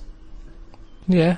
And we know what in a pickle means. We know what it means. It's a saying I'd never use. Because when you're in a pickle, it's not something that you would say. No, if you're being if you're captured and you're being tortured for information, you wouldn't, and you get access to a phone, you wouldn't go, MI5, I'm in a pickle. You'd be screaming, going, he's taking my teeth out. Much as I love Shakespeare, is when that play was first staged and someone said during the play, ooh, I'm in a pickle, did the audience understand, or were they baffled? Or was it like watching Ken Dodd when he goes, "Yumbunctious"? Exactly. Oh, totally hilarious. Yeah. So Shakespeare is about as good as Ken Dodd. That's what we appear to have established. While you've been talking about that, I just was looking on the computer at the Pun of the Day website, because I feel I take much of what you say about puns and agree with it. There's a couple that you might like.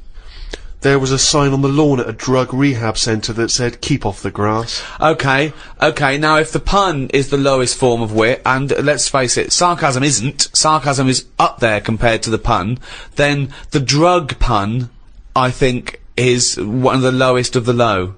Oh, people who congratulate themselves on getting drug references. Keep off the grass, will you? Grass, get it? Grass, smoking the grass, yeah. Show me a piano falling down a mine shaft, and I'll show you a flat minor. Oh God. Okay. Good. Okay. Do you get that? Well, these are. I mean, that sums up puns, isn't it? It's things that kids get in a cracker. I think pun should be short for punch him in the mouth. Idioms are better. Go on then. What's an idiom? Is that a new word you made up? No, As in Carl Pilkington's a complete idiom. I found out what it was because I thought, oh, I like them. What are they? Right. And it's like little sayings. Yeah, that's right. That sum stuff up. Go on, give us an example of your favourite.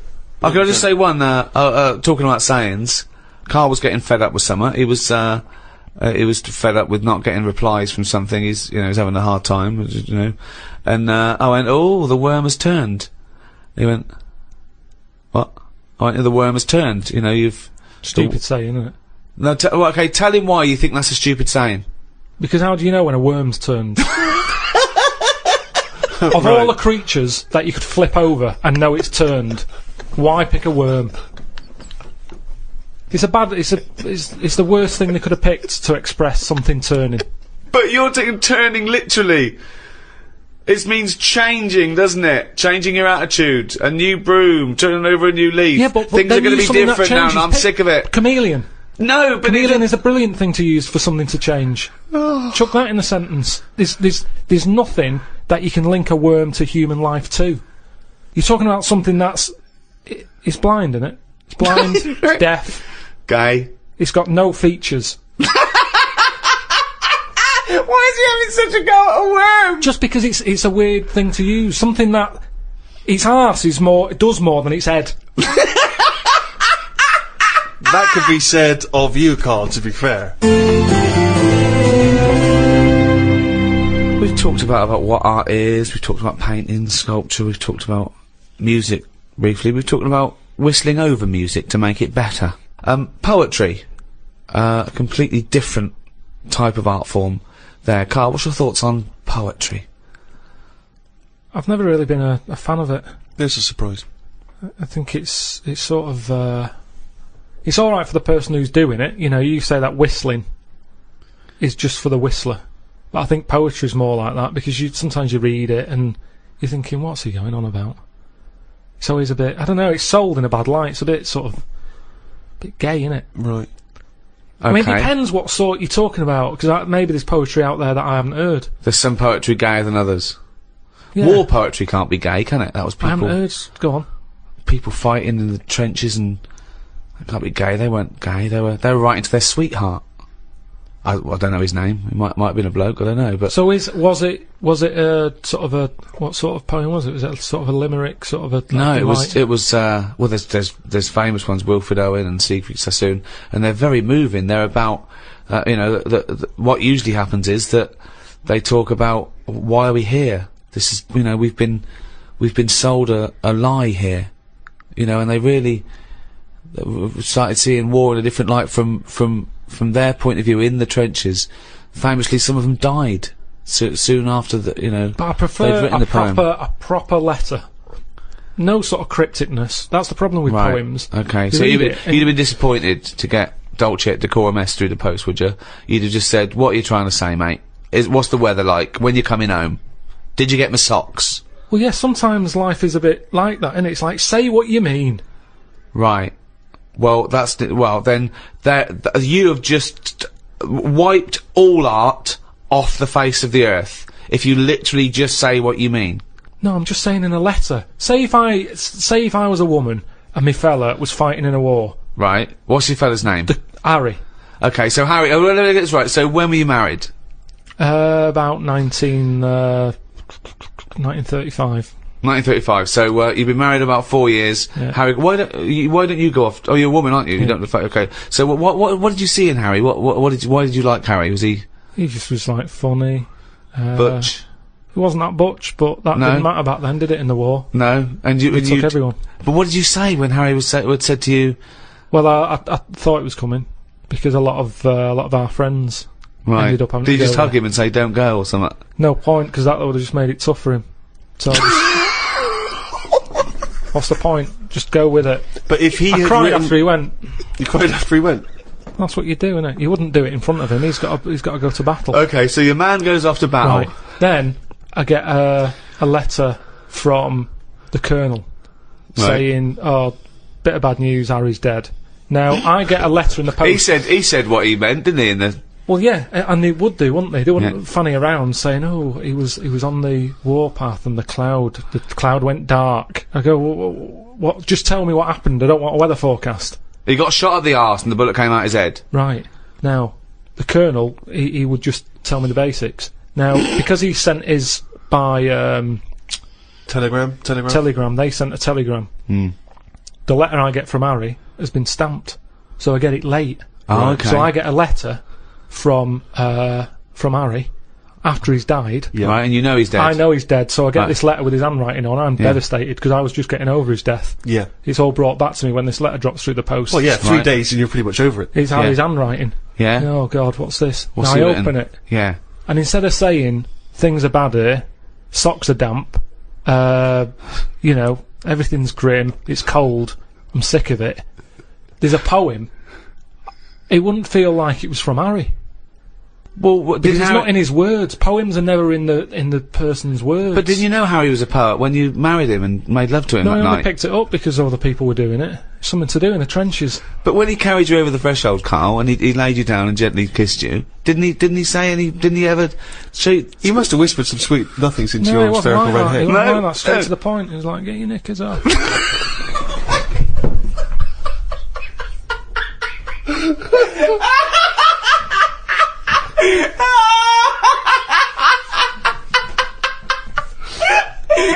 That's one of the weirdest fucking scenarios I've ever heard.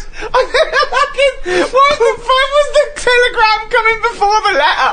So specific. It wasn't like Harry. The fuck's Harry? Oh God! Oh God! Oh God!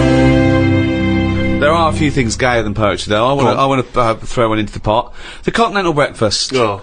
The continental breakfast. That annoys me when I see it. Who orders that? If you've got the choice of eggs, beans, burger, chips, sausages, Bacon. all that, you've paid for it already. If I was a waiter and someone said, what do you want for breakfast, mate? And the bloke went, oh, I'll just have a little bit of grapefruit juice and a croissant. I go, do you? Do you want some cum on that? Or you can go back to the hotel and suck a cock? Yeah. So, No, I'm with you there. What else is gayer than poetry?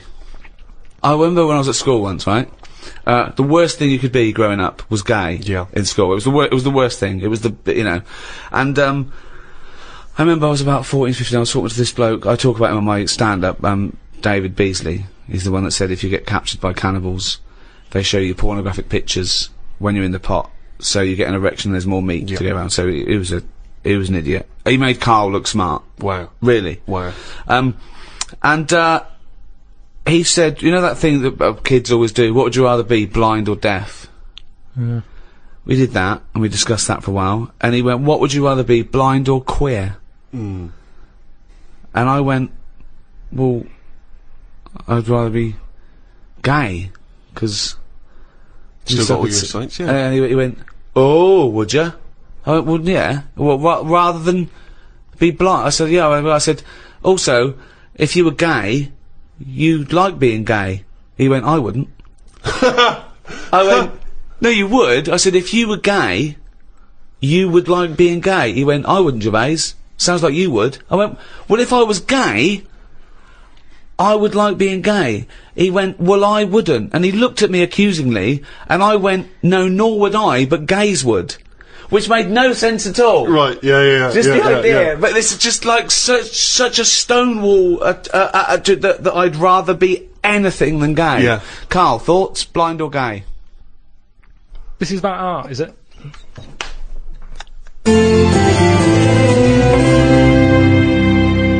So there you have it, our comprehensive and definitive guide to the arts. Next in this series is philosophy. Well, I'm looking forward to that one enormously, Rick, because of course you have a honours degree from the University of London in philosophy. Yes, but I predict that that one will also be as big a load of bollocks as all the others we've done.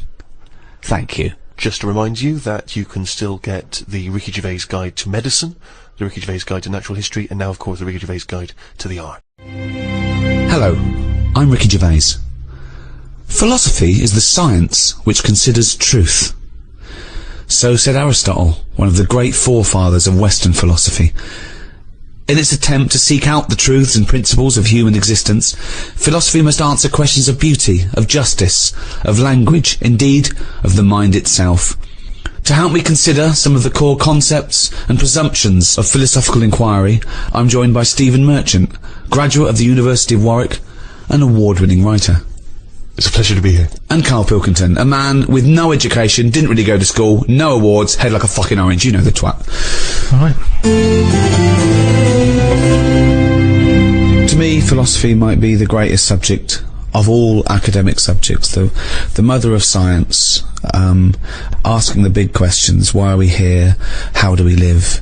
But it's been sort of mugged and kidnapped by those people who put rubbish under the umbrella of philosophy. Right. Cod philosophy. I went into a library once, I looked in the philosophy section, and there was a book by Doris Stokes. Doris Stokes being, for those that don't know, A medium who said she was talking to the dead. There's crystals, feng shui. Feng Shui. Yeah. Oh, God.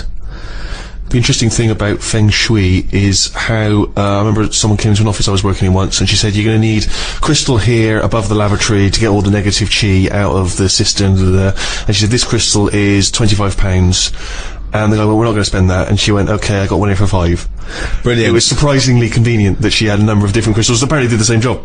We're also going to need a brush to get the shit out of the toilet. What have you got for that? Yeah, there's a lot of that twaddle. There was a woman I remember once, I used to do a radio show on the BBC World Service, and she came in and she could tell from the coloured liquids that you chose, from a big selection of coloured liquids, she could tell a lot about your personality from that. So I picked up about 3 or 4, and she looked at them, and she chose like a blue one, just arbitrary, and she looked at me and she said, okay, I get the sense that you like to communicate with people, but on a global level. You were working for the World Service. As we spoke, we were broadcasting on the World Service. I don't know where, I mean, she just read it from the liquids. As a novice, one of the key catchphrases, if you like, of philosophy, and one that's always intrigued and confused me a little, is the famous René Descartes quote, I think, therefore I am. A lot of people think of that as the epitome, in a way, of a philosophical statement. First Thing we ever did, I think, at degree level, and it's the one thing I'd already heard of. It's one of those things that sort of filters down, cogito ergo sum, as you say, I think, therefore I am, when Descartes was pondering his existence.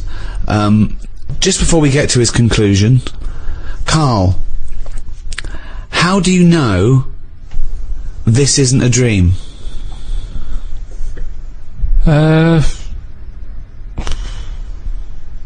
Just because I haven't been sleeping that well. Right, okay. No, but you could still be dreaming, couldn't you? Because this could be a dream that you haven't been sleeping lately. You could be dreaming the last few nights you haven't been sleeping. In dreams, they're different, like, I mean, like I say, I don't have that many of them because I don't sleep that well, but when I do have one, there's something different and vivid about it. Now, if I was dreaming all this, I reckon my boiler would have been fixed ages ago. I don't think anyone has a dream that goes on for that amount of time. Well, it could be a nightmare, but the presumption, I think you're also presuming that the dream that you could be dreaming needs to be exactly the same as the dreams you think of when you're dreaming. My point is, there's no way of you knowing that this life you're living now as you talk to us is real, and that it's not actually the imaginings of another Carl somewhere else. There are actually no clues, Carl. There are actually no clues now that this is the real thing. Well, most of the time, it's 1 minute I'm awake, next minute I'm asleep, then I'm awake again. Yeah. Sleep's just... Do you know the bit between you being awake and awake again? That's called a sleep. Yeah. Now, do you ever think things while you're asleep? Vivid things. It's that bit between the awake and awake I want to look at. I told you about one ages ago where you burst in and I was on the toilet. I never heard this dream. The one that it was like everyone was German and it was at some gig or something, and you opened the door and everyone was looking and laughing at me, and I'm sat on the toilet, and you sort of said, oh, that's probably because you're uncomfortable with fame being put on the limelight. Yeah, that you might be yeah, possibly, yeah. But that's one dream that could be true. But exactly. Or there is a likelihood that you think, I bet he's going to burst in. I am always on edge when I use the toilet here. Yeah, I kind of think, is he busy at the moment? You have to wait till he's on the phone to go for a piss. I have to sit there holding the lock. Yeah. It's a weird thing it isn't to do. normal. It's not normal. But there's an example of a dream. But I think what you're failing to grasp is not so much the mechanics of whether this is a dream, but that you cannot know the truth of what you're experiencing. You cannot know that this is reality. It's a question about reality. So how do we know what reality is? What reality is and what we like about reality. Robert Nozick did this thing that if you could go into a flotation tank and you led a whole virtual life and it was the best life possible, you did exactly what you've always wanted, you became the person you wanted to be, you did the best things you could ever dream of doing, and you literally couldn't tell the difference. So it was your life, okay? And you lived your biological life out in that tank and died at 80 and had the best life any person could ever have. You could pre-program it. Would you get into that tank knowing what you know now, knowing that you would have the best life ever, with no heartache, no upset, no loved ones dying? So what's happening when I'm sort of having a packet of munchies? Yeah. Am I having them, or are they imaginary? They're imaginary, but you can't tell the difference. It's the best packet of munchies we've ever had. I love the fact that you went into the flotation tank, and your one proviso was, are munchies as good? Yeah. No, absolutely. I'm just taking it back to basics. That is Right. basic. You've got to pre-program your life. That's where you'd start, is it? Munchies must always taste magnificent. Well, it's just that if you can still enjoy the basic things in life, then that's when you can't go wrong. You do. You enjoy them. It's the life you'd ever want to live. And Yeah, you're bit living dangerous, it. that. Bit dangerous. Sorry? Bit dangerous. Why? Go on, why? Just, I don't know, because sometimes I think things don't happen for the best, right? Right. Sometimes you can sort of think, oh, I'll enjoy that if that happens. And then it doesn't happen, and you've had time to think about but what this would is have happened. perfect. No, this is built in, because whatever happens is for the best. So not only when you're in this flotation tank are you enjoying yourself, the things just keep getting better or staying as So good. you never have a bad day. You never have a bad day. But how long would that last for before you go and fed up with this? Well, why would you get fed up with it? Because you do something else. It's the perfect life. Bear in mind, you're not aware that you're in the flotation tank. You've made that deal, but then once you're in there, you don't know, you're not aware of being in the flotation tank. You're living your life and it's perfect. You're happy. Well, we don't know how you would be happy. Well, you just have munchies every day and... Well, yeah, keeps you'd get in it then. You'd get in it. If you don't know you've got in this tank, if I somehow go to bed at night, someone injects me in the head, and then they go, right, stick him in the tank now, and then I wake up, packet of munchies there, sun's out, Suzanne goes, oh, it's a nice day, we'll go and do something nice. Right. You're meant to be at work. She goes, no, I don't have to go in today. Right. I go, alright, let's go out then. Now, what's interesting there is that within this scenario, I gave you any life, you could do anything, and you chose the exact life you've got now, except Suzanne's got a day off. Now, I both love that. Well, I was a and bit sort of- suspicious, though, that she's just taking a day off. No, wait, willy-nilly. it's not happening now. It's not happening, really happening. You can do anything you like. But I like the fact now you're even questioning it. You're not in the tank, and why has Suzanne got a day off, right? Now, I love that, because that suggests to me that you're a nice, happy, satisfied, whatever you want to do it, contented person who's got the perfect life. However, it's almost like you haven't fully understood the possibilities. For example, you wake up, there's the munchies, sunny day, Suzanne's not at work. You know, why aren't you at work? Well, She half a goes day to you, hold on though, why are you flying? And you go, I just can. But you hadn't even thought that maybe you could fly or swim or hold your breath. You just No, gonna have some but munchies for hang breakfast. on a minute, this is day one.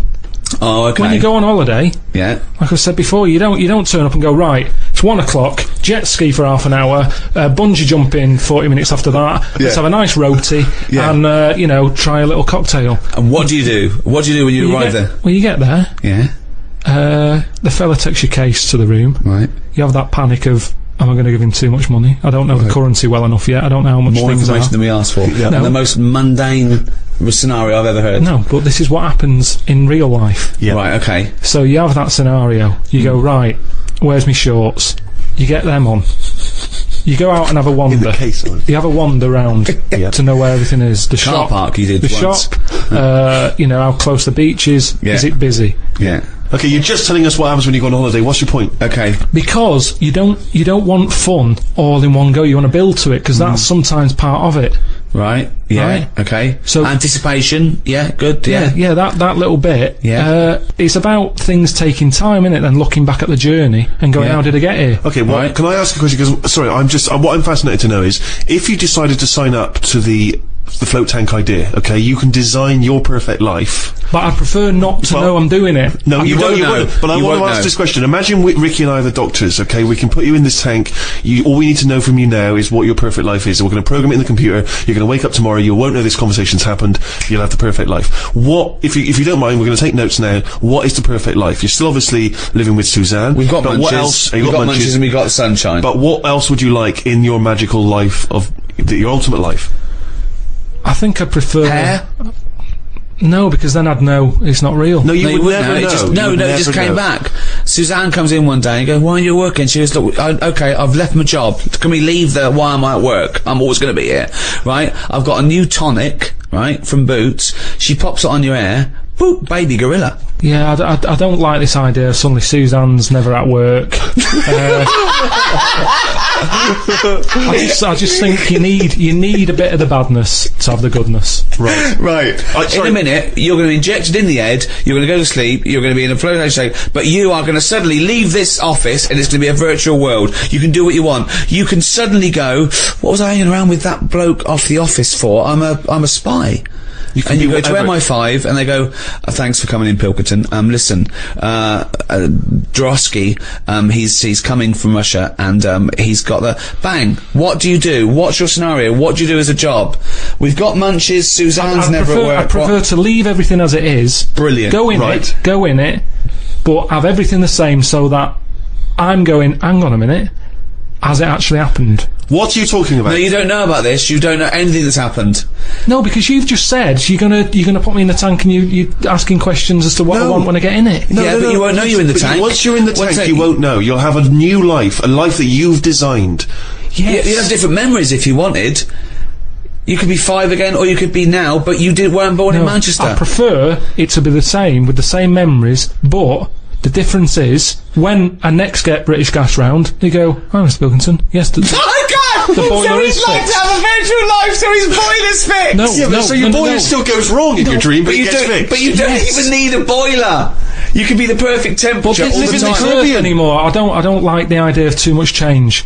I don't want that much of a change. But you won't realise it won't feel like change. Well, it's changed already. You're saying the boiler's been fixed like that.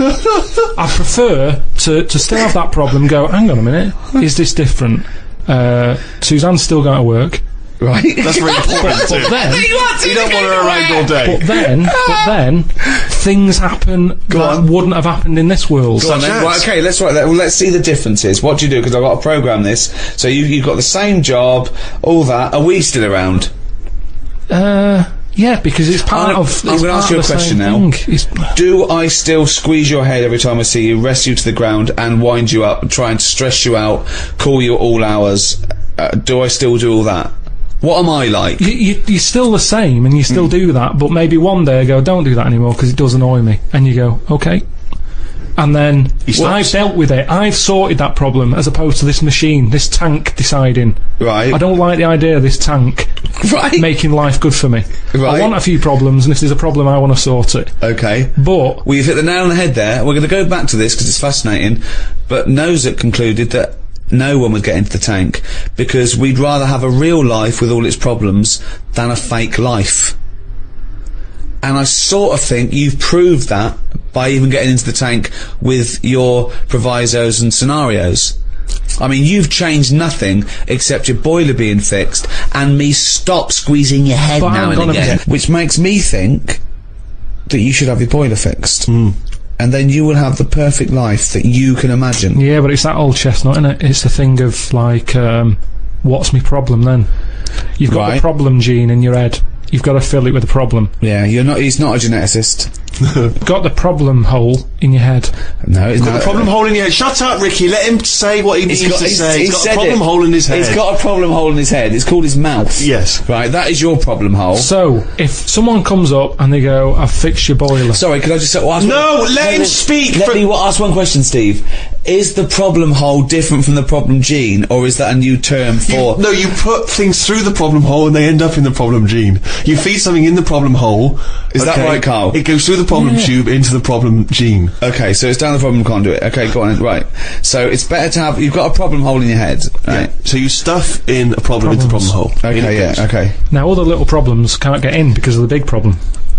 Right. Is that good or bad? It's a But good that's thing not to true, know. is The it? problem hole is a standard size on everyone. Right, no, but that's Shut up, Ricky. Let him explain. Now, Ricky, I'd say his problems are not even problems. Well, how big's his problem hole? Same size as mine. Same size as yours. But his problems are all little ones. They're like, you've got like a load of Skittles. I've got a big cream egg. Right, but why? Shut up! Let him speak. He's just expanding on his idea. Why? But what is his problem? What is your problem that's so big compared to my little Skittles? Loads of problems. You get stressed out about things that I'm like, what's up with you? You get annoyed easily with stuff. People chewing loudly, or someone breathing loudly, or someone coughing. Whereas I'm like, that doesn't matter. Like you say, to you, the boiler is like, get it ripped out, put a new one in. It's not as easy as that. It is. And that's why the problem ball is growing. It's got a gene, a ball, and a hole. So the problem ball. No wonder there's no fucking room for a brain. Right, shut up. Let me ask. I want to clarify this. The problem ball exists in life. That gets bigger and bigger and bigger. It has to go through the problem hole, down the problem tube, into the problem bounce tube. into the problem tube. Right, now then.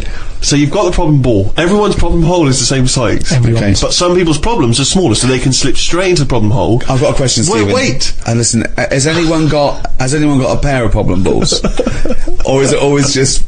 Because ladies have a pair of problem balls? No, because Hitler had one problem ball, didn't he? But could anyone ever have a pair of problem balls? Is my question to you. And some people's problem balls are much bigger than another man's or another woman's, right?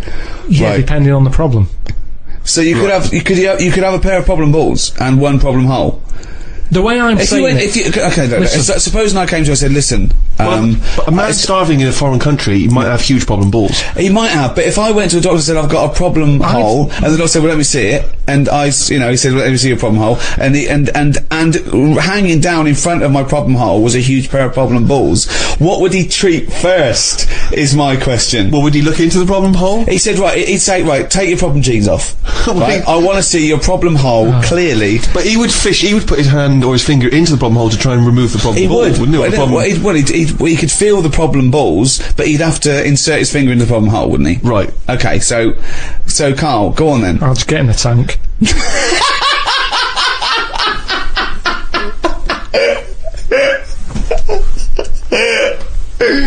Oh,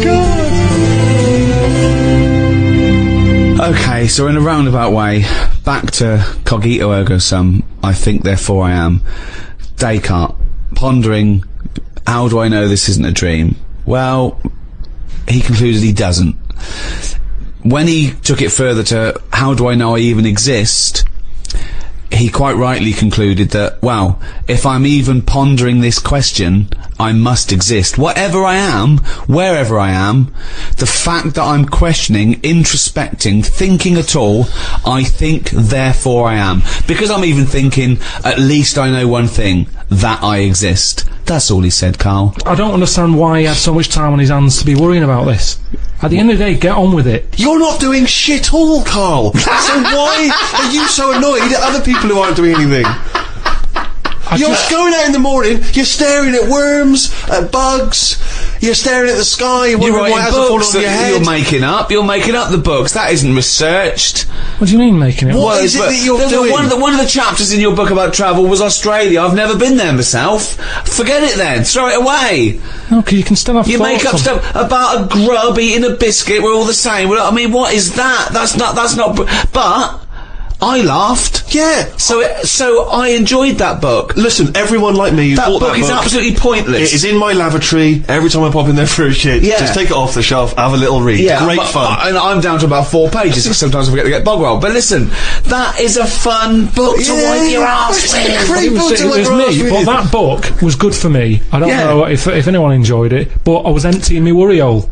And at the end of the day, Emptying your worry hole. Is that different to the problem hole, your worry hole? it's next to it. Once a problem ball is being processed through the hole, is it deposited through the worry hole? All I'm saying is, you're right, I do watch a lot of insects and stuff, and you never see them wasting time. They're always doing something. An ant's carrying something somewhere. Sometimes I watch it and it goes somewhere and comes back again. You think, does it know what it's doing? But at least it's trying. Now, if there was What is it doing though? What is that ant doing? work, it's building a house, or what's the point? It's everything it does is pointless. how can you say that? It's pointless. I tell you what, if there was a bigger sort of being looking over the world and they went, right, let's look at the human race, and, well, they'd look at the ants first and they go, right, they've got their hands full, They're carrying big stuff. They try to save time by carrying stuff that's way too big for them, really. They could do that between 3 of them. But they don't. They're all grafting hard. Then they go, right, hit the human button. They hit the human button, they watch the humans. The amount of people who are just sat about doing now. They're reading about Amy Winehouse, Lily Allen in London at 2 a.m. So what? What are we doing? I agree with you, but what are you doing? You see, the ant analogy, joking aside, I think there you hit on the fact that life is about working for what you get. And I'm right behind that. I am right behind that. I think that's I think that's absolutely true. That's what I meant. What's dangerous is A boiling kettle to an ant. At the end of the day, right? Yeah, but that's evil, isn't it? What? You know, I mean, you sometimes make out as if I'm an evil man.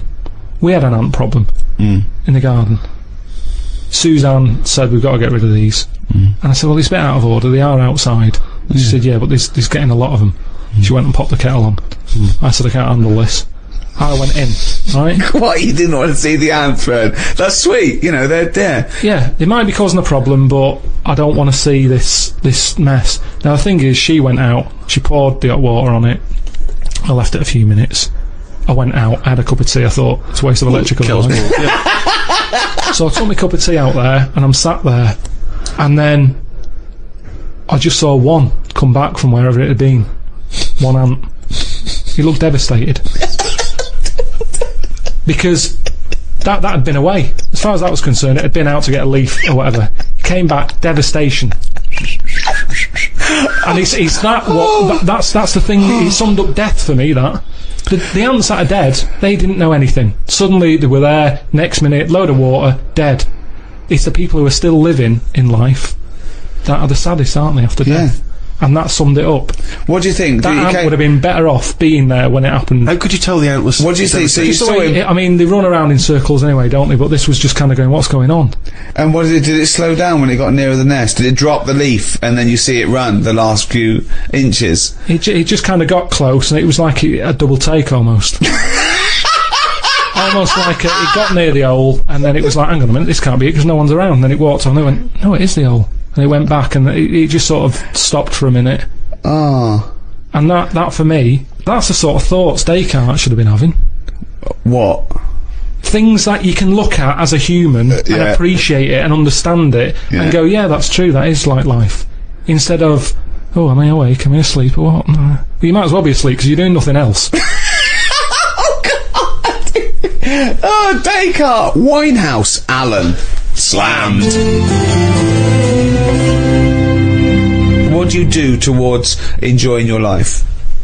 I don't normally enjoy the thing when I'm doing it. It's after. It's like that holiday. When I was on holiday. What do you mean? You don't enjoy the thing when you're doing it, it's after? What's an example of not enjoying the thing at the moment, but you do after? You didn't enjoy the holiday? Say like the holiday. I've just So you enjoyed coming off holiday? What? I want to hear it. You enjoyed the holiday. You didn't enjoy the holiday. When I'm there, I had fleas biting me. Yeah. I had mosquitoes biting me. Yeah. There was a funny smell of damp in the bathroom. I was worrying, getting in the sea, thinking, is there stonefish in it? Right? Now, you've got all that going on. Yeah. When you get back, you forget about the damp smell. You forget about the fleas, because the bites have gone. They're not as much of a problem. Yeah. So then your brain starts going, well, hang on, what did I enjoy? And you go, I enjoyed the dorada fish I had that I've never eaten. Yeah. That's an experience. At the time, I wasn't enjoying it, because I'm thinking, when I get back, I'm going to have fleas on me again. Yeah. So you remember all the good stuff. It's like an old person when they're dying, and they go, I'm having flashbacks. They don't say, I'm remembering the time my shoes were too tight. What do they say? They're having they're going, oh, I loved the time with that. I was wearing flip-flops. No, they enjoy, they have flashbacks. Like what then? What do you think you'll the holidays and that, you'll go, oh, the lovely hot summer of 79. So you don't enjoy anything you enjoy while you're doing it? At the moment in time, it's I always don't understand afterwards. that. I mean, that is the oddest thing I've ever heard I think about. there's actually a medical term for it. There's someone who's unable to enjoy, to receive pleasure, to take pleasure. It's really weird, that is really weird. No, because you're busy doing the thing. So you haven't got time to enjoy it. So you can't enjoy something you're busy doing because you're busy doing it. You can't possibly enjoy it. Or you don't know if you're going to enjoy it because it hasn't finished yet. Well, Carl, but listen, I know from the moment... say this. Listen, Bungee jumping. I'd love to be able to do it. I bet you get a brilliant feeling as you're falling. Yeah. But I wouldn't be enjoying it because I'd be going, is the thing going to snap?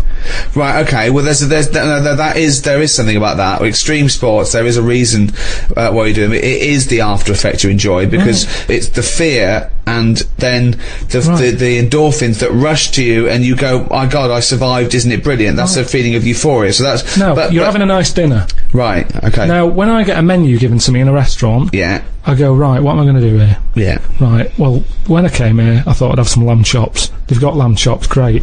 Wonder how much to give you, because I quite fancy this pudding they've got. Right. Now, I have the lamb chops, it comes with extra veg. I eat it, I enjoy it. The pudding I wanted, it's gone out the window, I've got no room for it now.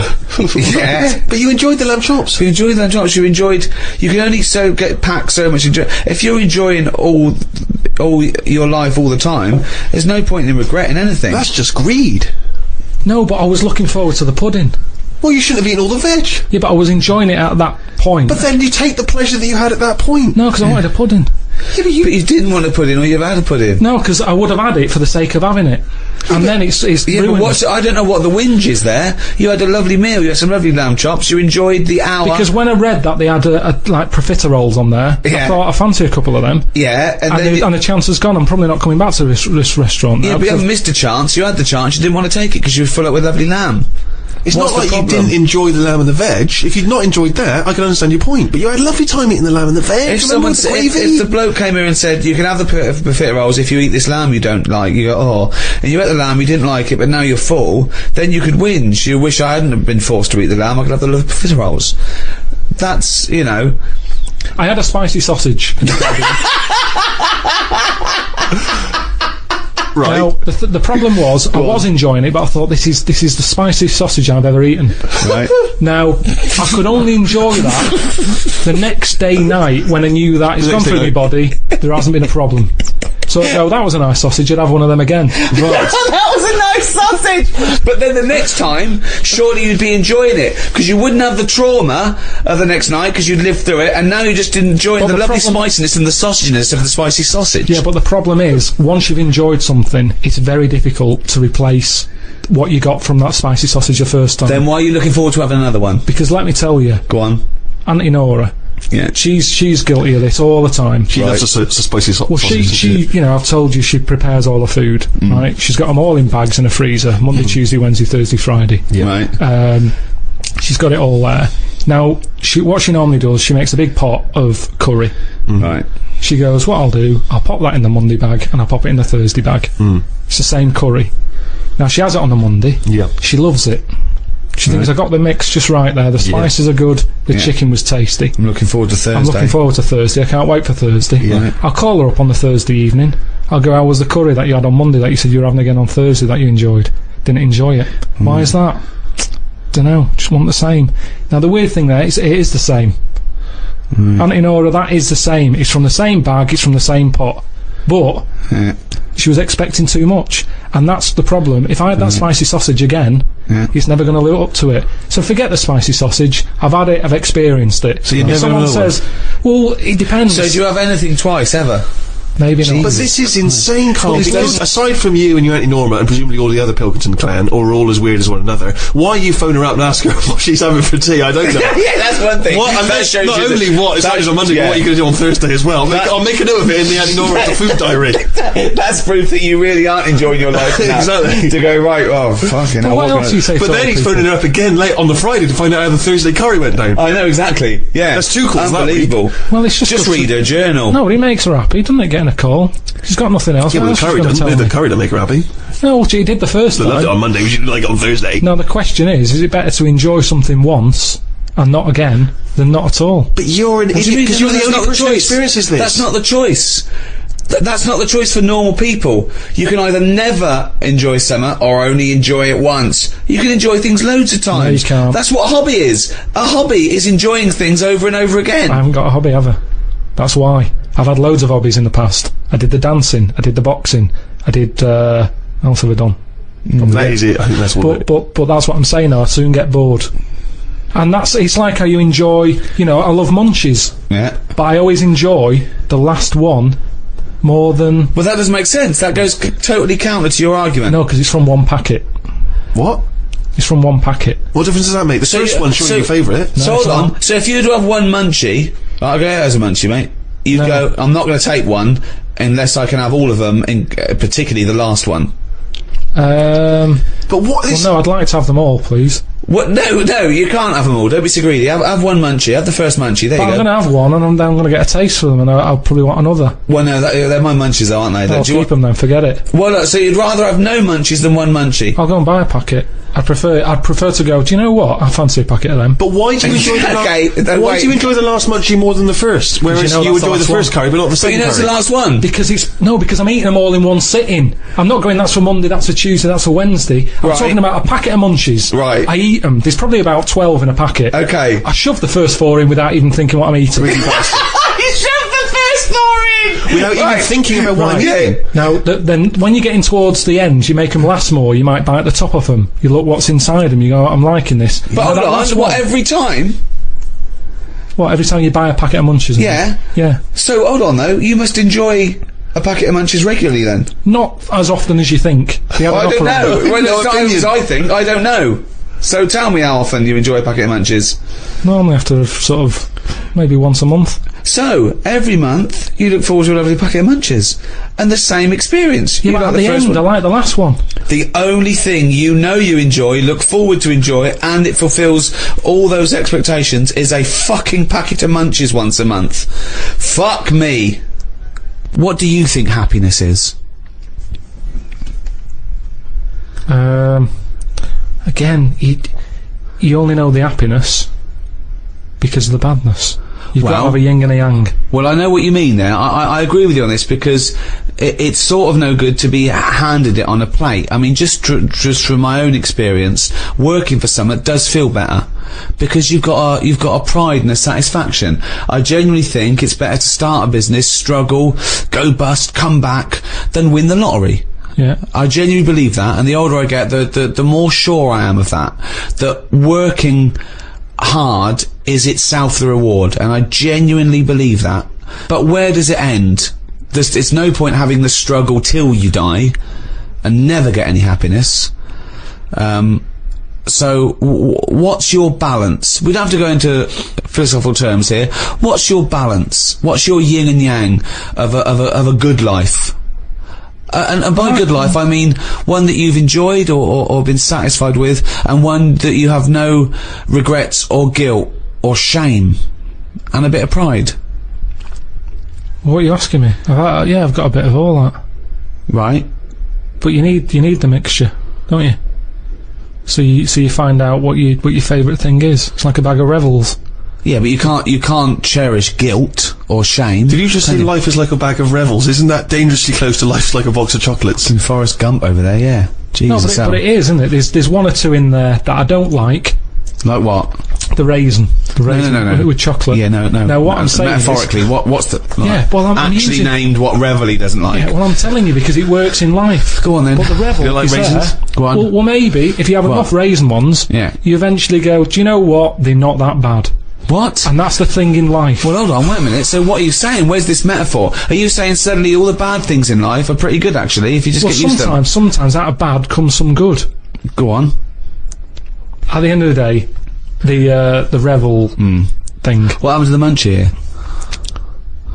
here? Well, again, with life, if you have too much munchies, you get sick of the munchies. So move on, mix it up.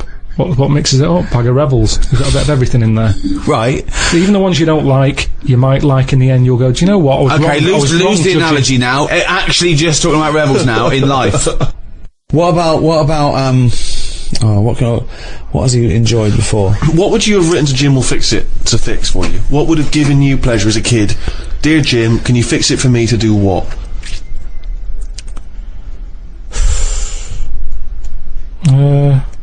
When I watched Jim will fix it as a kid, they never really lived up to what the kid wanted, did they? But what would you have requested? But I don't think I would, because I think I saw how disappointed most of the kids were. God, it's a kid exhausting. like whistling, they brought out Roger Whittaker.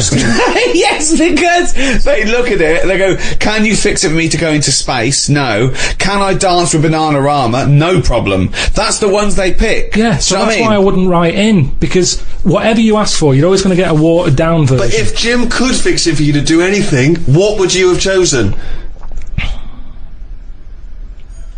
There's not many things I wanted as a kid. One thing. Just one thing. To choose one thing, please. Like my name was Brett. Oh, fucking hell! It's not unbelievable! I mean, it's extraordinary. There was no predicting that. Okay, you know what? I can make that dream come true for you right now, Brett. We can just call you Brett from now on. Not a problem, Brett. Brett Pilkington. It sounds good. I love the fact that it's the Carl bit he wants to replace, not the fucking No, but Pilkington. that doesn't work either, because like then Why not, Brett? because I told me mum and dad that that's what I wanted. They started calling me that, but then I forgot that. They went along with it. Yeah. So you said, Mum, Dad, call me Brett from now on. And they went, alright. Yeah, but then I kept forgetting that I was Brett, so I wasn't answering, so they went back to Carl. Oh, It's amazing! so you've had that dream come true. Yeah, and it wasn't that good. And that's what I'm saying to you. Things never live up to what you want. Dreams, what are they?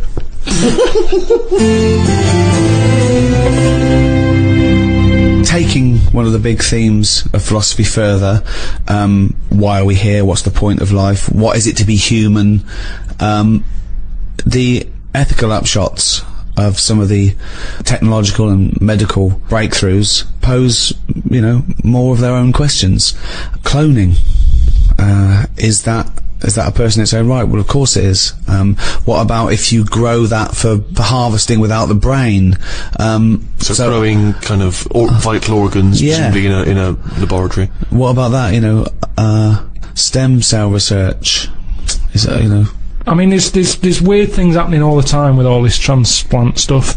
Read about one who, a way of sort of, you're saying, it's just a bit of meat. Yeah. You're saying, it doesn't No, matter. what I meant, organs can't have rights and feelings. No, but listen to this. Go on. So, It's going to be bullshit. no. The senses went up. Would you like a small wager? The senses went up when he said, right, listen to this. Okay, I'm going to bet you £5, Rick, that this is not bullshit. Don't let me down, Carl. Okay, I'm going to bet you, they found out it was the heart of a chimp and the bloke's selling like bananas. Okay. And the doctor bought it half price at a market. I've got faith in Carl. I don't think he's going to let me down here. Not when we're talking about philosophy. He's going to have done some careful research. Okay. Let's take a wager. £5 is coming my way. So, what happened is, do you know, like, people do, donor cards? Mm-hmm. Someone filled one out saying, if I die, you can have my kidney, right? Mm-hmm. So, anyway, he died. He said, get the kidney out. So he got the kidney out of him. Someone who needed a new kidney, they were like, over the moon, there's a new kidney on the way. But this person who who needed the new kidney had a couple of things. What? He wasn't very good at driving, Yeah. and he couldn't stand yellow biscuits. Right. Could stand yellow biscuits. Okay. He just didn't like them. There was Okay. something, he didn't know why, he's just never liked them. Anyway, they pop it in, he's having his tests done, he's in hospital for a couple of days, goes home, goes, could do with a yellow biscuit. What's the fuck's a yellow biscuit? Just a Banana baldies. What are you talking about? Just a yellow biscuit. Who decides I like all biscuits except yellow ones? Where is this just telling you what supermarket? happened, Right. and it Well, I don't turned know out- why. I don't know what the colour of the biscuit's necessarily got to do with it. It's like a phobia. It's an odd phobia. Oh, so he fears the combination of yellowness and biscuitiness. Right, so a bloke... He doesn't mind biscuits. I don't mind yellow. Don't ever put them together. That's my worst nightmare. So, right, I'm confused as to who's got what, whose kidney. There's a bloke's received a new kidney. He hated biscuits. He's that not were very good yellow. at driving. He hates custard creams. Right, but now, suddenly, after the hospital transport, after the operation, I really fancy yellow biscuit. Yeah. Okay, does he go out for a drive at any point? He went driving. and Right, because it's going to be terrible. He loves swerving driving. all over the road. What? Hold on, what? He loves driving. He liked driving all of a sudden. What? But he hated it. I know, but this is what's weird. It's bollocks. The kidney is a filter system. But if you have something for longer, It's like getting a new tea strainer and suddenly liking yellow biscuits and driving. no, The kidney has no impact on anything. no. It's like how if you knock them out with someone, you pick up their little things that they do. Suzanne kept saying to me, "That's a nonsense." I said, "Stop saying that. You've suddenly picked that up from someone." I said, "You've never said that before." And you've done it 3 times in about 2 days. Oh And it's the same thing. It's the same Jesus thing. Christ! Living with Carl. He doesn't like me saying nonsense. I don't know why. But let's be honest, if you're going to live with Carl, you're going to use the phrase, that's nonsense. You're going to start coming up with more and more bollocks, nonsense, rubbish, shit. Round-headed fool, you've picked that up from someone. You've used that 200 times in the last 3 minutes. Head like a fucking orange. Stupid fucking bald cunt. Where'd you get that from, Suzanne? You've said it 3 times just during Fucking breakfast. hell, dim-witted half... Steve, £5. Yep.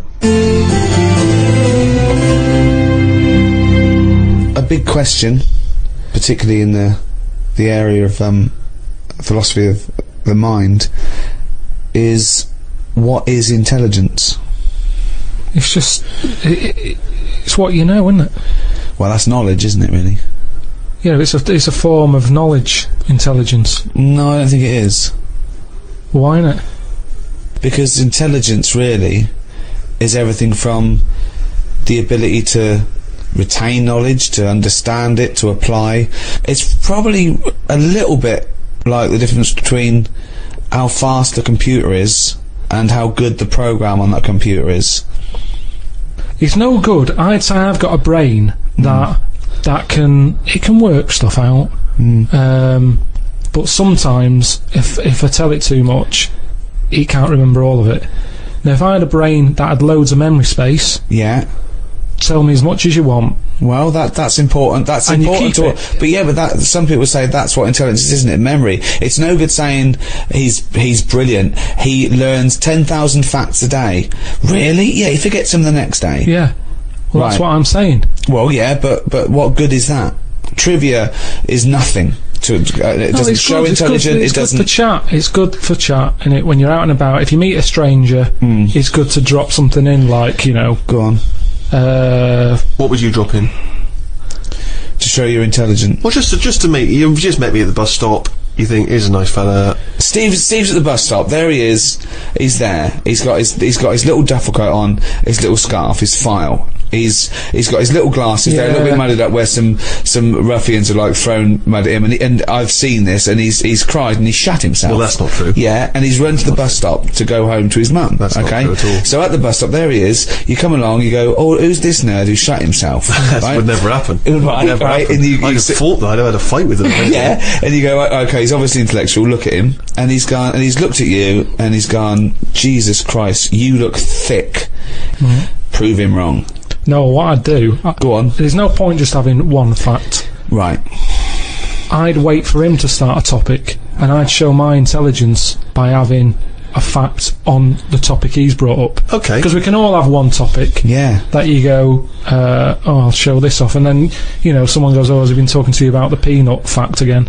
And Yeah. you go, he's obviously telling everyone, then it's just a boring answer. Okay, so I might just say to you, you know, what are your views on mathematics? I'd just say the thing with numbers is there's loads of them. I remember I told you an interesting fact, once again to try and explain infinity to you, and I told you this. There are as many even numbers as even and odd numbers put together. Yeah. What do you think of that? I think I've said before that I don't think things like that are impressive because numbers are man-made anyway. Right. If you were talking about, like, when you mentioned about there's more insects we don't know about than what we do, Right. then you're going, oh, where are they? Where are they hiding? It Okay. leaves a question. The Right. fact that there's loads of numbers, it's like, yeah, but at the same time, you could rule numbers out of your life if you wanted to. Really? You could live a life. Do you really think that? Difficult. Yeah, you could. There's tribes. There's tribes in the Amazon. Yeah, but they're not They getting only their food counted- from Sainsbury's, are No, they? They count to 3. They don't need any more numbers than 3. And they just have 3 because they go, 1, they know what 1 is, they go, pass us one of them. And they have one of them. What do you mean? Anything What over, do you think when anything they over say- 3, Yeah. they just say, well, you're being greedy. So they don't need it. What if they've got 5 children? How many kids you've got when you're living in a place like that, it doesn't matter. It's not about you're just part of the tribe, Yeah. so it doesn't matter. Right, where is this tribe that only counts to 3? It's somewhere like the Amazon or something, Really? and there's no more numbers than 3. They don't need it. Anything more than 3, they just say, I'll have more, Right. or give us another 3. But Give us they don't another need 3. Well, yeah. Yeah. Or another 1, or another 2. But what if they need 200? That's complicated, isn't it? Well, you just keep going and give us 3, and then... This seems a slow way of doing it. They've got nothing else to do. They're living in the Amazon. Alright, I'm at the bus stop. Oh, where's your bus?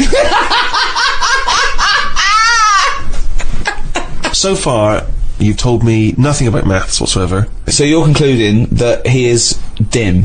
Fucking idiot. When I was on holiday recently, Yeah. I got talking to an old fella, because where I went, it's mainly for old people. I got chatting with him. You could tell he had a lot of money.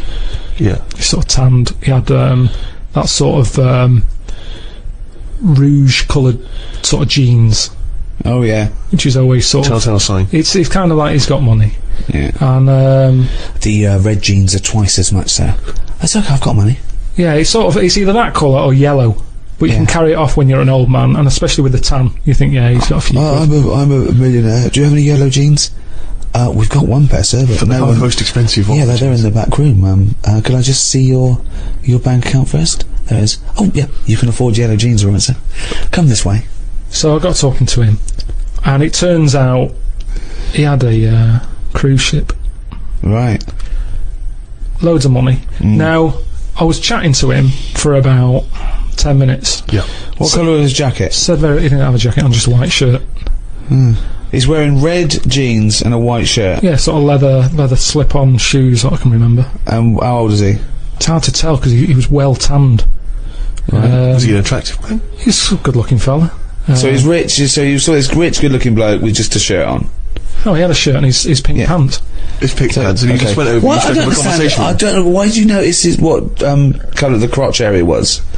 What? Why did you notice what You were colour looking very much at the arse I and the can see crotch why area. you could see if you're looking at his face, you could see a white shirt. I'll But why tell could you you see I'll tell you what why. colour This is what I'm the telling you. fabric around his This is what testicles I'm were? saying. You saw a good-looking old man sat at the bar. You went out and bought him a drink. Right. Yeah, you I was waiting noticed for the that- barbecue to open. Right, okay, and I you got noticed there a man's... early. So you noticed So a it was man's 9 in the morning. trousers. No. Yeah, no. I was annoyed. I Right. don't like late nights on holiday. Right, okay. With jet lag. Suzanne said, let's go down there early tonight. Right. I get there, I find out the barbecue's not for another 40-odd minutes. What time was The it? holiday rep.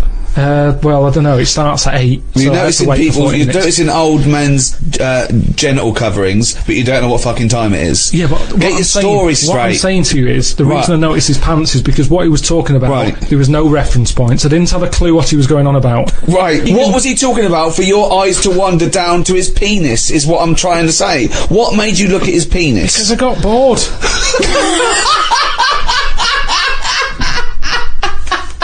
I didn't know. What I'm trying to say to you is his reference points. I had no idea what what was he was he going on talking about. about? He was talking about how he was in some Cuban war. He told me about how he'd met President Reagan.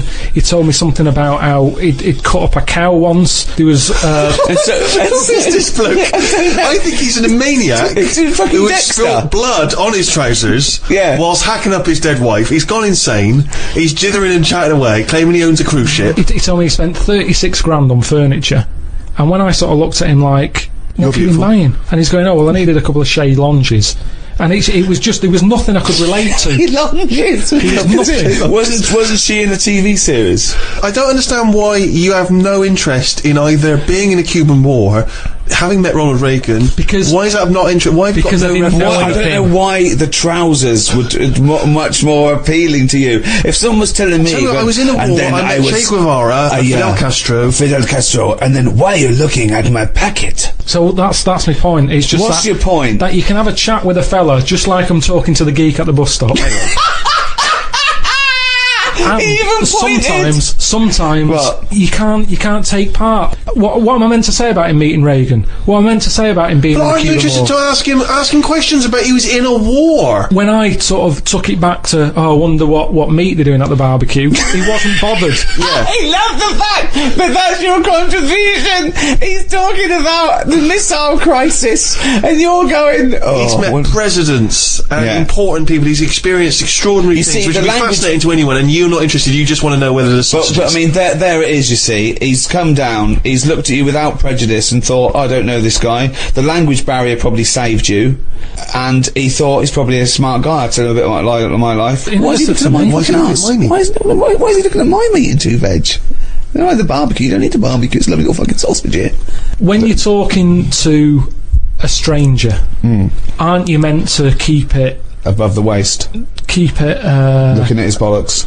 Keep it erect.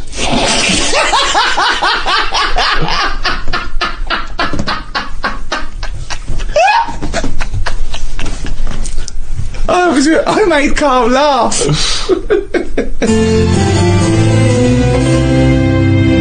Well, there you have it. The in-depth study of the mother of science, the Ricky Gervais Guide to Philosophy. You can still enjoy the back catalogue of these guides, medicine, natural history, and the arts, and seasons 1 to 5 of the Ricky Gervais Show. Over the last few years, with all our explorations, our studies, what have you learnt? What's the one big thing you've learnt since we've been doing this, since you've met myself and Stephen, since we've been prodding you, since we've treated you like an ape that we want to teach to speak? What have you learnt about yourself and the world? One thing, if you had to take it with you. No, I don't think I've learned anything that substantial. Ever? During all this? There's not been anything groundbreaking, has there? We've chatted about midgets with no arms and legs. Gay ones. I don't know if that will ever crop up again in the chat. So even if I've learned something from it, I don't think it'll ever crop up again. So it's no use. That's what I'm saying to you about information and intelligence. It's if you can use it. So you're saying this series of audiobooks at the price of £1.95 is absolutely worthless and pointless. To be born English is to win first prize in the lottery of life.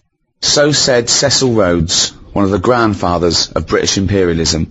At its height, the British Empire ruled over 1/4 of the world's population and consequently exported Englishness to the furthest reaches of the globe. But what is Englishness? Is it stiff upper lips and fair play, village greens and tea and crumpets? And who are the English? Are we defined by a shared heritage, a common set of beliefs, by the language of Shakespeare? Or in a multicultural modern age, when more languages are spoken in England than in any other country in Europe, do we need to develop a new view of what it means to be English? To discuss and define the nature and characteristics of the English, I'm joined by Stephen Merchant, graduate of the University of Warwick, an award-winning writer. Thank you for having me. And Carl Pilkington, a man who, by his own admission, didn't go to school, has no qualifications. Mention the head, talk about the head. I'm just trying to get to the point that he's not qualified in anything, or really has no authority in any subject, or hasn't got the right to it. Talk about the head. And he was known the world over as a man who has a head like a fucking orange. Right. I think one thing that's very English is harping back and whinging combined. People saying, oh, England used to be better in my day, oh, England was better when I was a kid, England was better in the 50s or whatever. Carl, do you think England's better now? Are you happier now than you were when you were a kid? Do you feel that life was better in, say, the 1950s? I don't know, I wasn't around. So but you understand what it was like in those days? You've seen happy days. I don't know, people always say, don't they, old people always say, oh, you know, it's a better life in the 50s. And he's like, yeah, it was for them. Of course it was for them. They're old now. Being old isn't great, is it? So you're just happy with your lot. I suppose I was happiest in about 1984. Quite a specific year. Why? Why was that? It was just I was free and happy. How old were you? I don't know.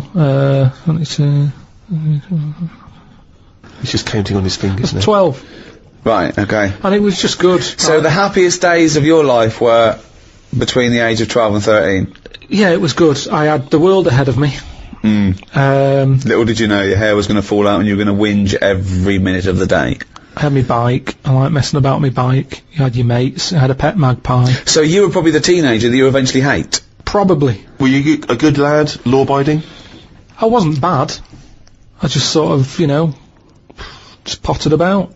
I mean, when people talk about what was on the telly back then, I don't have that much memory of it because I was always out. I was always playing out. What were you doing when you were out? Just playing about, just like on a bike or... Just riding in a circle endlessly through blizzards, I loved it. Rain, sleet, hail. I never seemed to be in. I was always... When everyone always goes, where were you when Band Aid was happening? I was always out on my bike. And everything was like... you and McGregor? a memory's always sort of like coming in for some orange and looking at the telly and seeing Princess Diana's getting married, and my mum says, have you seen this? And I'm going, oh, I'm going out on my bike. I was always doing that. The only time I was in my house... This is why you don't know anything, because you never stopped. Yeah, but this is what being a kid's about. But That's all what I the mean, being information free. you have, Carl, is as though you've gleaned it as you raced by on a bike. It's almost like, you know, every piece of information you have. Your hair blowing in the wind. Carl, your hair will blow out one day. Oh, don't talk stupid, ma'am. So yeah, 12 to 13 was good. But you see... And it was all downhill from then, was it? 13 is your teenager then, aren't you? Life got tough. Yeah. How did it get tough? Just straight away when I was 13, my mum was like, you know, oh, it's your 13th birthday, you're a teenager now. Right. And she gave us a quid to go and get a cake to celebrate it. Went to the supermarket, got a cake, and I just thought, I don't like the look of this. Don't like the look of the way the future is here. On his 13th birthday! Well, you were buying a cake. What did you see at the supermarket? Just, it was kind of like, I don't know, I suddenly felt grown up. I didn't like it. But I think you were always about 58, really, with your outlook. Well, yeah, my mum always said I was old. She said I was an old baby. She said I could frown before I could walk. So they always had a bit of a worry look on my face. Didn't say much, just always listened. My eyes moved about more than I did. Just sat there looking around, looking stressed. My eyes moved about more than I did. Oh dear, I couldn't walk. Well, I can't walk, but I'll try and get a bit of movement in my face. It's a workout, a baby workout. Oh, babies, well, if you can't walk, what about your face? Let your face do the walking. It sounds like that horror film. It sounds like Pilkington's Baby. Yeah. Just you lying there in your cot. I didn't like all the stuff that's set up for you. Like, me mum tried to send me to, like, a nursery. I said, no, I'm not having this. Just like that. I said when I'm older and I've got to go, I'll go, but let's leave out this bit. And she said, alright. I love the fact that he can reason with her. I love him, he's 3 years old with a pipe. She's going, you're going to nurse. She goes, I think not, mum. I mean, kids don't play out, do they? Kids, you know, parents are scared to let the kids play out, and that's why the streets are dangerous now. Because no one's playing out on the streets. Whereas when I was a kid, everyone was out on the streets were safer. Because there was more people knocking about. Right. Let the kids play out. It must be like a constant, like a Larry painting, his front garden, do you know what I mean? Just loads of people just there was walking never around. any problems. I was sort of taken away by some fella. What? No, I was playing about in the garden. Yeah. But my dad's mate, Tony, Yeah. he did tiling with him. He drove past. And he saw me looking a bit fed up, so he just leant over, picked me up, took me to the pub. Now the thing is, there wasn't panic. People weren't going, oh God, where's Carl gone? He's out. Just. How old were you? He's down the pub. Yeah, He's 4 years old, yeah. Well, he's only having a... He's down the pub with Tony, probably playing darts. Yeah, I was about 3 or 4. Sorry, so some bloke drives by who happens to be a friend of your dad's, thinks that baby looks grumpy. Yeah. I'm taking him down to the pub. That's what it was Tony, like. you bringing a baby to the pub? Yeah, I might do, yeah, we're all bringing ours. Alright, see you later, mate. But that's what I'm saying. Whereas now they go, the baby's gone. There's a big full-on panic going Yeah, on. but I think it says more about your parents. They didn't do that. They looked out of the back car and you were gone. Some bloke's driving off in a van. They're just going, oh, well, doesn't Princess Diana look lovely? This is absurd. So what happened when you got down the pub? I just was there for a bit, and then For a bit, just had a game of pool. then my dad came in. It was like, oh, there you are. Oh, there you are! I love that! Where's my baby? I'm just going to have a quick pint. Oh, there you are. Alright, mate. So, yeah, I think things were better back then. Rick, as you hinted at in your introduction, the idea of Englishness and England, it's quite a vague term, isn't it? You can play loose and fast with it. I mean, for instance, I was looking at some quotes about England, and John Major, former Prime Minister, he typified England as being a place of long shadows on county cricket grounds, warm beer, invincible green suburbs, dog lovers, and old maids bicycling through the morning mist.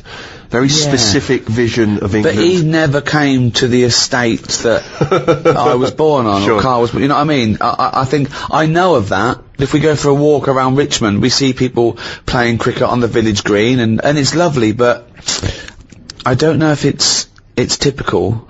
I mean, I don't know. I mean, I don't know where most people live. But in a way, it's probably 50-50, isn't it, in cities and in the country, but that's wealthy country. But interestingly, that's the vision of England that people like to subscribe to. When you buy your nan a box of biscuits for Christmas from Harrods, that's the image of England that's on the front. Why am I spending money at Harrods on my nan?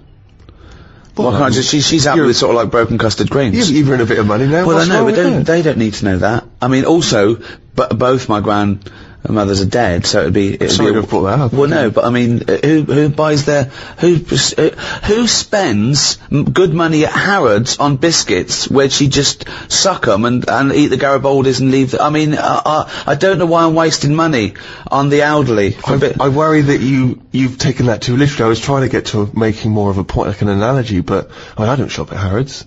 Right. Please, I mean, I might, get some Easter eggs. 2 days after Easter. Well, what do you think of this then? We were in Fortnum & Mason's after Christmas, and all the crackers were half price. Good idea. And there was a box of crackers for 500 quid, down to 250 quid. And I thought, right, that's got to be the best prizes anyone's ever seen. I'm going to get Cartier watches in these things. So we bought 250 quid. I thought, it's a bargain. It's half price. Got them home, pulled a couple, and there was a little notebook, right, that said wine notes. That's one. What? Wine notes. So you drink a bottle of wine and go... you make a note. Make a note of it, right? There was another one that had something that it was like opera notes or something. And then there was one for, travel notes, like what country you been. I'm thinking, what world are these crackers for? Who's putting a cracker and going, I need it, I filled up my, wine notebook. It's like... 500 quid? Yeah. I mean, for some little notebooks. Yeah, I mean, if you'd have paid 500 quid, I mean, I don't know who buys those. I assume they're for presents. And it's probably the absurd, cliched Toffington Englishman who has no sense anymore of any sense of worth of anything, and it's just a crazy, snotty-nosed inbreeding. There was a silver-plated like mussel, like the clam, the mussel, right? When you eat mussels, you scoop them out with an open mussel. Sure. There's a silver-plated one. Who carries that with them? You get that out. You go, all mussels, good. I brought it with me. My silver-plated mussel to eat mussels. Wait, this wine's delicious. Let me make a note. That's absurd. Again, it's interesting you said that, because those are little images of what we would like England to be, aren't they? They're pandering to that image of what we'd all like to be, that sort of upper-class English person who's worried about fine wine and good food. And again, I mean, does this England still exist? I'm presuming there's a small minority that does. But well, there are some people that are in that world that are posher than the royal family. Yeah. I can understand what the Queen and Prince Charles are saying, but there are some people... What? And I don't know what they're talking about either. Well, I was never really aware of class and the English class system until I went to university. Absolutely. I became aware of it then. Absolutely right. When I got to university and everyone sort of spoke like royalty, and that's when I discovered I was probably working class. But when I hear those people who do actually speak in that kind of, oh, Jeff, that sort of absurd, oh, rugger, oh, you absolute bloody bastard. You know what, though? I don't mind the mega posh people. I don't mind that. Ah, bloody hell, yeah, of course, take one. I don't mind one of those. What I don't like is the ones that, stand around in all bar one with a rugby shirt with a collar up. Yeah. Do you know what I mean? Yeah. Those sort of, who are going to work in the city, and they're loud and think they're gentry, but they're not. It's that middle bit that annoys me more. They've got that confidence, but without any of the charm. But that's the England that I think people think of when they think of it. It's the 4 weddings and a funeral England, and yet it's not the England I experienced and grew up in. So, what is your typical image of an Englishman now? If I had to draw it for an alien, he'd be quite squat, quite sturdy, sort of no neck. Hairy. Are you just thinking of yourself? Do you know what? It would be my build with Carl's head. Really? And no neck, I think he's sort of balding and unshaven, and, he's like a shaved caveman. I think he's tough, he'd have tats, he'd eat like a dog. A Ray Winston type. A sort of, that sort of, and he's Bob Hoskins, just squat, strong, tough, doesn't take any messing, built like a giant wombat. It's the bulldog breed. It is the bulldog breed. I am thinking of the bulldog breed, See, now my image of an Englishman is essentially that cliched one. It is, I think, Hugh Grant. So you're modern, you're straight away modern now. I would say it's either mixed between Hugh Grant and Roger Moore when he was James Bond. You see, know what I that's mean? that's another small percentage of Englishness that sort of annoys me. Those people that think they're James Bond. They think they can buy a suit and read GQ, and they're suave and sophisticated, and they get cars they can't afford. Or what they basically do, the people who think they're James Bond, all they do is work in a bank, come home, and flick through GQ at the adverts, looking at people with wearing watches and aftershave. Who wears aftershave? Do you wear aftershave, Carl? Normally, aftershave is the sort of thing I let other people buy me. It's like underpants, tea towels, and sort of aftershave and that. Other people buying me. Who's buying you tea towels? My mum. Right, My mum, okay. every time she turns up, she's got Brilla pads and stuff. I've got loads of them. I keep saying to her, I don't need any of this, but she always brings a box full of stuff. Brilla pads, tea towels, underpants. The underpants size hasn't gone up since I was 14. But I can rely on her for that. So do you not have anything in your life which you would think of as being gentlemanly? Do you ever dress smartly? What about suits? I bought one suit that time when you invited me to the BAFTAs. That's the only suit. I wore it for the BAFTAs. I think I wore it for one other thing. I haven't wore it since. I don't feel comfortable. It's not me. But don't you go to a That'd be a wedding? lovely advert, wouldn't it? Him with a suit on going, I haven't wore it since. Carl Pilkington hasn't wore it since. I don't go to weddings. No, I don't like going to them. I agree. I mean, even though you know them, they don't give you any time when you're there, do they? They just they don't know whether you're there or not. They're on cloud 9. They don't know who's around. Yeah. It doesn't matter. You don't need It's to all, be there. with them, on a wedding day, it's all me, isn't it? Oh, what are they like? I know, unbelievable. You don't even get to make a speech, do you? Although I know you were annoyed, Steve. Steve doesn't like to part with money. I don't know what the politically correct term is. Stingy cunt, isn't he? He's fucking mean, right? And if he ever has to spend out on like a wedding gift to someone he's known, all his life, he'll look down the list and he'll find things under £25. Then if he bothers spending that much, he's furious when an usher goes, just stick it there. Oh, it drives me insane. Well, firstly, I'm annoyed about the wedding list. I don't know when that's come along, because I don't know why I can't just bring maybe something I've made at home. No. Why has there got to be a list of stuff? What newly married bride doesn't want a pair of homemade clogs? Exactly. Do you know what I mean? And then you arrive there and it's just, oh, thanks very much, stick it on the table. But saying that, I think people very much appreciate you being at their wedding. No, They do, they remember if you were there. No, they don't. They do. They don't. You don't get invited to weddings because you ain't got any mates. No, I've got to know enough people. Everyone's getting married. But they're always in the middle of nowhere. That annoys me when people say, come to our wedding. Yeah, fine, we're in Greece. Yeah. Well, no, down the road. I might make it down the road for the reception. Yeah. Go to Greece. What? You want me to book a holiday and come to your wedding? Well, the thing that drives me insane when you do go is when they put you on a table with people you don't know. Well, that's I've got it. all my mates there, and they put, because I got to mingle with some people. I don't care, I need these. But that's what I'm not good at. Talking to people once. Talking to people who you don't know. No. What sort of stuff would you make conversation about at a wedding? I'd probably say, first of all, how do you know them? How do you know the people getting married? And then, do you think it'll last? Imagine inviting Carl Pilkington to wedding and going, where should we put him? Oh, I don't know. Is there a table for one? Oh, just You'd be on the table with the kids. Imagine being stuck with Carl Pilkington at a wedding. Yeah, what else? So you've asked them to think it'll last. They've gone, I'm sorry? Who are you? Carl Pilkington from Manchester. Right. Yes, we think it'll last. What else would you ask? So what's your next? You know it's going badly. They're sort of like looking down their nose at you. They're thinking, why did they invite this bald-headed scum? There's just the last wedding I went to. It's going back a couple of years, but everyone seems a bit snidey. Do you know what I mean? Because you've got a mixture of families there, haven't you? Yeah. And none of them really like each other. No. And I got stuck with an old fella who had a flatulence problem. Oh, it's fun. And then he went on to say it doesn't matter, the suit's hired. And it's just kind of... I'm gonna die! I just don't like him. I love it. He's basically saying at a wedding, it doesn't matter if I shit myself.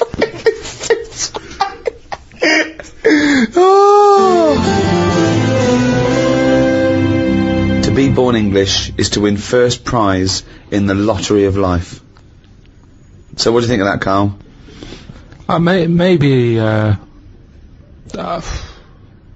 Maybe it's that thing that I don't appreciate what I've got. But to me, being English isn't anything that great. Really? Why not? Because it's just what I've been dealt with. But what would you, I know you know nothing about the world. You travelled nowhere. You've seen nothing. Yeah. But if you could be any nationality, what would you be and why? Probably be Italian. Okay. Why?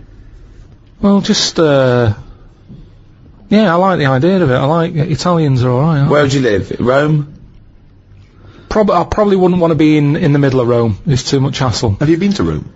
Yeah, it's nice to visit and stuff, but it's just I wouldn't want to live there. You've got to get paperwork done and that if you just want to put a picture up, because everything's old, everything's listed. He's only been Italian about 3 minutes and he's already slagging it off. He's already No, but I like Rome. Yeah. It's good. A lot of old stuff. Why have you chosen Italy? I'm interested to know why of all the countries you've chosen Italy. I was a late comer to pasta. But it's one year round. I like it now. It's like one of my favourite things I have. Which there isn't really anything like that in England. That even though it's well, except pasta. Pasta's No, almost but it's- exactly like it. Yeah, No, but it's not. we've got pasta, haven't it's we? not ours though, is it? And we No, don't know we've how got- to eat it. What do you mean we don't know how to eat it? We do it all wrong. You stick it up your arse again. Look at me, I know how to fucking eat it. No, but what I mean is, if you saw a proper Italian and they saw what we did to pasta, they would not be happy. What are we doing wrong? Tell me what we're doing wrong Well, I with don't pasta. know that, otherwise we wouldn't be doing Well, it wrong. how do you know we're doing it how do you wrong? know I've just heard we do it wrong. It's like how we have the coffee at all the wrong times. I ordered a cappuccino somewhere and the Italian fella said you shouldn't be having that now, it's a breakfast coffee. Yeah, it is, yeah. Before 12 o'clock, Yeah, but I was having it like 11:15 at night. Oh, It looks wow. like I Well, was that's mental. absurd. How are you going to get to sleep with a lovely cup of coffee? Yeah, that's Well, a I good don't point. sleep anyway, You do shouldn't I? drink coffee anyway at night. There was cappuccino stupid. No or wonder he was frappuccino right to say or mocha. Doesn't matter.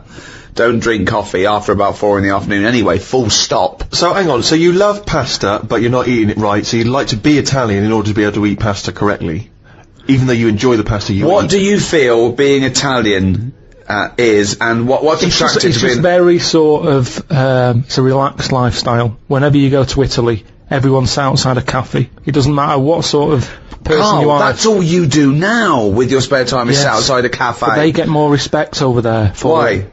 It's like, it's okay to do that. There's older people sat outside cafes who do nothing. I and it's love the just fact that he they're wants to probably be retired. Italian so he can sit outside a cafe and get more respect than he does now sitting outside a cafe. No, but everyone's rushing about here. People have like colder coffee. They have frappuccinos here because they haven't got time to have a hot coffee. It's like they've got a coffee with ice in so I can neck it. Get it down my neck and get on with my day. Relax, enjoy your coffee. I don't understand the rush. You never enjoy anything. You said that you don't enjoy anything. You don't enjoy a coffee. When you're having a coffee, you're probably going, oh, I don't know if I can enjoy it yet, in retrospect. And tomorrow I'll go, I like that coffee yesterday. But the reason you enjoy Italy is because when you were there, you're on holiday. That's why you're able to chill out and No, relax. no. When you say it's old people sat in some little Sicilian village. Of course they got no money. Here, I went to the Salvation Army Right. Why? because it's nice. What do you mean? You can get toast and a cup of tea for £1. Go, you little skinflint. Right. You little roundy There's heady nothing Scrooge. skinflinty about that. That's just that should be the going rate, Steve. I'm surprised I haven't seen you in there, to be honest. But the thing is, Where is it? now, just near Camden. What is it? Is it like old people? A lot of old people, mainly old people. And this is what I'm saying. These are people who are old and they sat in a cafe, but they don't get any respect. People are walking past and they don't want to go in. The way you reacted when I said I was in the Salvation Army, that's the reaction they get. Yet an old Italian person, they looked after better. Well, it's certainly true they look after their older families, don't they? Right, They do and respect that's what their I'm families. saying. Whereas, I mean, it's a lovely place, Salvation Army. Every old fella in there's got a tie on. Yeah. They make an effort. And that chokes me when I see an old boy still put a shirt and tie on. He's 90. He's like been through the hardship, and yet on a Sunday they're still shining their shoes, and you know what I mean. I mean, you sometimes can't even bother to put your trousers on a Sunday. I know. Mine got an elasticated waistband, Yeah. and they're still fiddling with braces and buttons. Yeah. So anyway, yeah, that's what I like about Italians and that. There's a lot of So you want to be Respect. Italian because when you're old, you can sit outside a cafe and get more respect than you do here. yeah. Look at the old people in this country. They never look happy, do they? Really. Most of the time, when you see them walking around, they go to pot.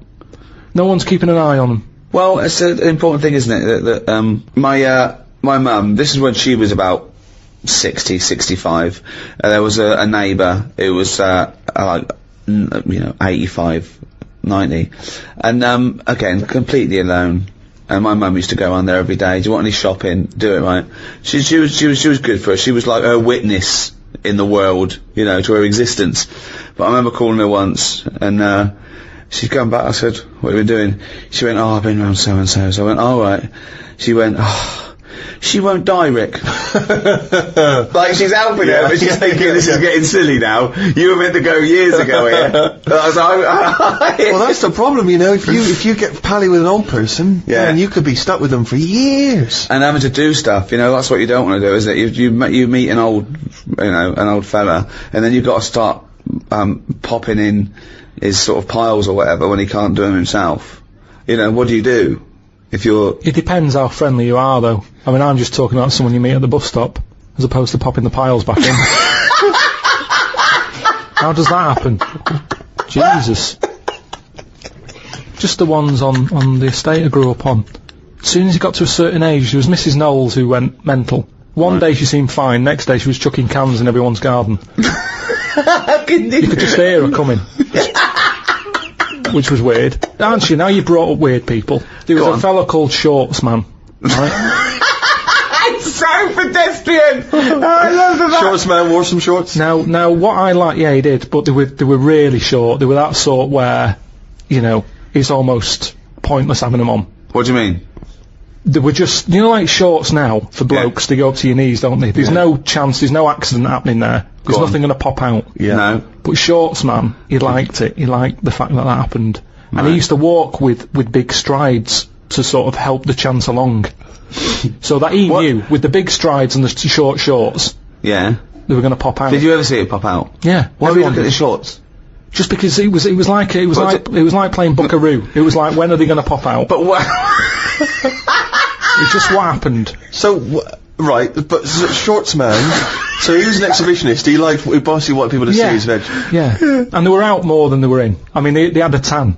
Right? Now the thing is, what we like in England, I think we like that. We like local characters. The eccentric. Yeah. Eccentric's that's very British. Eccentric, yeah. I'm glad I grew up round there with all them people, because they're interesting. Well, there is a certain mindset about the great English, certainly the older English people. I mean, my grandparents are, my grandfather died recently, but they're amazing, kind of eccentric, very English, seemingly no friends, from what I can identify. I don't know if this is unique to them or true of a lot of English people, older people, terrified of what the neighbours might say.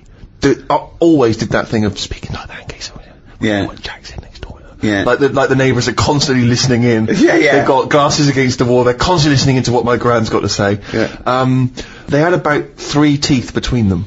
It was extraordinary. My grandfather had a plate of false teeth during the war that had a wooden pallet.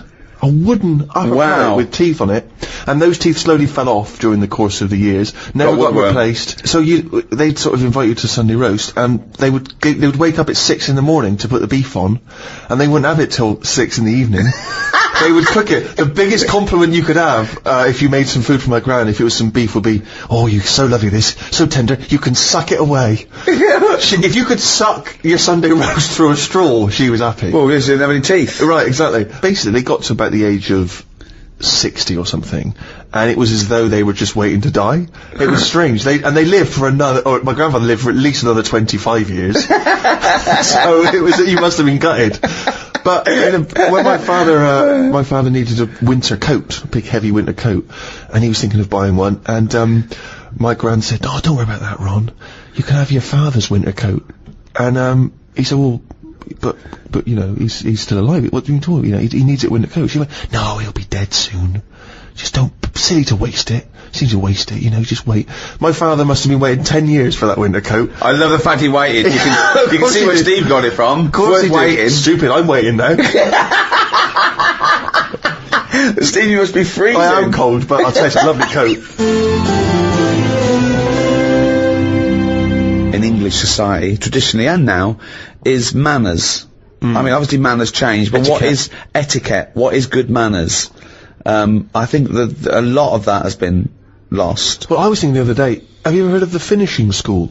Yeah, yeah, of course. Do you know that? No. The idea is that, the sort of gentrified ladies, after they finished their education, they would go to finishing school, where they would literally be taught, how knives and forks, walking with a book on your head, just things like that, what to say, I mean, that's I mean, it's like a year of being Eliza Doolittle, isn't it? Don't put your elbows on the table. You start from outwards, going inwards with cutlery. You know, you eat soup, the spoon goes away. There's things like the fork. You're never meant to face those prongs up. So you either stab your peas, or you know. There's ways of eating soup. You know, the spoon needs to be moving away from you. Yeah. And scooping it up and bring it back to your mouth. I mean, it's crazy, but, you know, the people that subscribe to that stuff would look at the way you live your life, the way you eat your food, Carl, and would be appalled. Yeah, but in the same way we think that's absurd, they would think you're a disgrace. But as long as you're enjoying it. No, they would say no. Well, no, there are certain things that I can't stand. I can't stand eating with the mouth open. I think that's rude. I ban chewing gum on the set of a film, because I think it's rude. I think it's rude. Those people stand there talking, yeah, but we all know you're a preposterous hypocrite. I mean, the way you eat food, come on. No, I don't eat with my mouth open. I don't, I do eat with just my right hand, smash it and scoop it in, but I see nothing wrong with that. I would say it was slightly rude when you're ordering the bill and getting up to leave when I'm still finishing my main course. Yeah. I'd say there was a touch of rudeness But I go into a restaurant to eat. Yeah, but you're supposed to wait when you're with the other people and let them finish as well. This is my ideal restaurant. It is empty. They know what I want, and it's waiting for me when I walk in. I leave, still chewing, and I go put it on my bill. That's the ideal restaurant for me. Yeah. You're pretty much there. Yeah, I try and, that's what I try and do, yeah. But, you know, there are certain things, I am one for manners. I think, I hate rudeness, I hate lateness, I hate all those things, but some of them are ridiculous. The elbows on the table is arbitrary. Why? I mean, there's a reason you say please and thank you, because it shows courtesy. Those make sense. There's a reason you don't talk when you're eating, because it goes over and it's disgusting. There's a reason you don't lick your fingers and then put it back in the chips, because someone else has got to share that. But don't put your elbows on the table or start with that fork. I think it's ludicrous. You know, there's those rules when you meet a member of the royal family. For instance, if you were at the Royal Variety Performance and you met the Queen, there's various rules they tell you about. You don't fart or call her love. Exactly, for one. But also, you don't speak until you're spoken to. You have to do a slight bow. I was invited to the palace a couple of times. The first time was after the office sort of broke, and I got an invite, company of Her Majesty the Queen would like you to come to one of those dinner parties, and I know what you're thinking, why didn't you get one? Yeah, that's exactly what I'm thinking. Well, wait, I was a big shot quicker than you, because I was in it. Don't forget, you didn't appear until, series 2. If we'd split the atom, they would invite both of us. I know. Not just the guy who does the press conference. So the thing came through, and I thought, I was worried about it, to be honest. But it just said, I will be attending, I will not be attending. Tick the box. And I couldn't bear to just tick, I will not be attending, because it was too harsh. So there was a RSPV number, and I phoned up, and it was obviously the head of the house, or a butler, or I don't know, someone, and he went, hello, Buckingham Palace. And I said, hello, it's Rsk Gt S1, I just got an invite to come and, it sounds weird, but I couldn't bear to just tick, I will not be attending. He went, well, you're the first person ever to bother to do that. Thank you so much. I went, my pleasure, sorry I can't make it. But don't you think that's weird? It is strangely brutal. It is strangely brutal, isn't it? I wonder if they've changed it by now. Yeah, there's a little asterisk. Thanks to Ricky Gervais, it now says, I am too fat and lazy and busy eating cheese to visit your majesty. What I think is this, that no one's ever ticked, I will not be attending. Right, yeah. So it was never a problem. So why did you not want to go? I don't know, I just thought it was a bit intense, and I turned down all those things. I think I would like to go now, just to look around. Yeah. I don't know, I just felt a bit funny, just being invited there. I was invited to all those things at the, Downing Street as well, and I just thought, you're inviting me because I'm on the telly now, because I'm famous. Well, where was my invite when I was on the dole? Yeah. Do you know what I mean? With respect, I wouldn't have invited you. Circa 1983. No, I haven't got a problem with, you know, going to Palace or, except I do have a problem with sort of being wheeled around as a celebrity. Because I used to think if I was ever invited to get given an MBE or a knighthood or something, I'd be like, nah, I'm not part of the system, you know, I'm a rebel, I'm outside. Now I think it would be quite cool. Well, I only think it's a problem for a comedian, because, you know, we're sort of meant to dish it out, and it's difficult to dish it out if you're being seen. What I do find weird is the idea of having to bow and scrape before people because I'm told to do that. Well, like, what I find is that idea of I'm obligated to be respectful to such a degree just because someone's the Queen. Like, obviously I would always be respectful, but why can't I speak when she turns it? What? I don't understand. That's how I find a strange idea. What would you say, though? Well, I just say, you know, honoured to meet you, Majesty. But, you know, I don't understand why I can't initiate that. Why? I don't think she'd mind that. If you went, honoured to meet you before she'd spoken, what she's going to say? She's going to go, cheeky cunt. I talks first, lanky. Carl, what do you think about all the pomp and circumstance around, It's all alien. It's not for me. I don't like that sort of, I try and not put myself in the same sort of circles as posh people, because it's just it's like a different club, isn't it? It's like I said to you about young people and old people. There's such a different life going on. They say like the whale and the hippo are related. You never see them together. And it's the same with really posh, you know, well-off people and someone who's just getting on with the life. But I mean, that's the thing that's changed as well. The stiff upper lip thing, that's out of the window now. I mean, it's like everyone's got a new addiction. Everyone's, oh, I'm addicted to drugs, alcohol. I'm addicted to sex. Not a problem. Have a wank. And everyone's got depression now. Can you be addicted to sex if you're not getting any? Because if that's the case, then... Oh dear. Do you think there's a big difference, Carl, between the Englishman of yesteryear who didn't complain? I mean, he just got on with things. He might have whinged about the weather and the like, but he just got on with things. He carried an umbrella. Yeah. Whereas nowadays, people are getting their Prozac and their antidepressant pills, they're going into therapy. Yeah. He kept out of stuff as well. Just there was a war and so and so. Alright. They're coming this way. If they come over here, give them a slap. Why are we getting involved now in everything? Thoughts on that, Carl? It's news now, innit? Sometimes I think, don't tell me, don't want to know.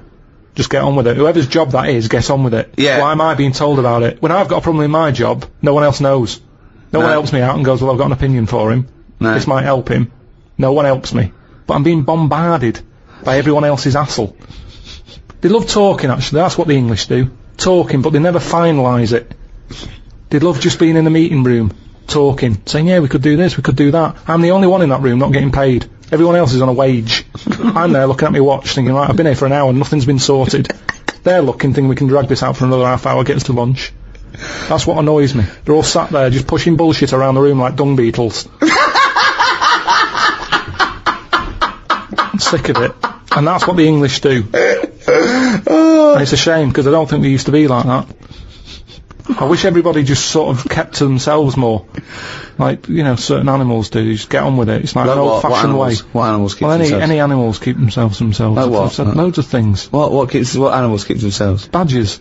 Why do they keep themselves? They just, whenever you've seen them just sort of wandering about a roadside, they're on their own.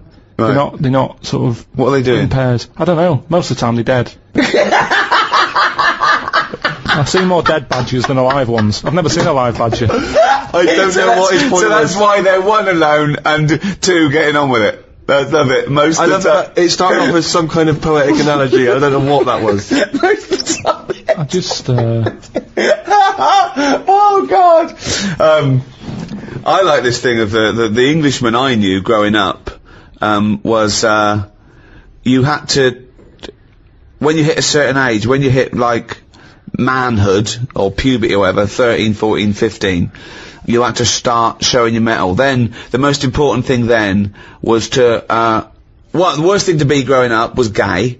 That was like, you couldn't be gay. It couldn't be gay. Anything but gay. And then you had to be hard. You had to be tough. I remember, right, when I first started going to pubs, right, so I don't know, say 18, you walk into a toilet, the urinals, and the first thing everyone did was fart and gob. Yeah. That was it, right? Yeah, If you couldn't do that, then, you know, you get funny looks. You know, you go in the urinal and they'd look at you and go, oh, sorry. It was all about, being a man. You know. I think wearing glasses makes you slightly exempt from that. It's like you don't have to. People automatically dissociate. It's like if I was in prison, I wouldn't have to do that because I'd just be the professor. Yeah, do you know what I mean? exactly, or brains. yeah. I would. Yeah. They would. I wouldn't need to be part of it. the- I'm never a threat because I never look like I'm going to be a tough guy. So consequently, I live in this sort of parallel stratosphere where I haven't got a piss and gob. Yeah. Has that got more popular? Yes. Has it? Yeah. There's a lot more people gobbing? doing it in the streets now. Really? It's like not avoiding- in Hampstead. It still is, you know. When I walk The only here, person gobbing in Hampstead is me. Jane says, don't gob. People are looking. well, it is. It's your trail that I'm seeing there. It's like a load of sort of washed up jellyfish in London. Just big blobs of it.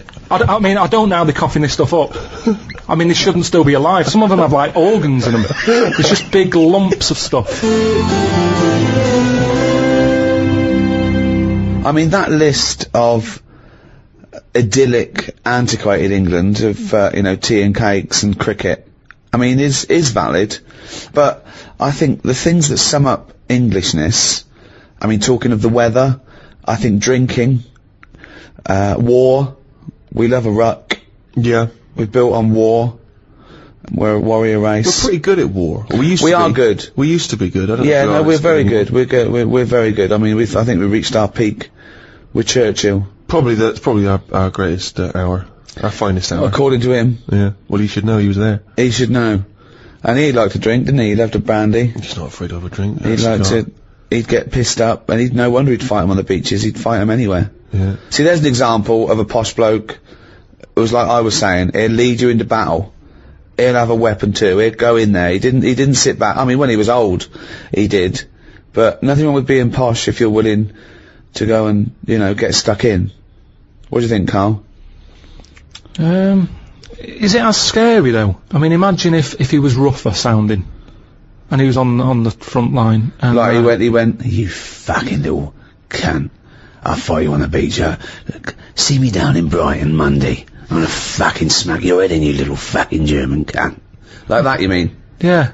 It's less of a morale boost. Well, that's the other point of one, isn't it? That those speeches were for as much as morale as information and defiance. You don't want to feel like the leader of your country could glass you if you got on the wrong side. No, exactly. It's got to be rules under war, hasn't it? I mean, that fair play has got to come into it as well. Talking of the English sense of fair play and war, when the crossbow was invented, a lot of people wouldn't use it.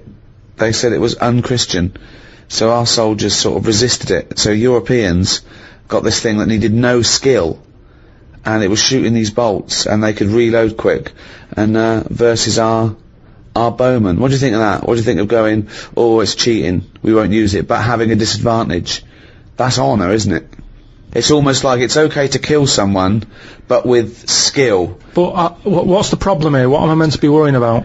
Well, you've got bow and arrows. Yeah. They're amazing. They're heavy. They're your arms. They've got trained bowmen. They're skilled. The most skilled sort of marksman soldiers in the country.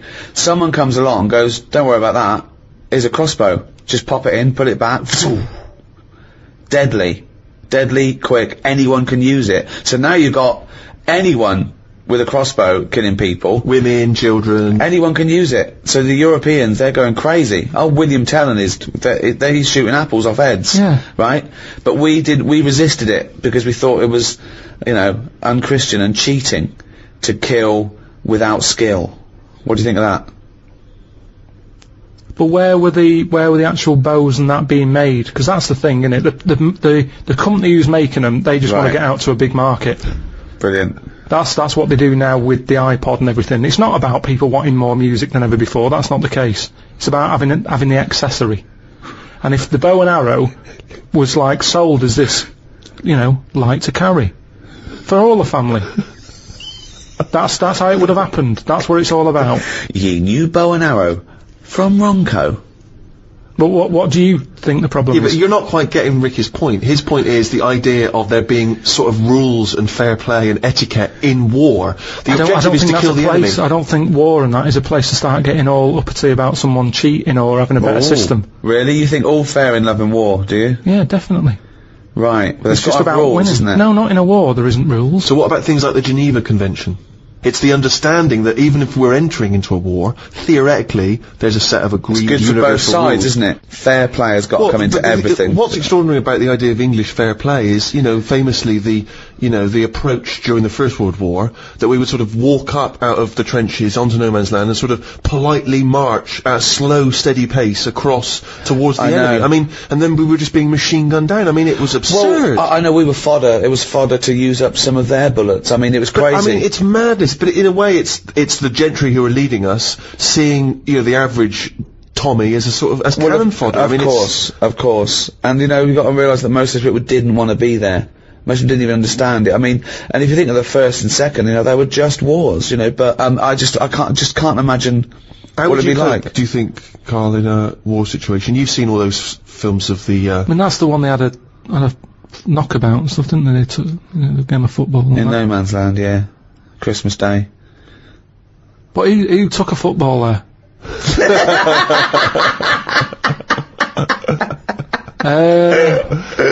If I was on the front line, I would not be getting out the rule book. I can tell you that much. I'd be going mental. Are you saying there should be some rules or no rules? I mean, you've got to have some rules, otherwise it's just going to be like Grand Theft Auto, isn't it? I'm just going to go about battering everyone. Yeah. And you soon get bored of that.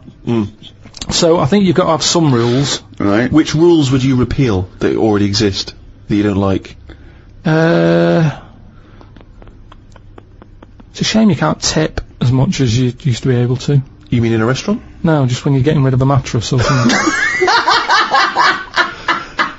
So flight tipping, you'd like to see more flight tipping. What do you mean? This is something so personal. He's fed up. He had to take something. No, it's just that they used to put stuff outside the house, and just like you had mattresses, you had sideboards, sewing machines. The thing is, it was a good way of recycling. Now they say recycle, but we're not recycling. It's just being put in a bin. So you'd like to see more fly tipping?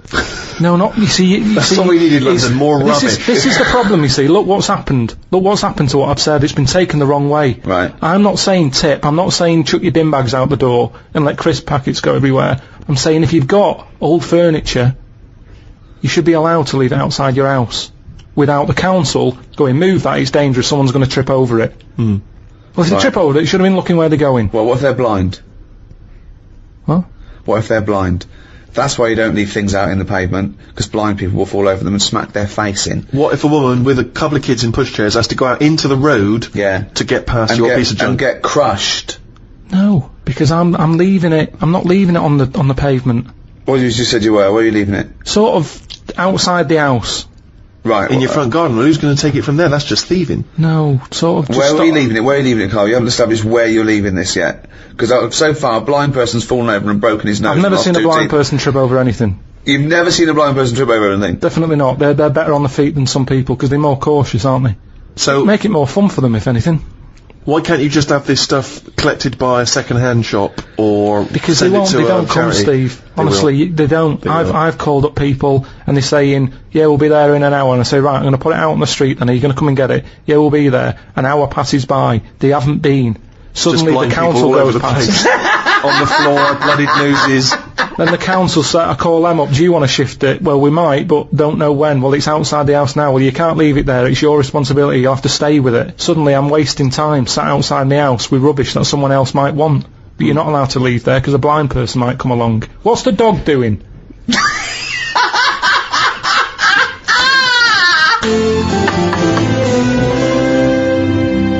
What do you make of St. George, the patron saint? What's your take on that? Is he the one who killed a dragon? Right. Tell us the story. There was a dragon problem. Where? Must have been in England. Right. George took it on. He took on the job. He was like a rent-a-kill. He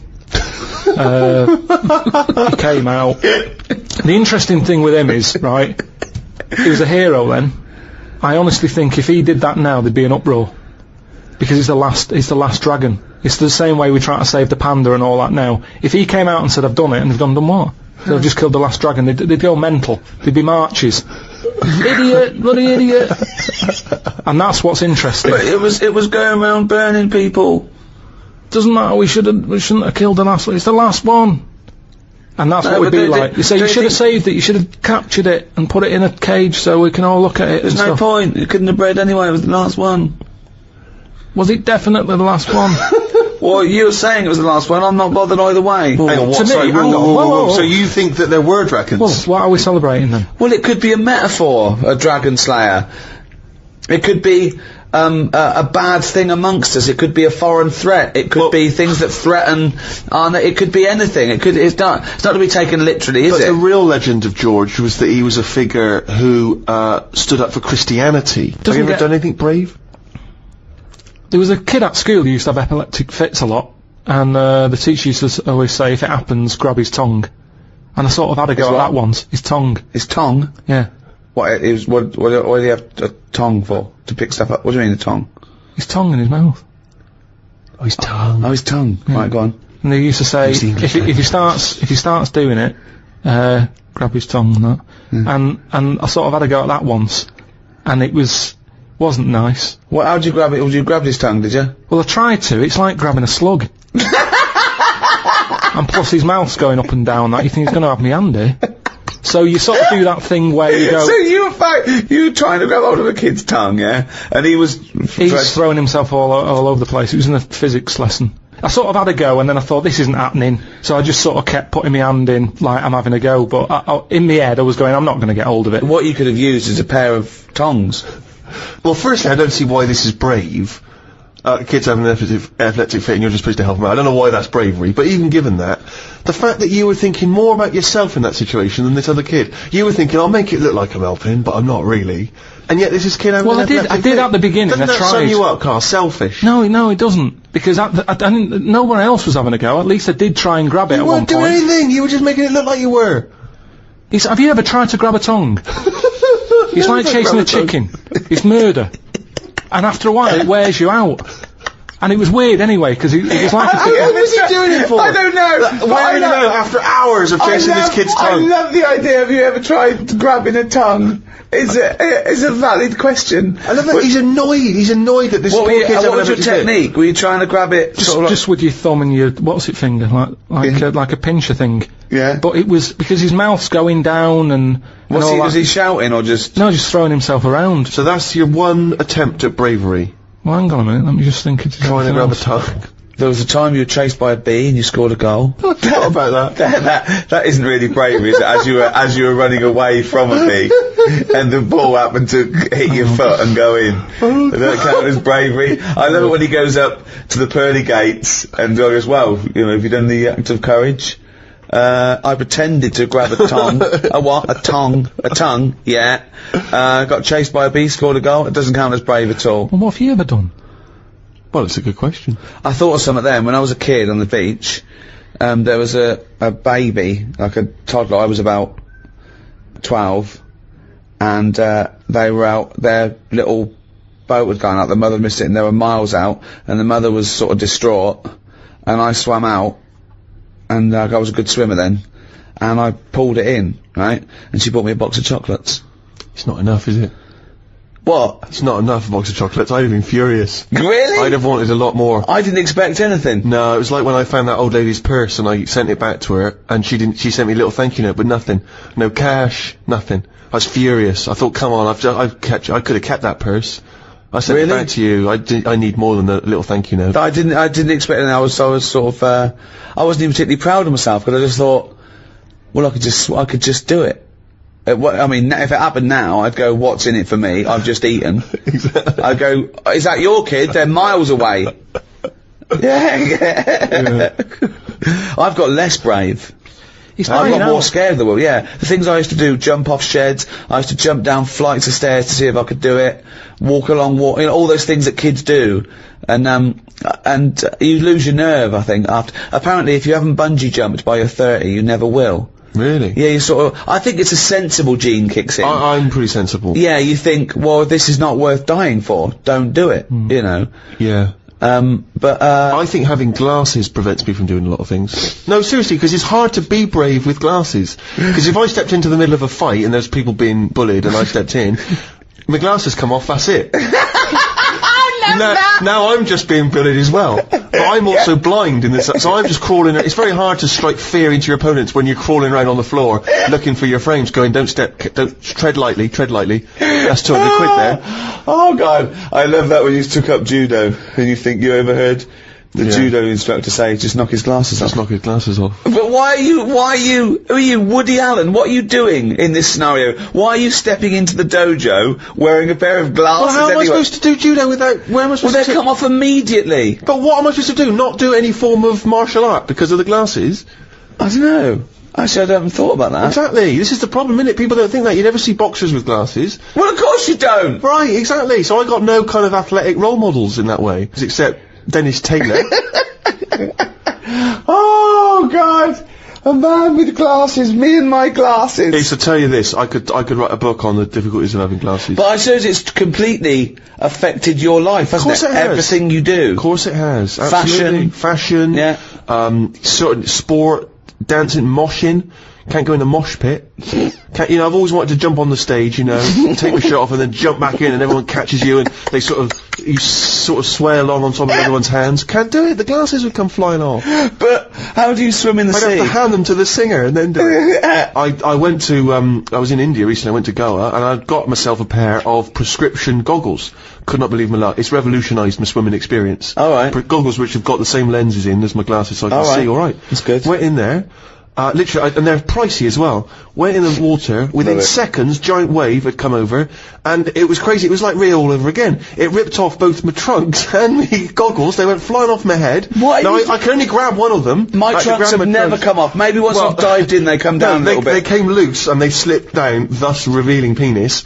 Goggles came off. I reckon you're like shorts man. I think you've been doing it on purpose. You know how most swimmers... Tie your shorts up, Steve. No, I'm just going to see. But if they come off, if they come off, then you might see something. You know how most swimming goggles would float? Yeah. My prescription is so dense that they just sunk straight to the bottom. If I should die, think only this of me, that there's some corner of a foreign field that is forever England.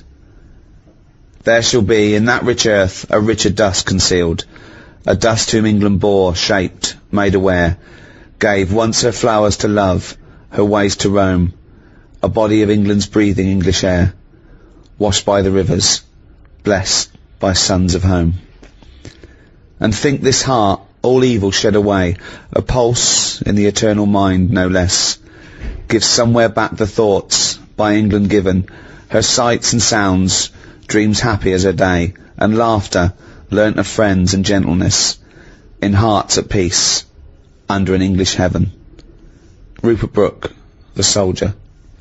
What an amazing poem that is. Yeah.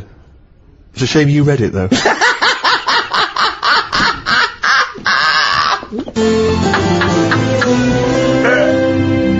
Thanks for listening to the Ricky Gervais Guide to the English. That's it for a little while. 5 in that series of guides too. Plenty to be going on with. There's also the rest of the back catalogue as well, and we might do the odd free one, but we'll be back soon anyway with maybe another series of guides too. Who knows, Carl? Thoughts? I've enjoyed this. Have you? Yeah, my favourite ones. I like learning stuff, you know that. If I can learn something and make a few quid, I'm happy. Unlike the people who are listening to this who are down £2 and have learned absolutely nothing, and what they have learned from you is total bollocks. So thanks, that's goodbye from me, Ricky Gervais, Stephen Merchant.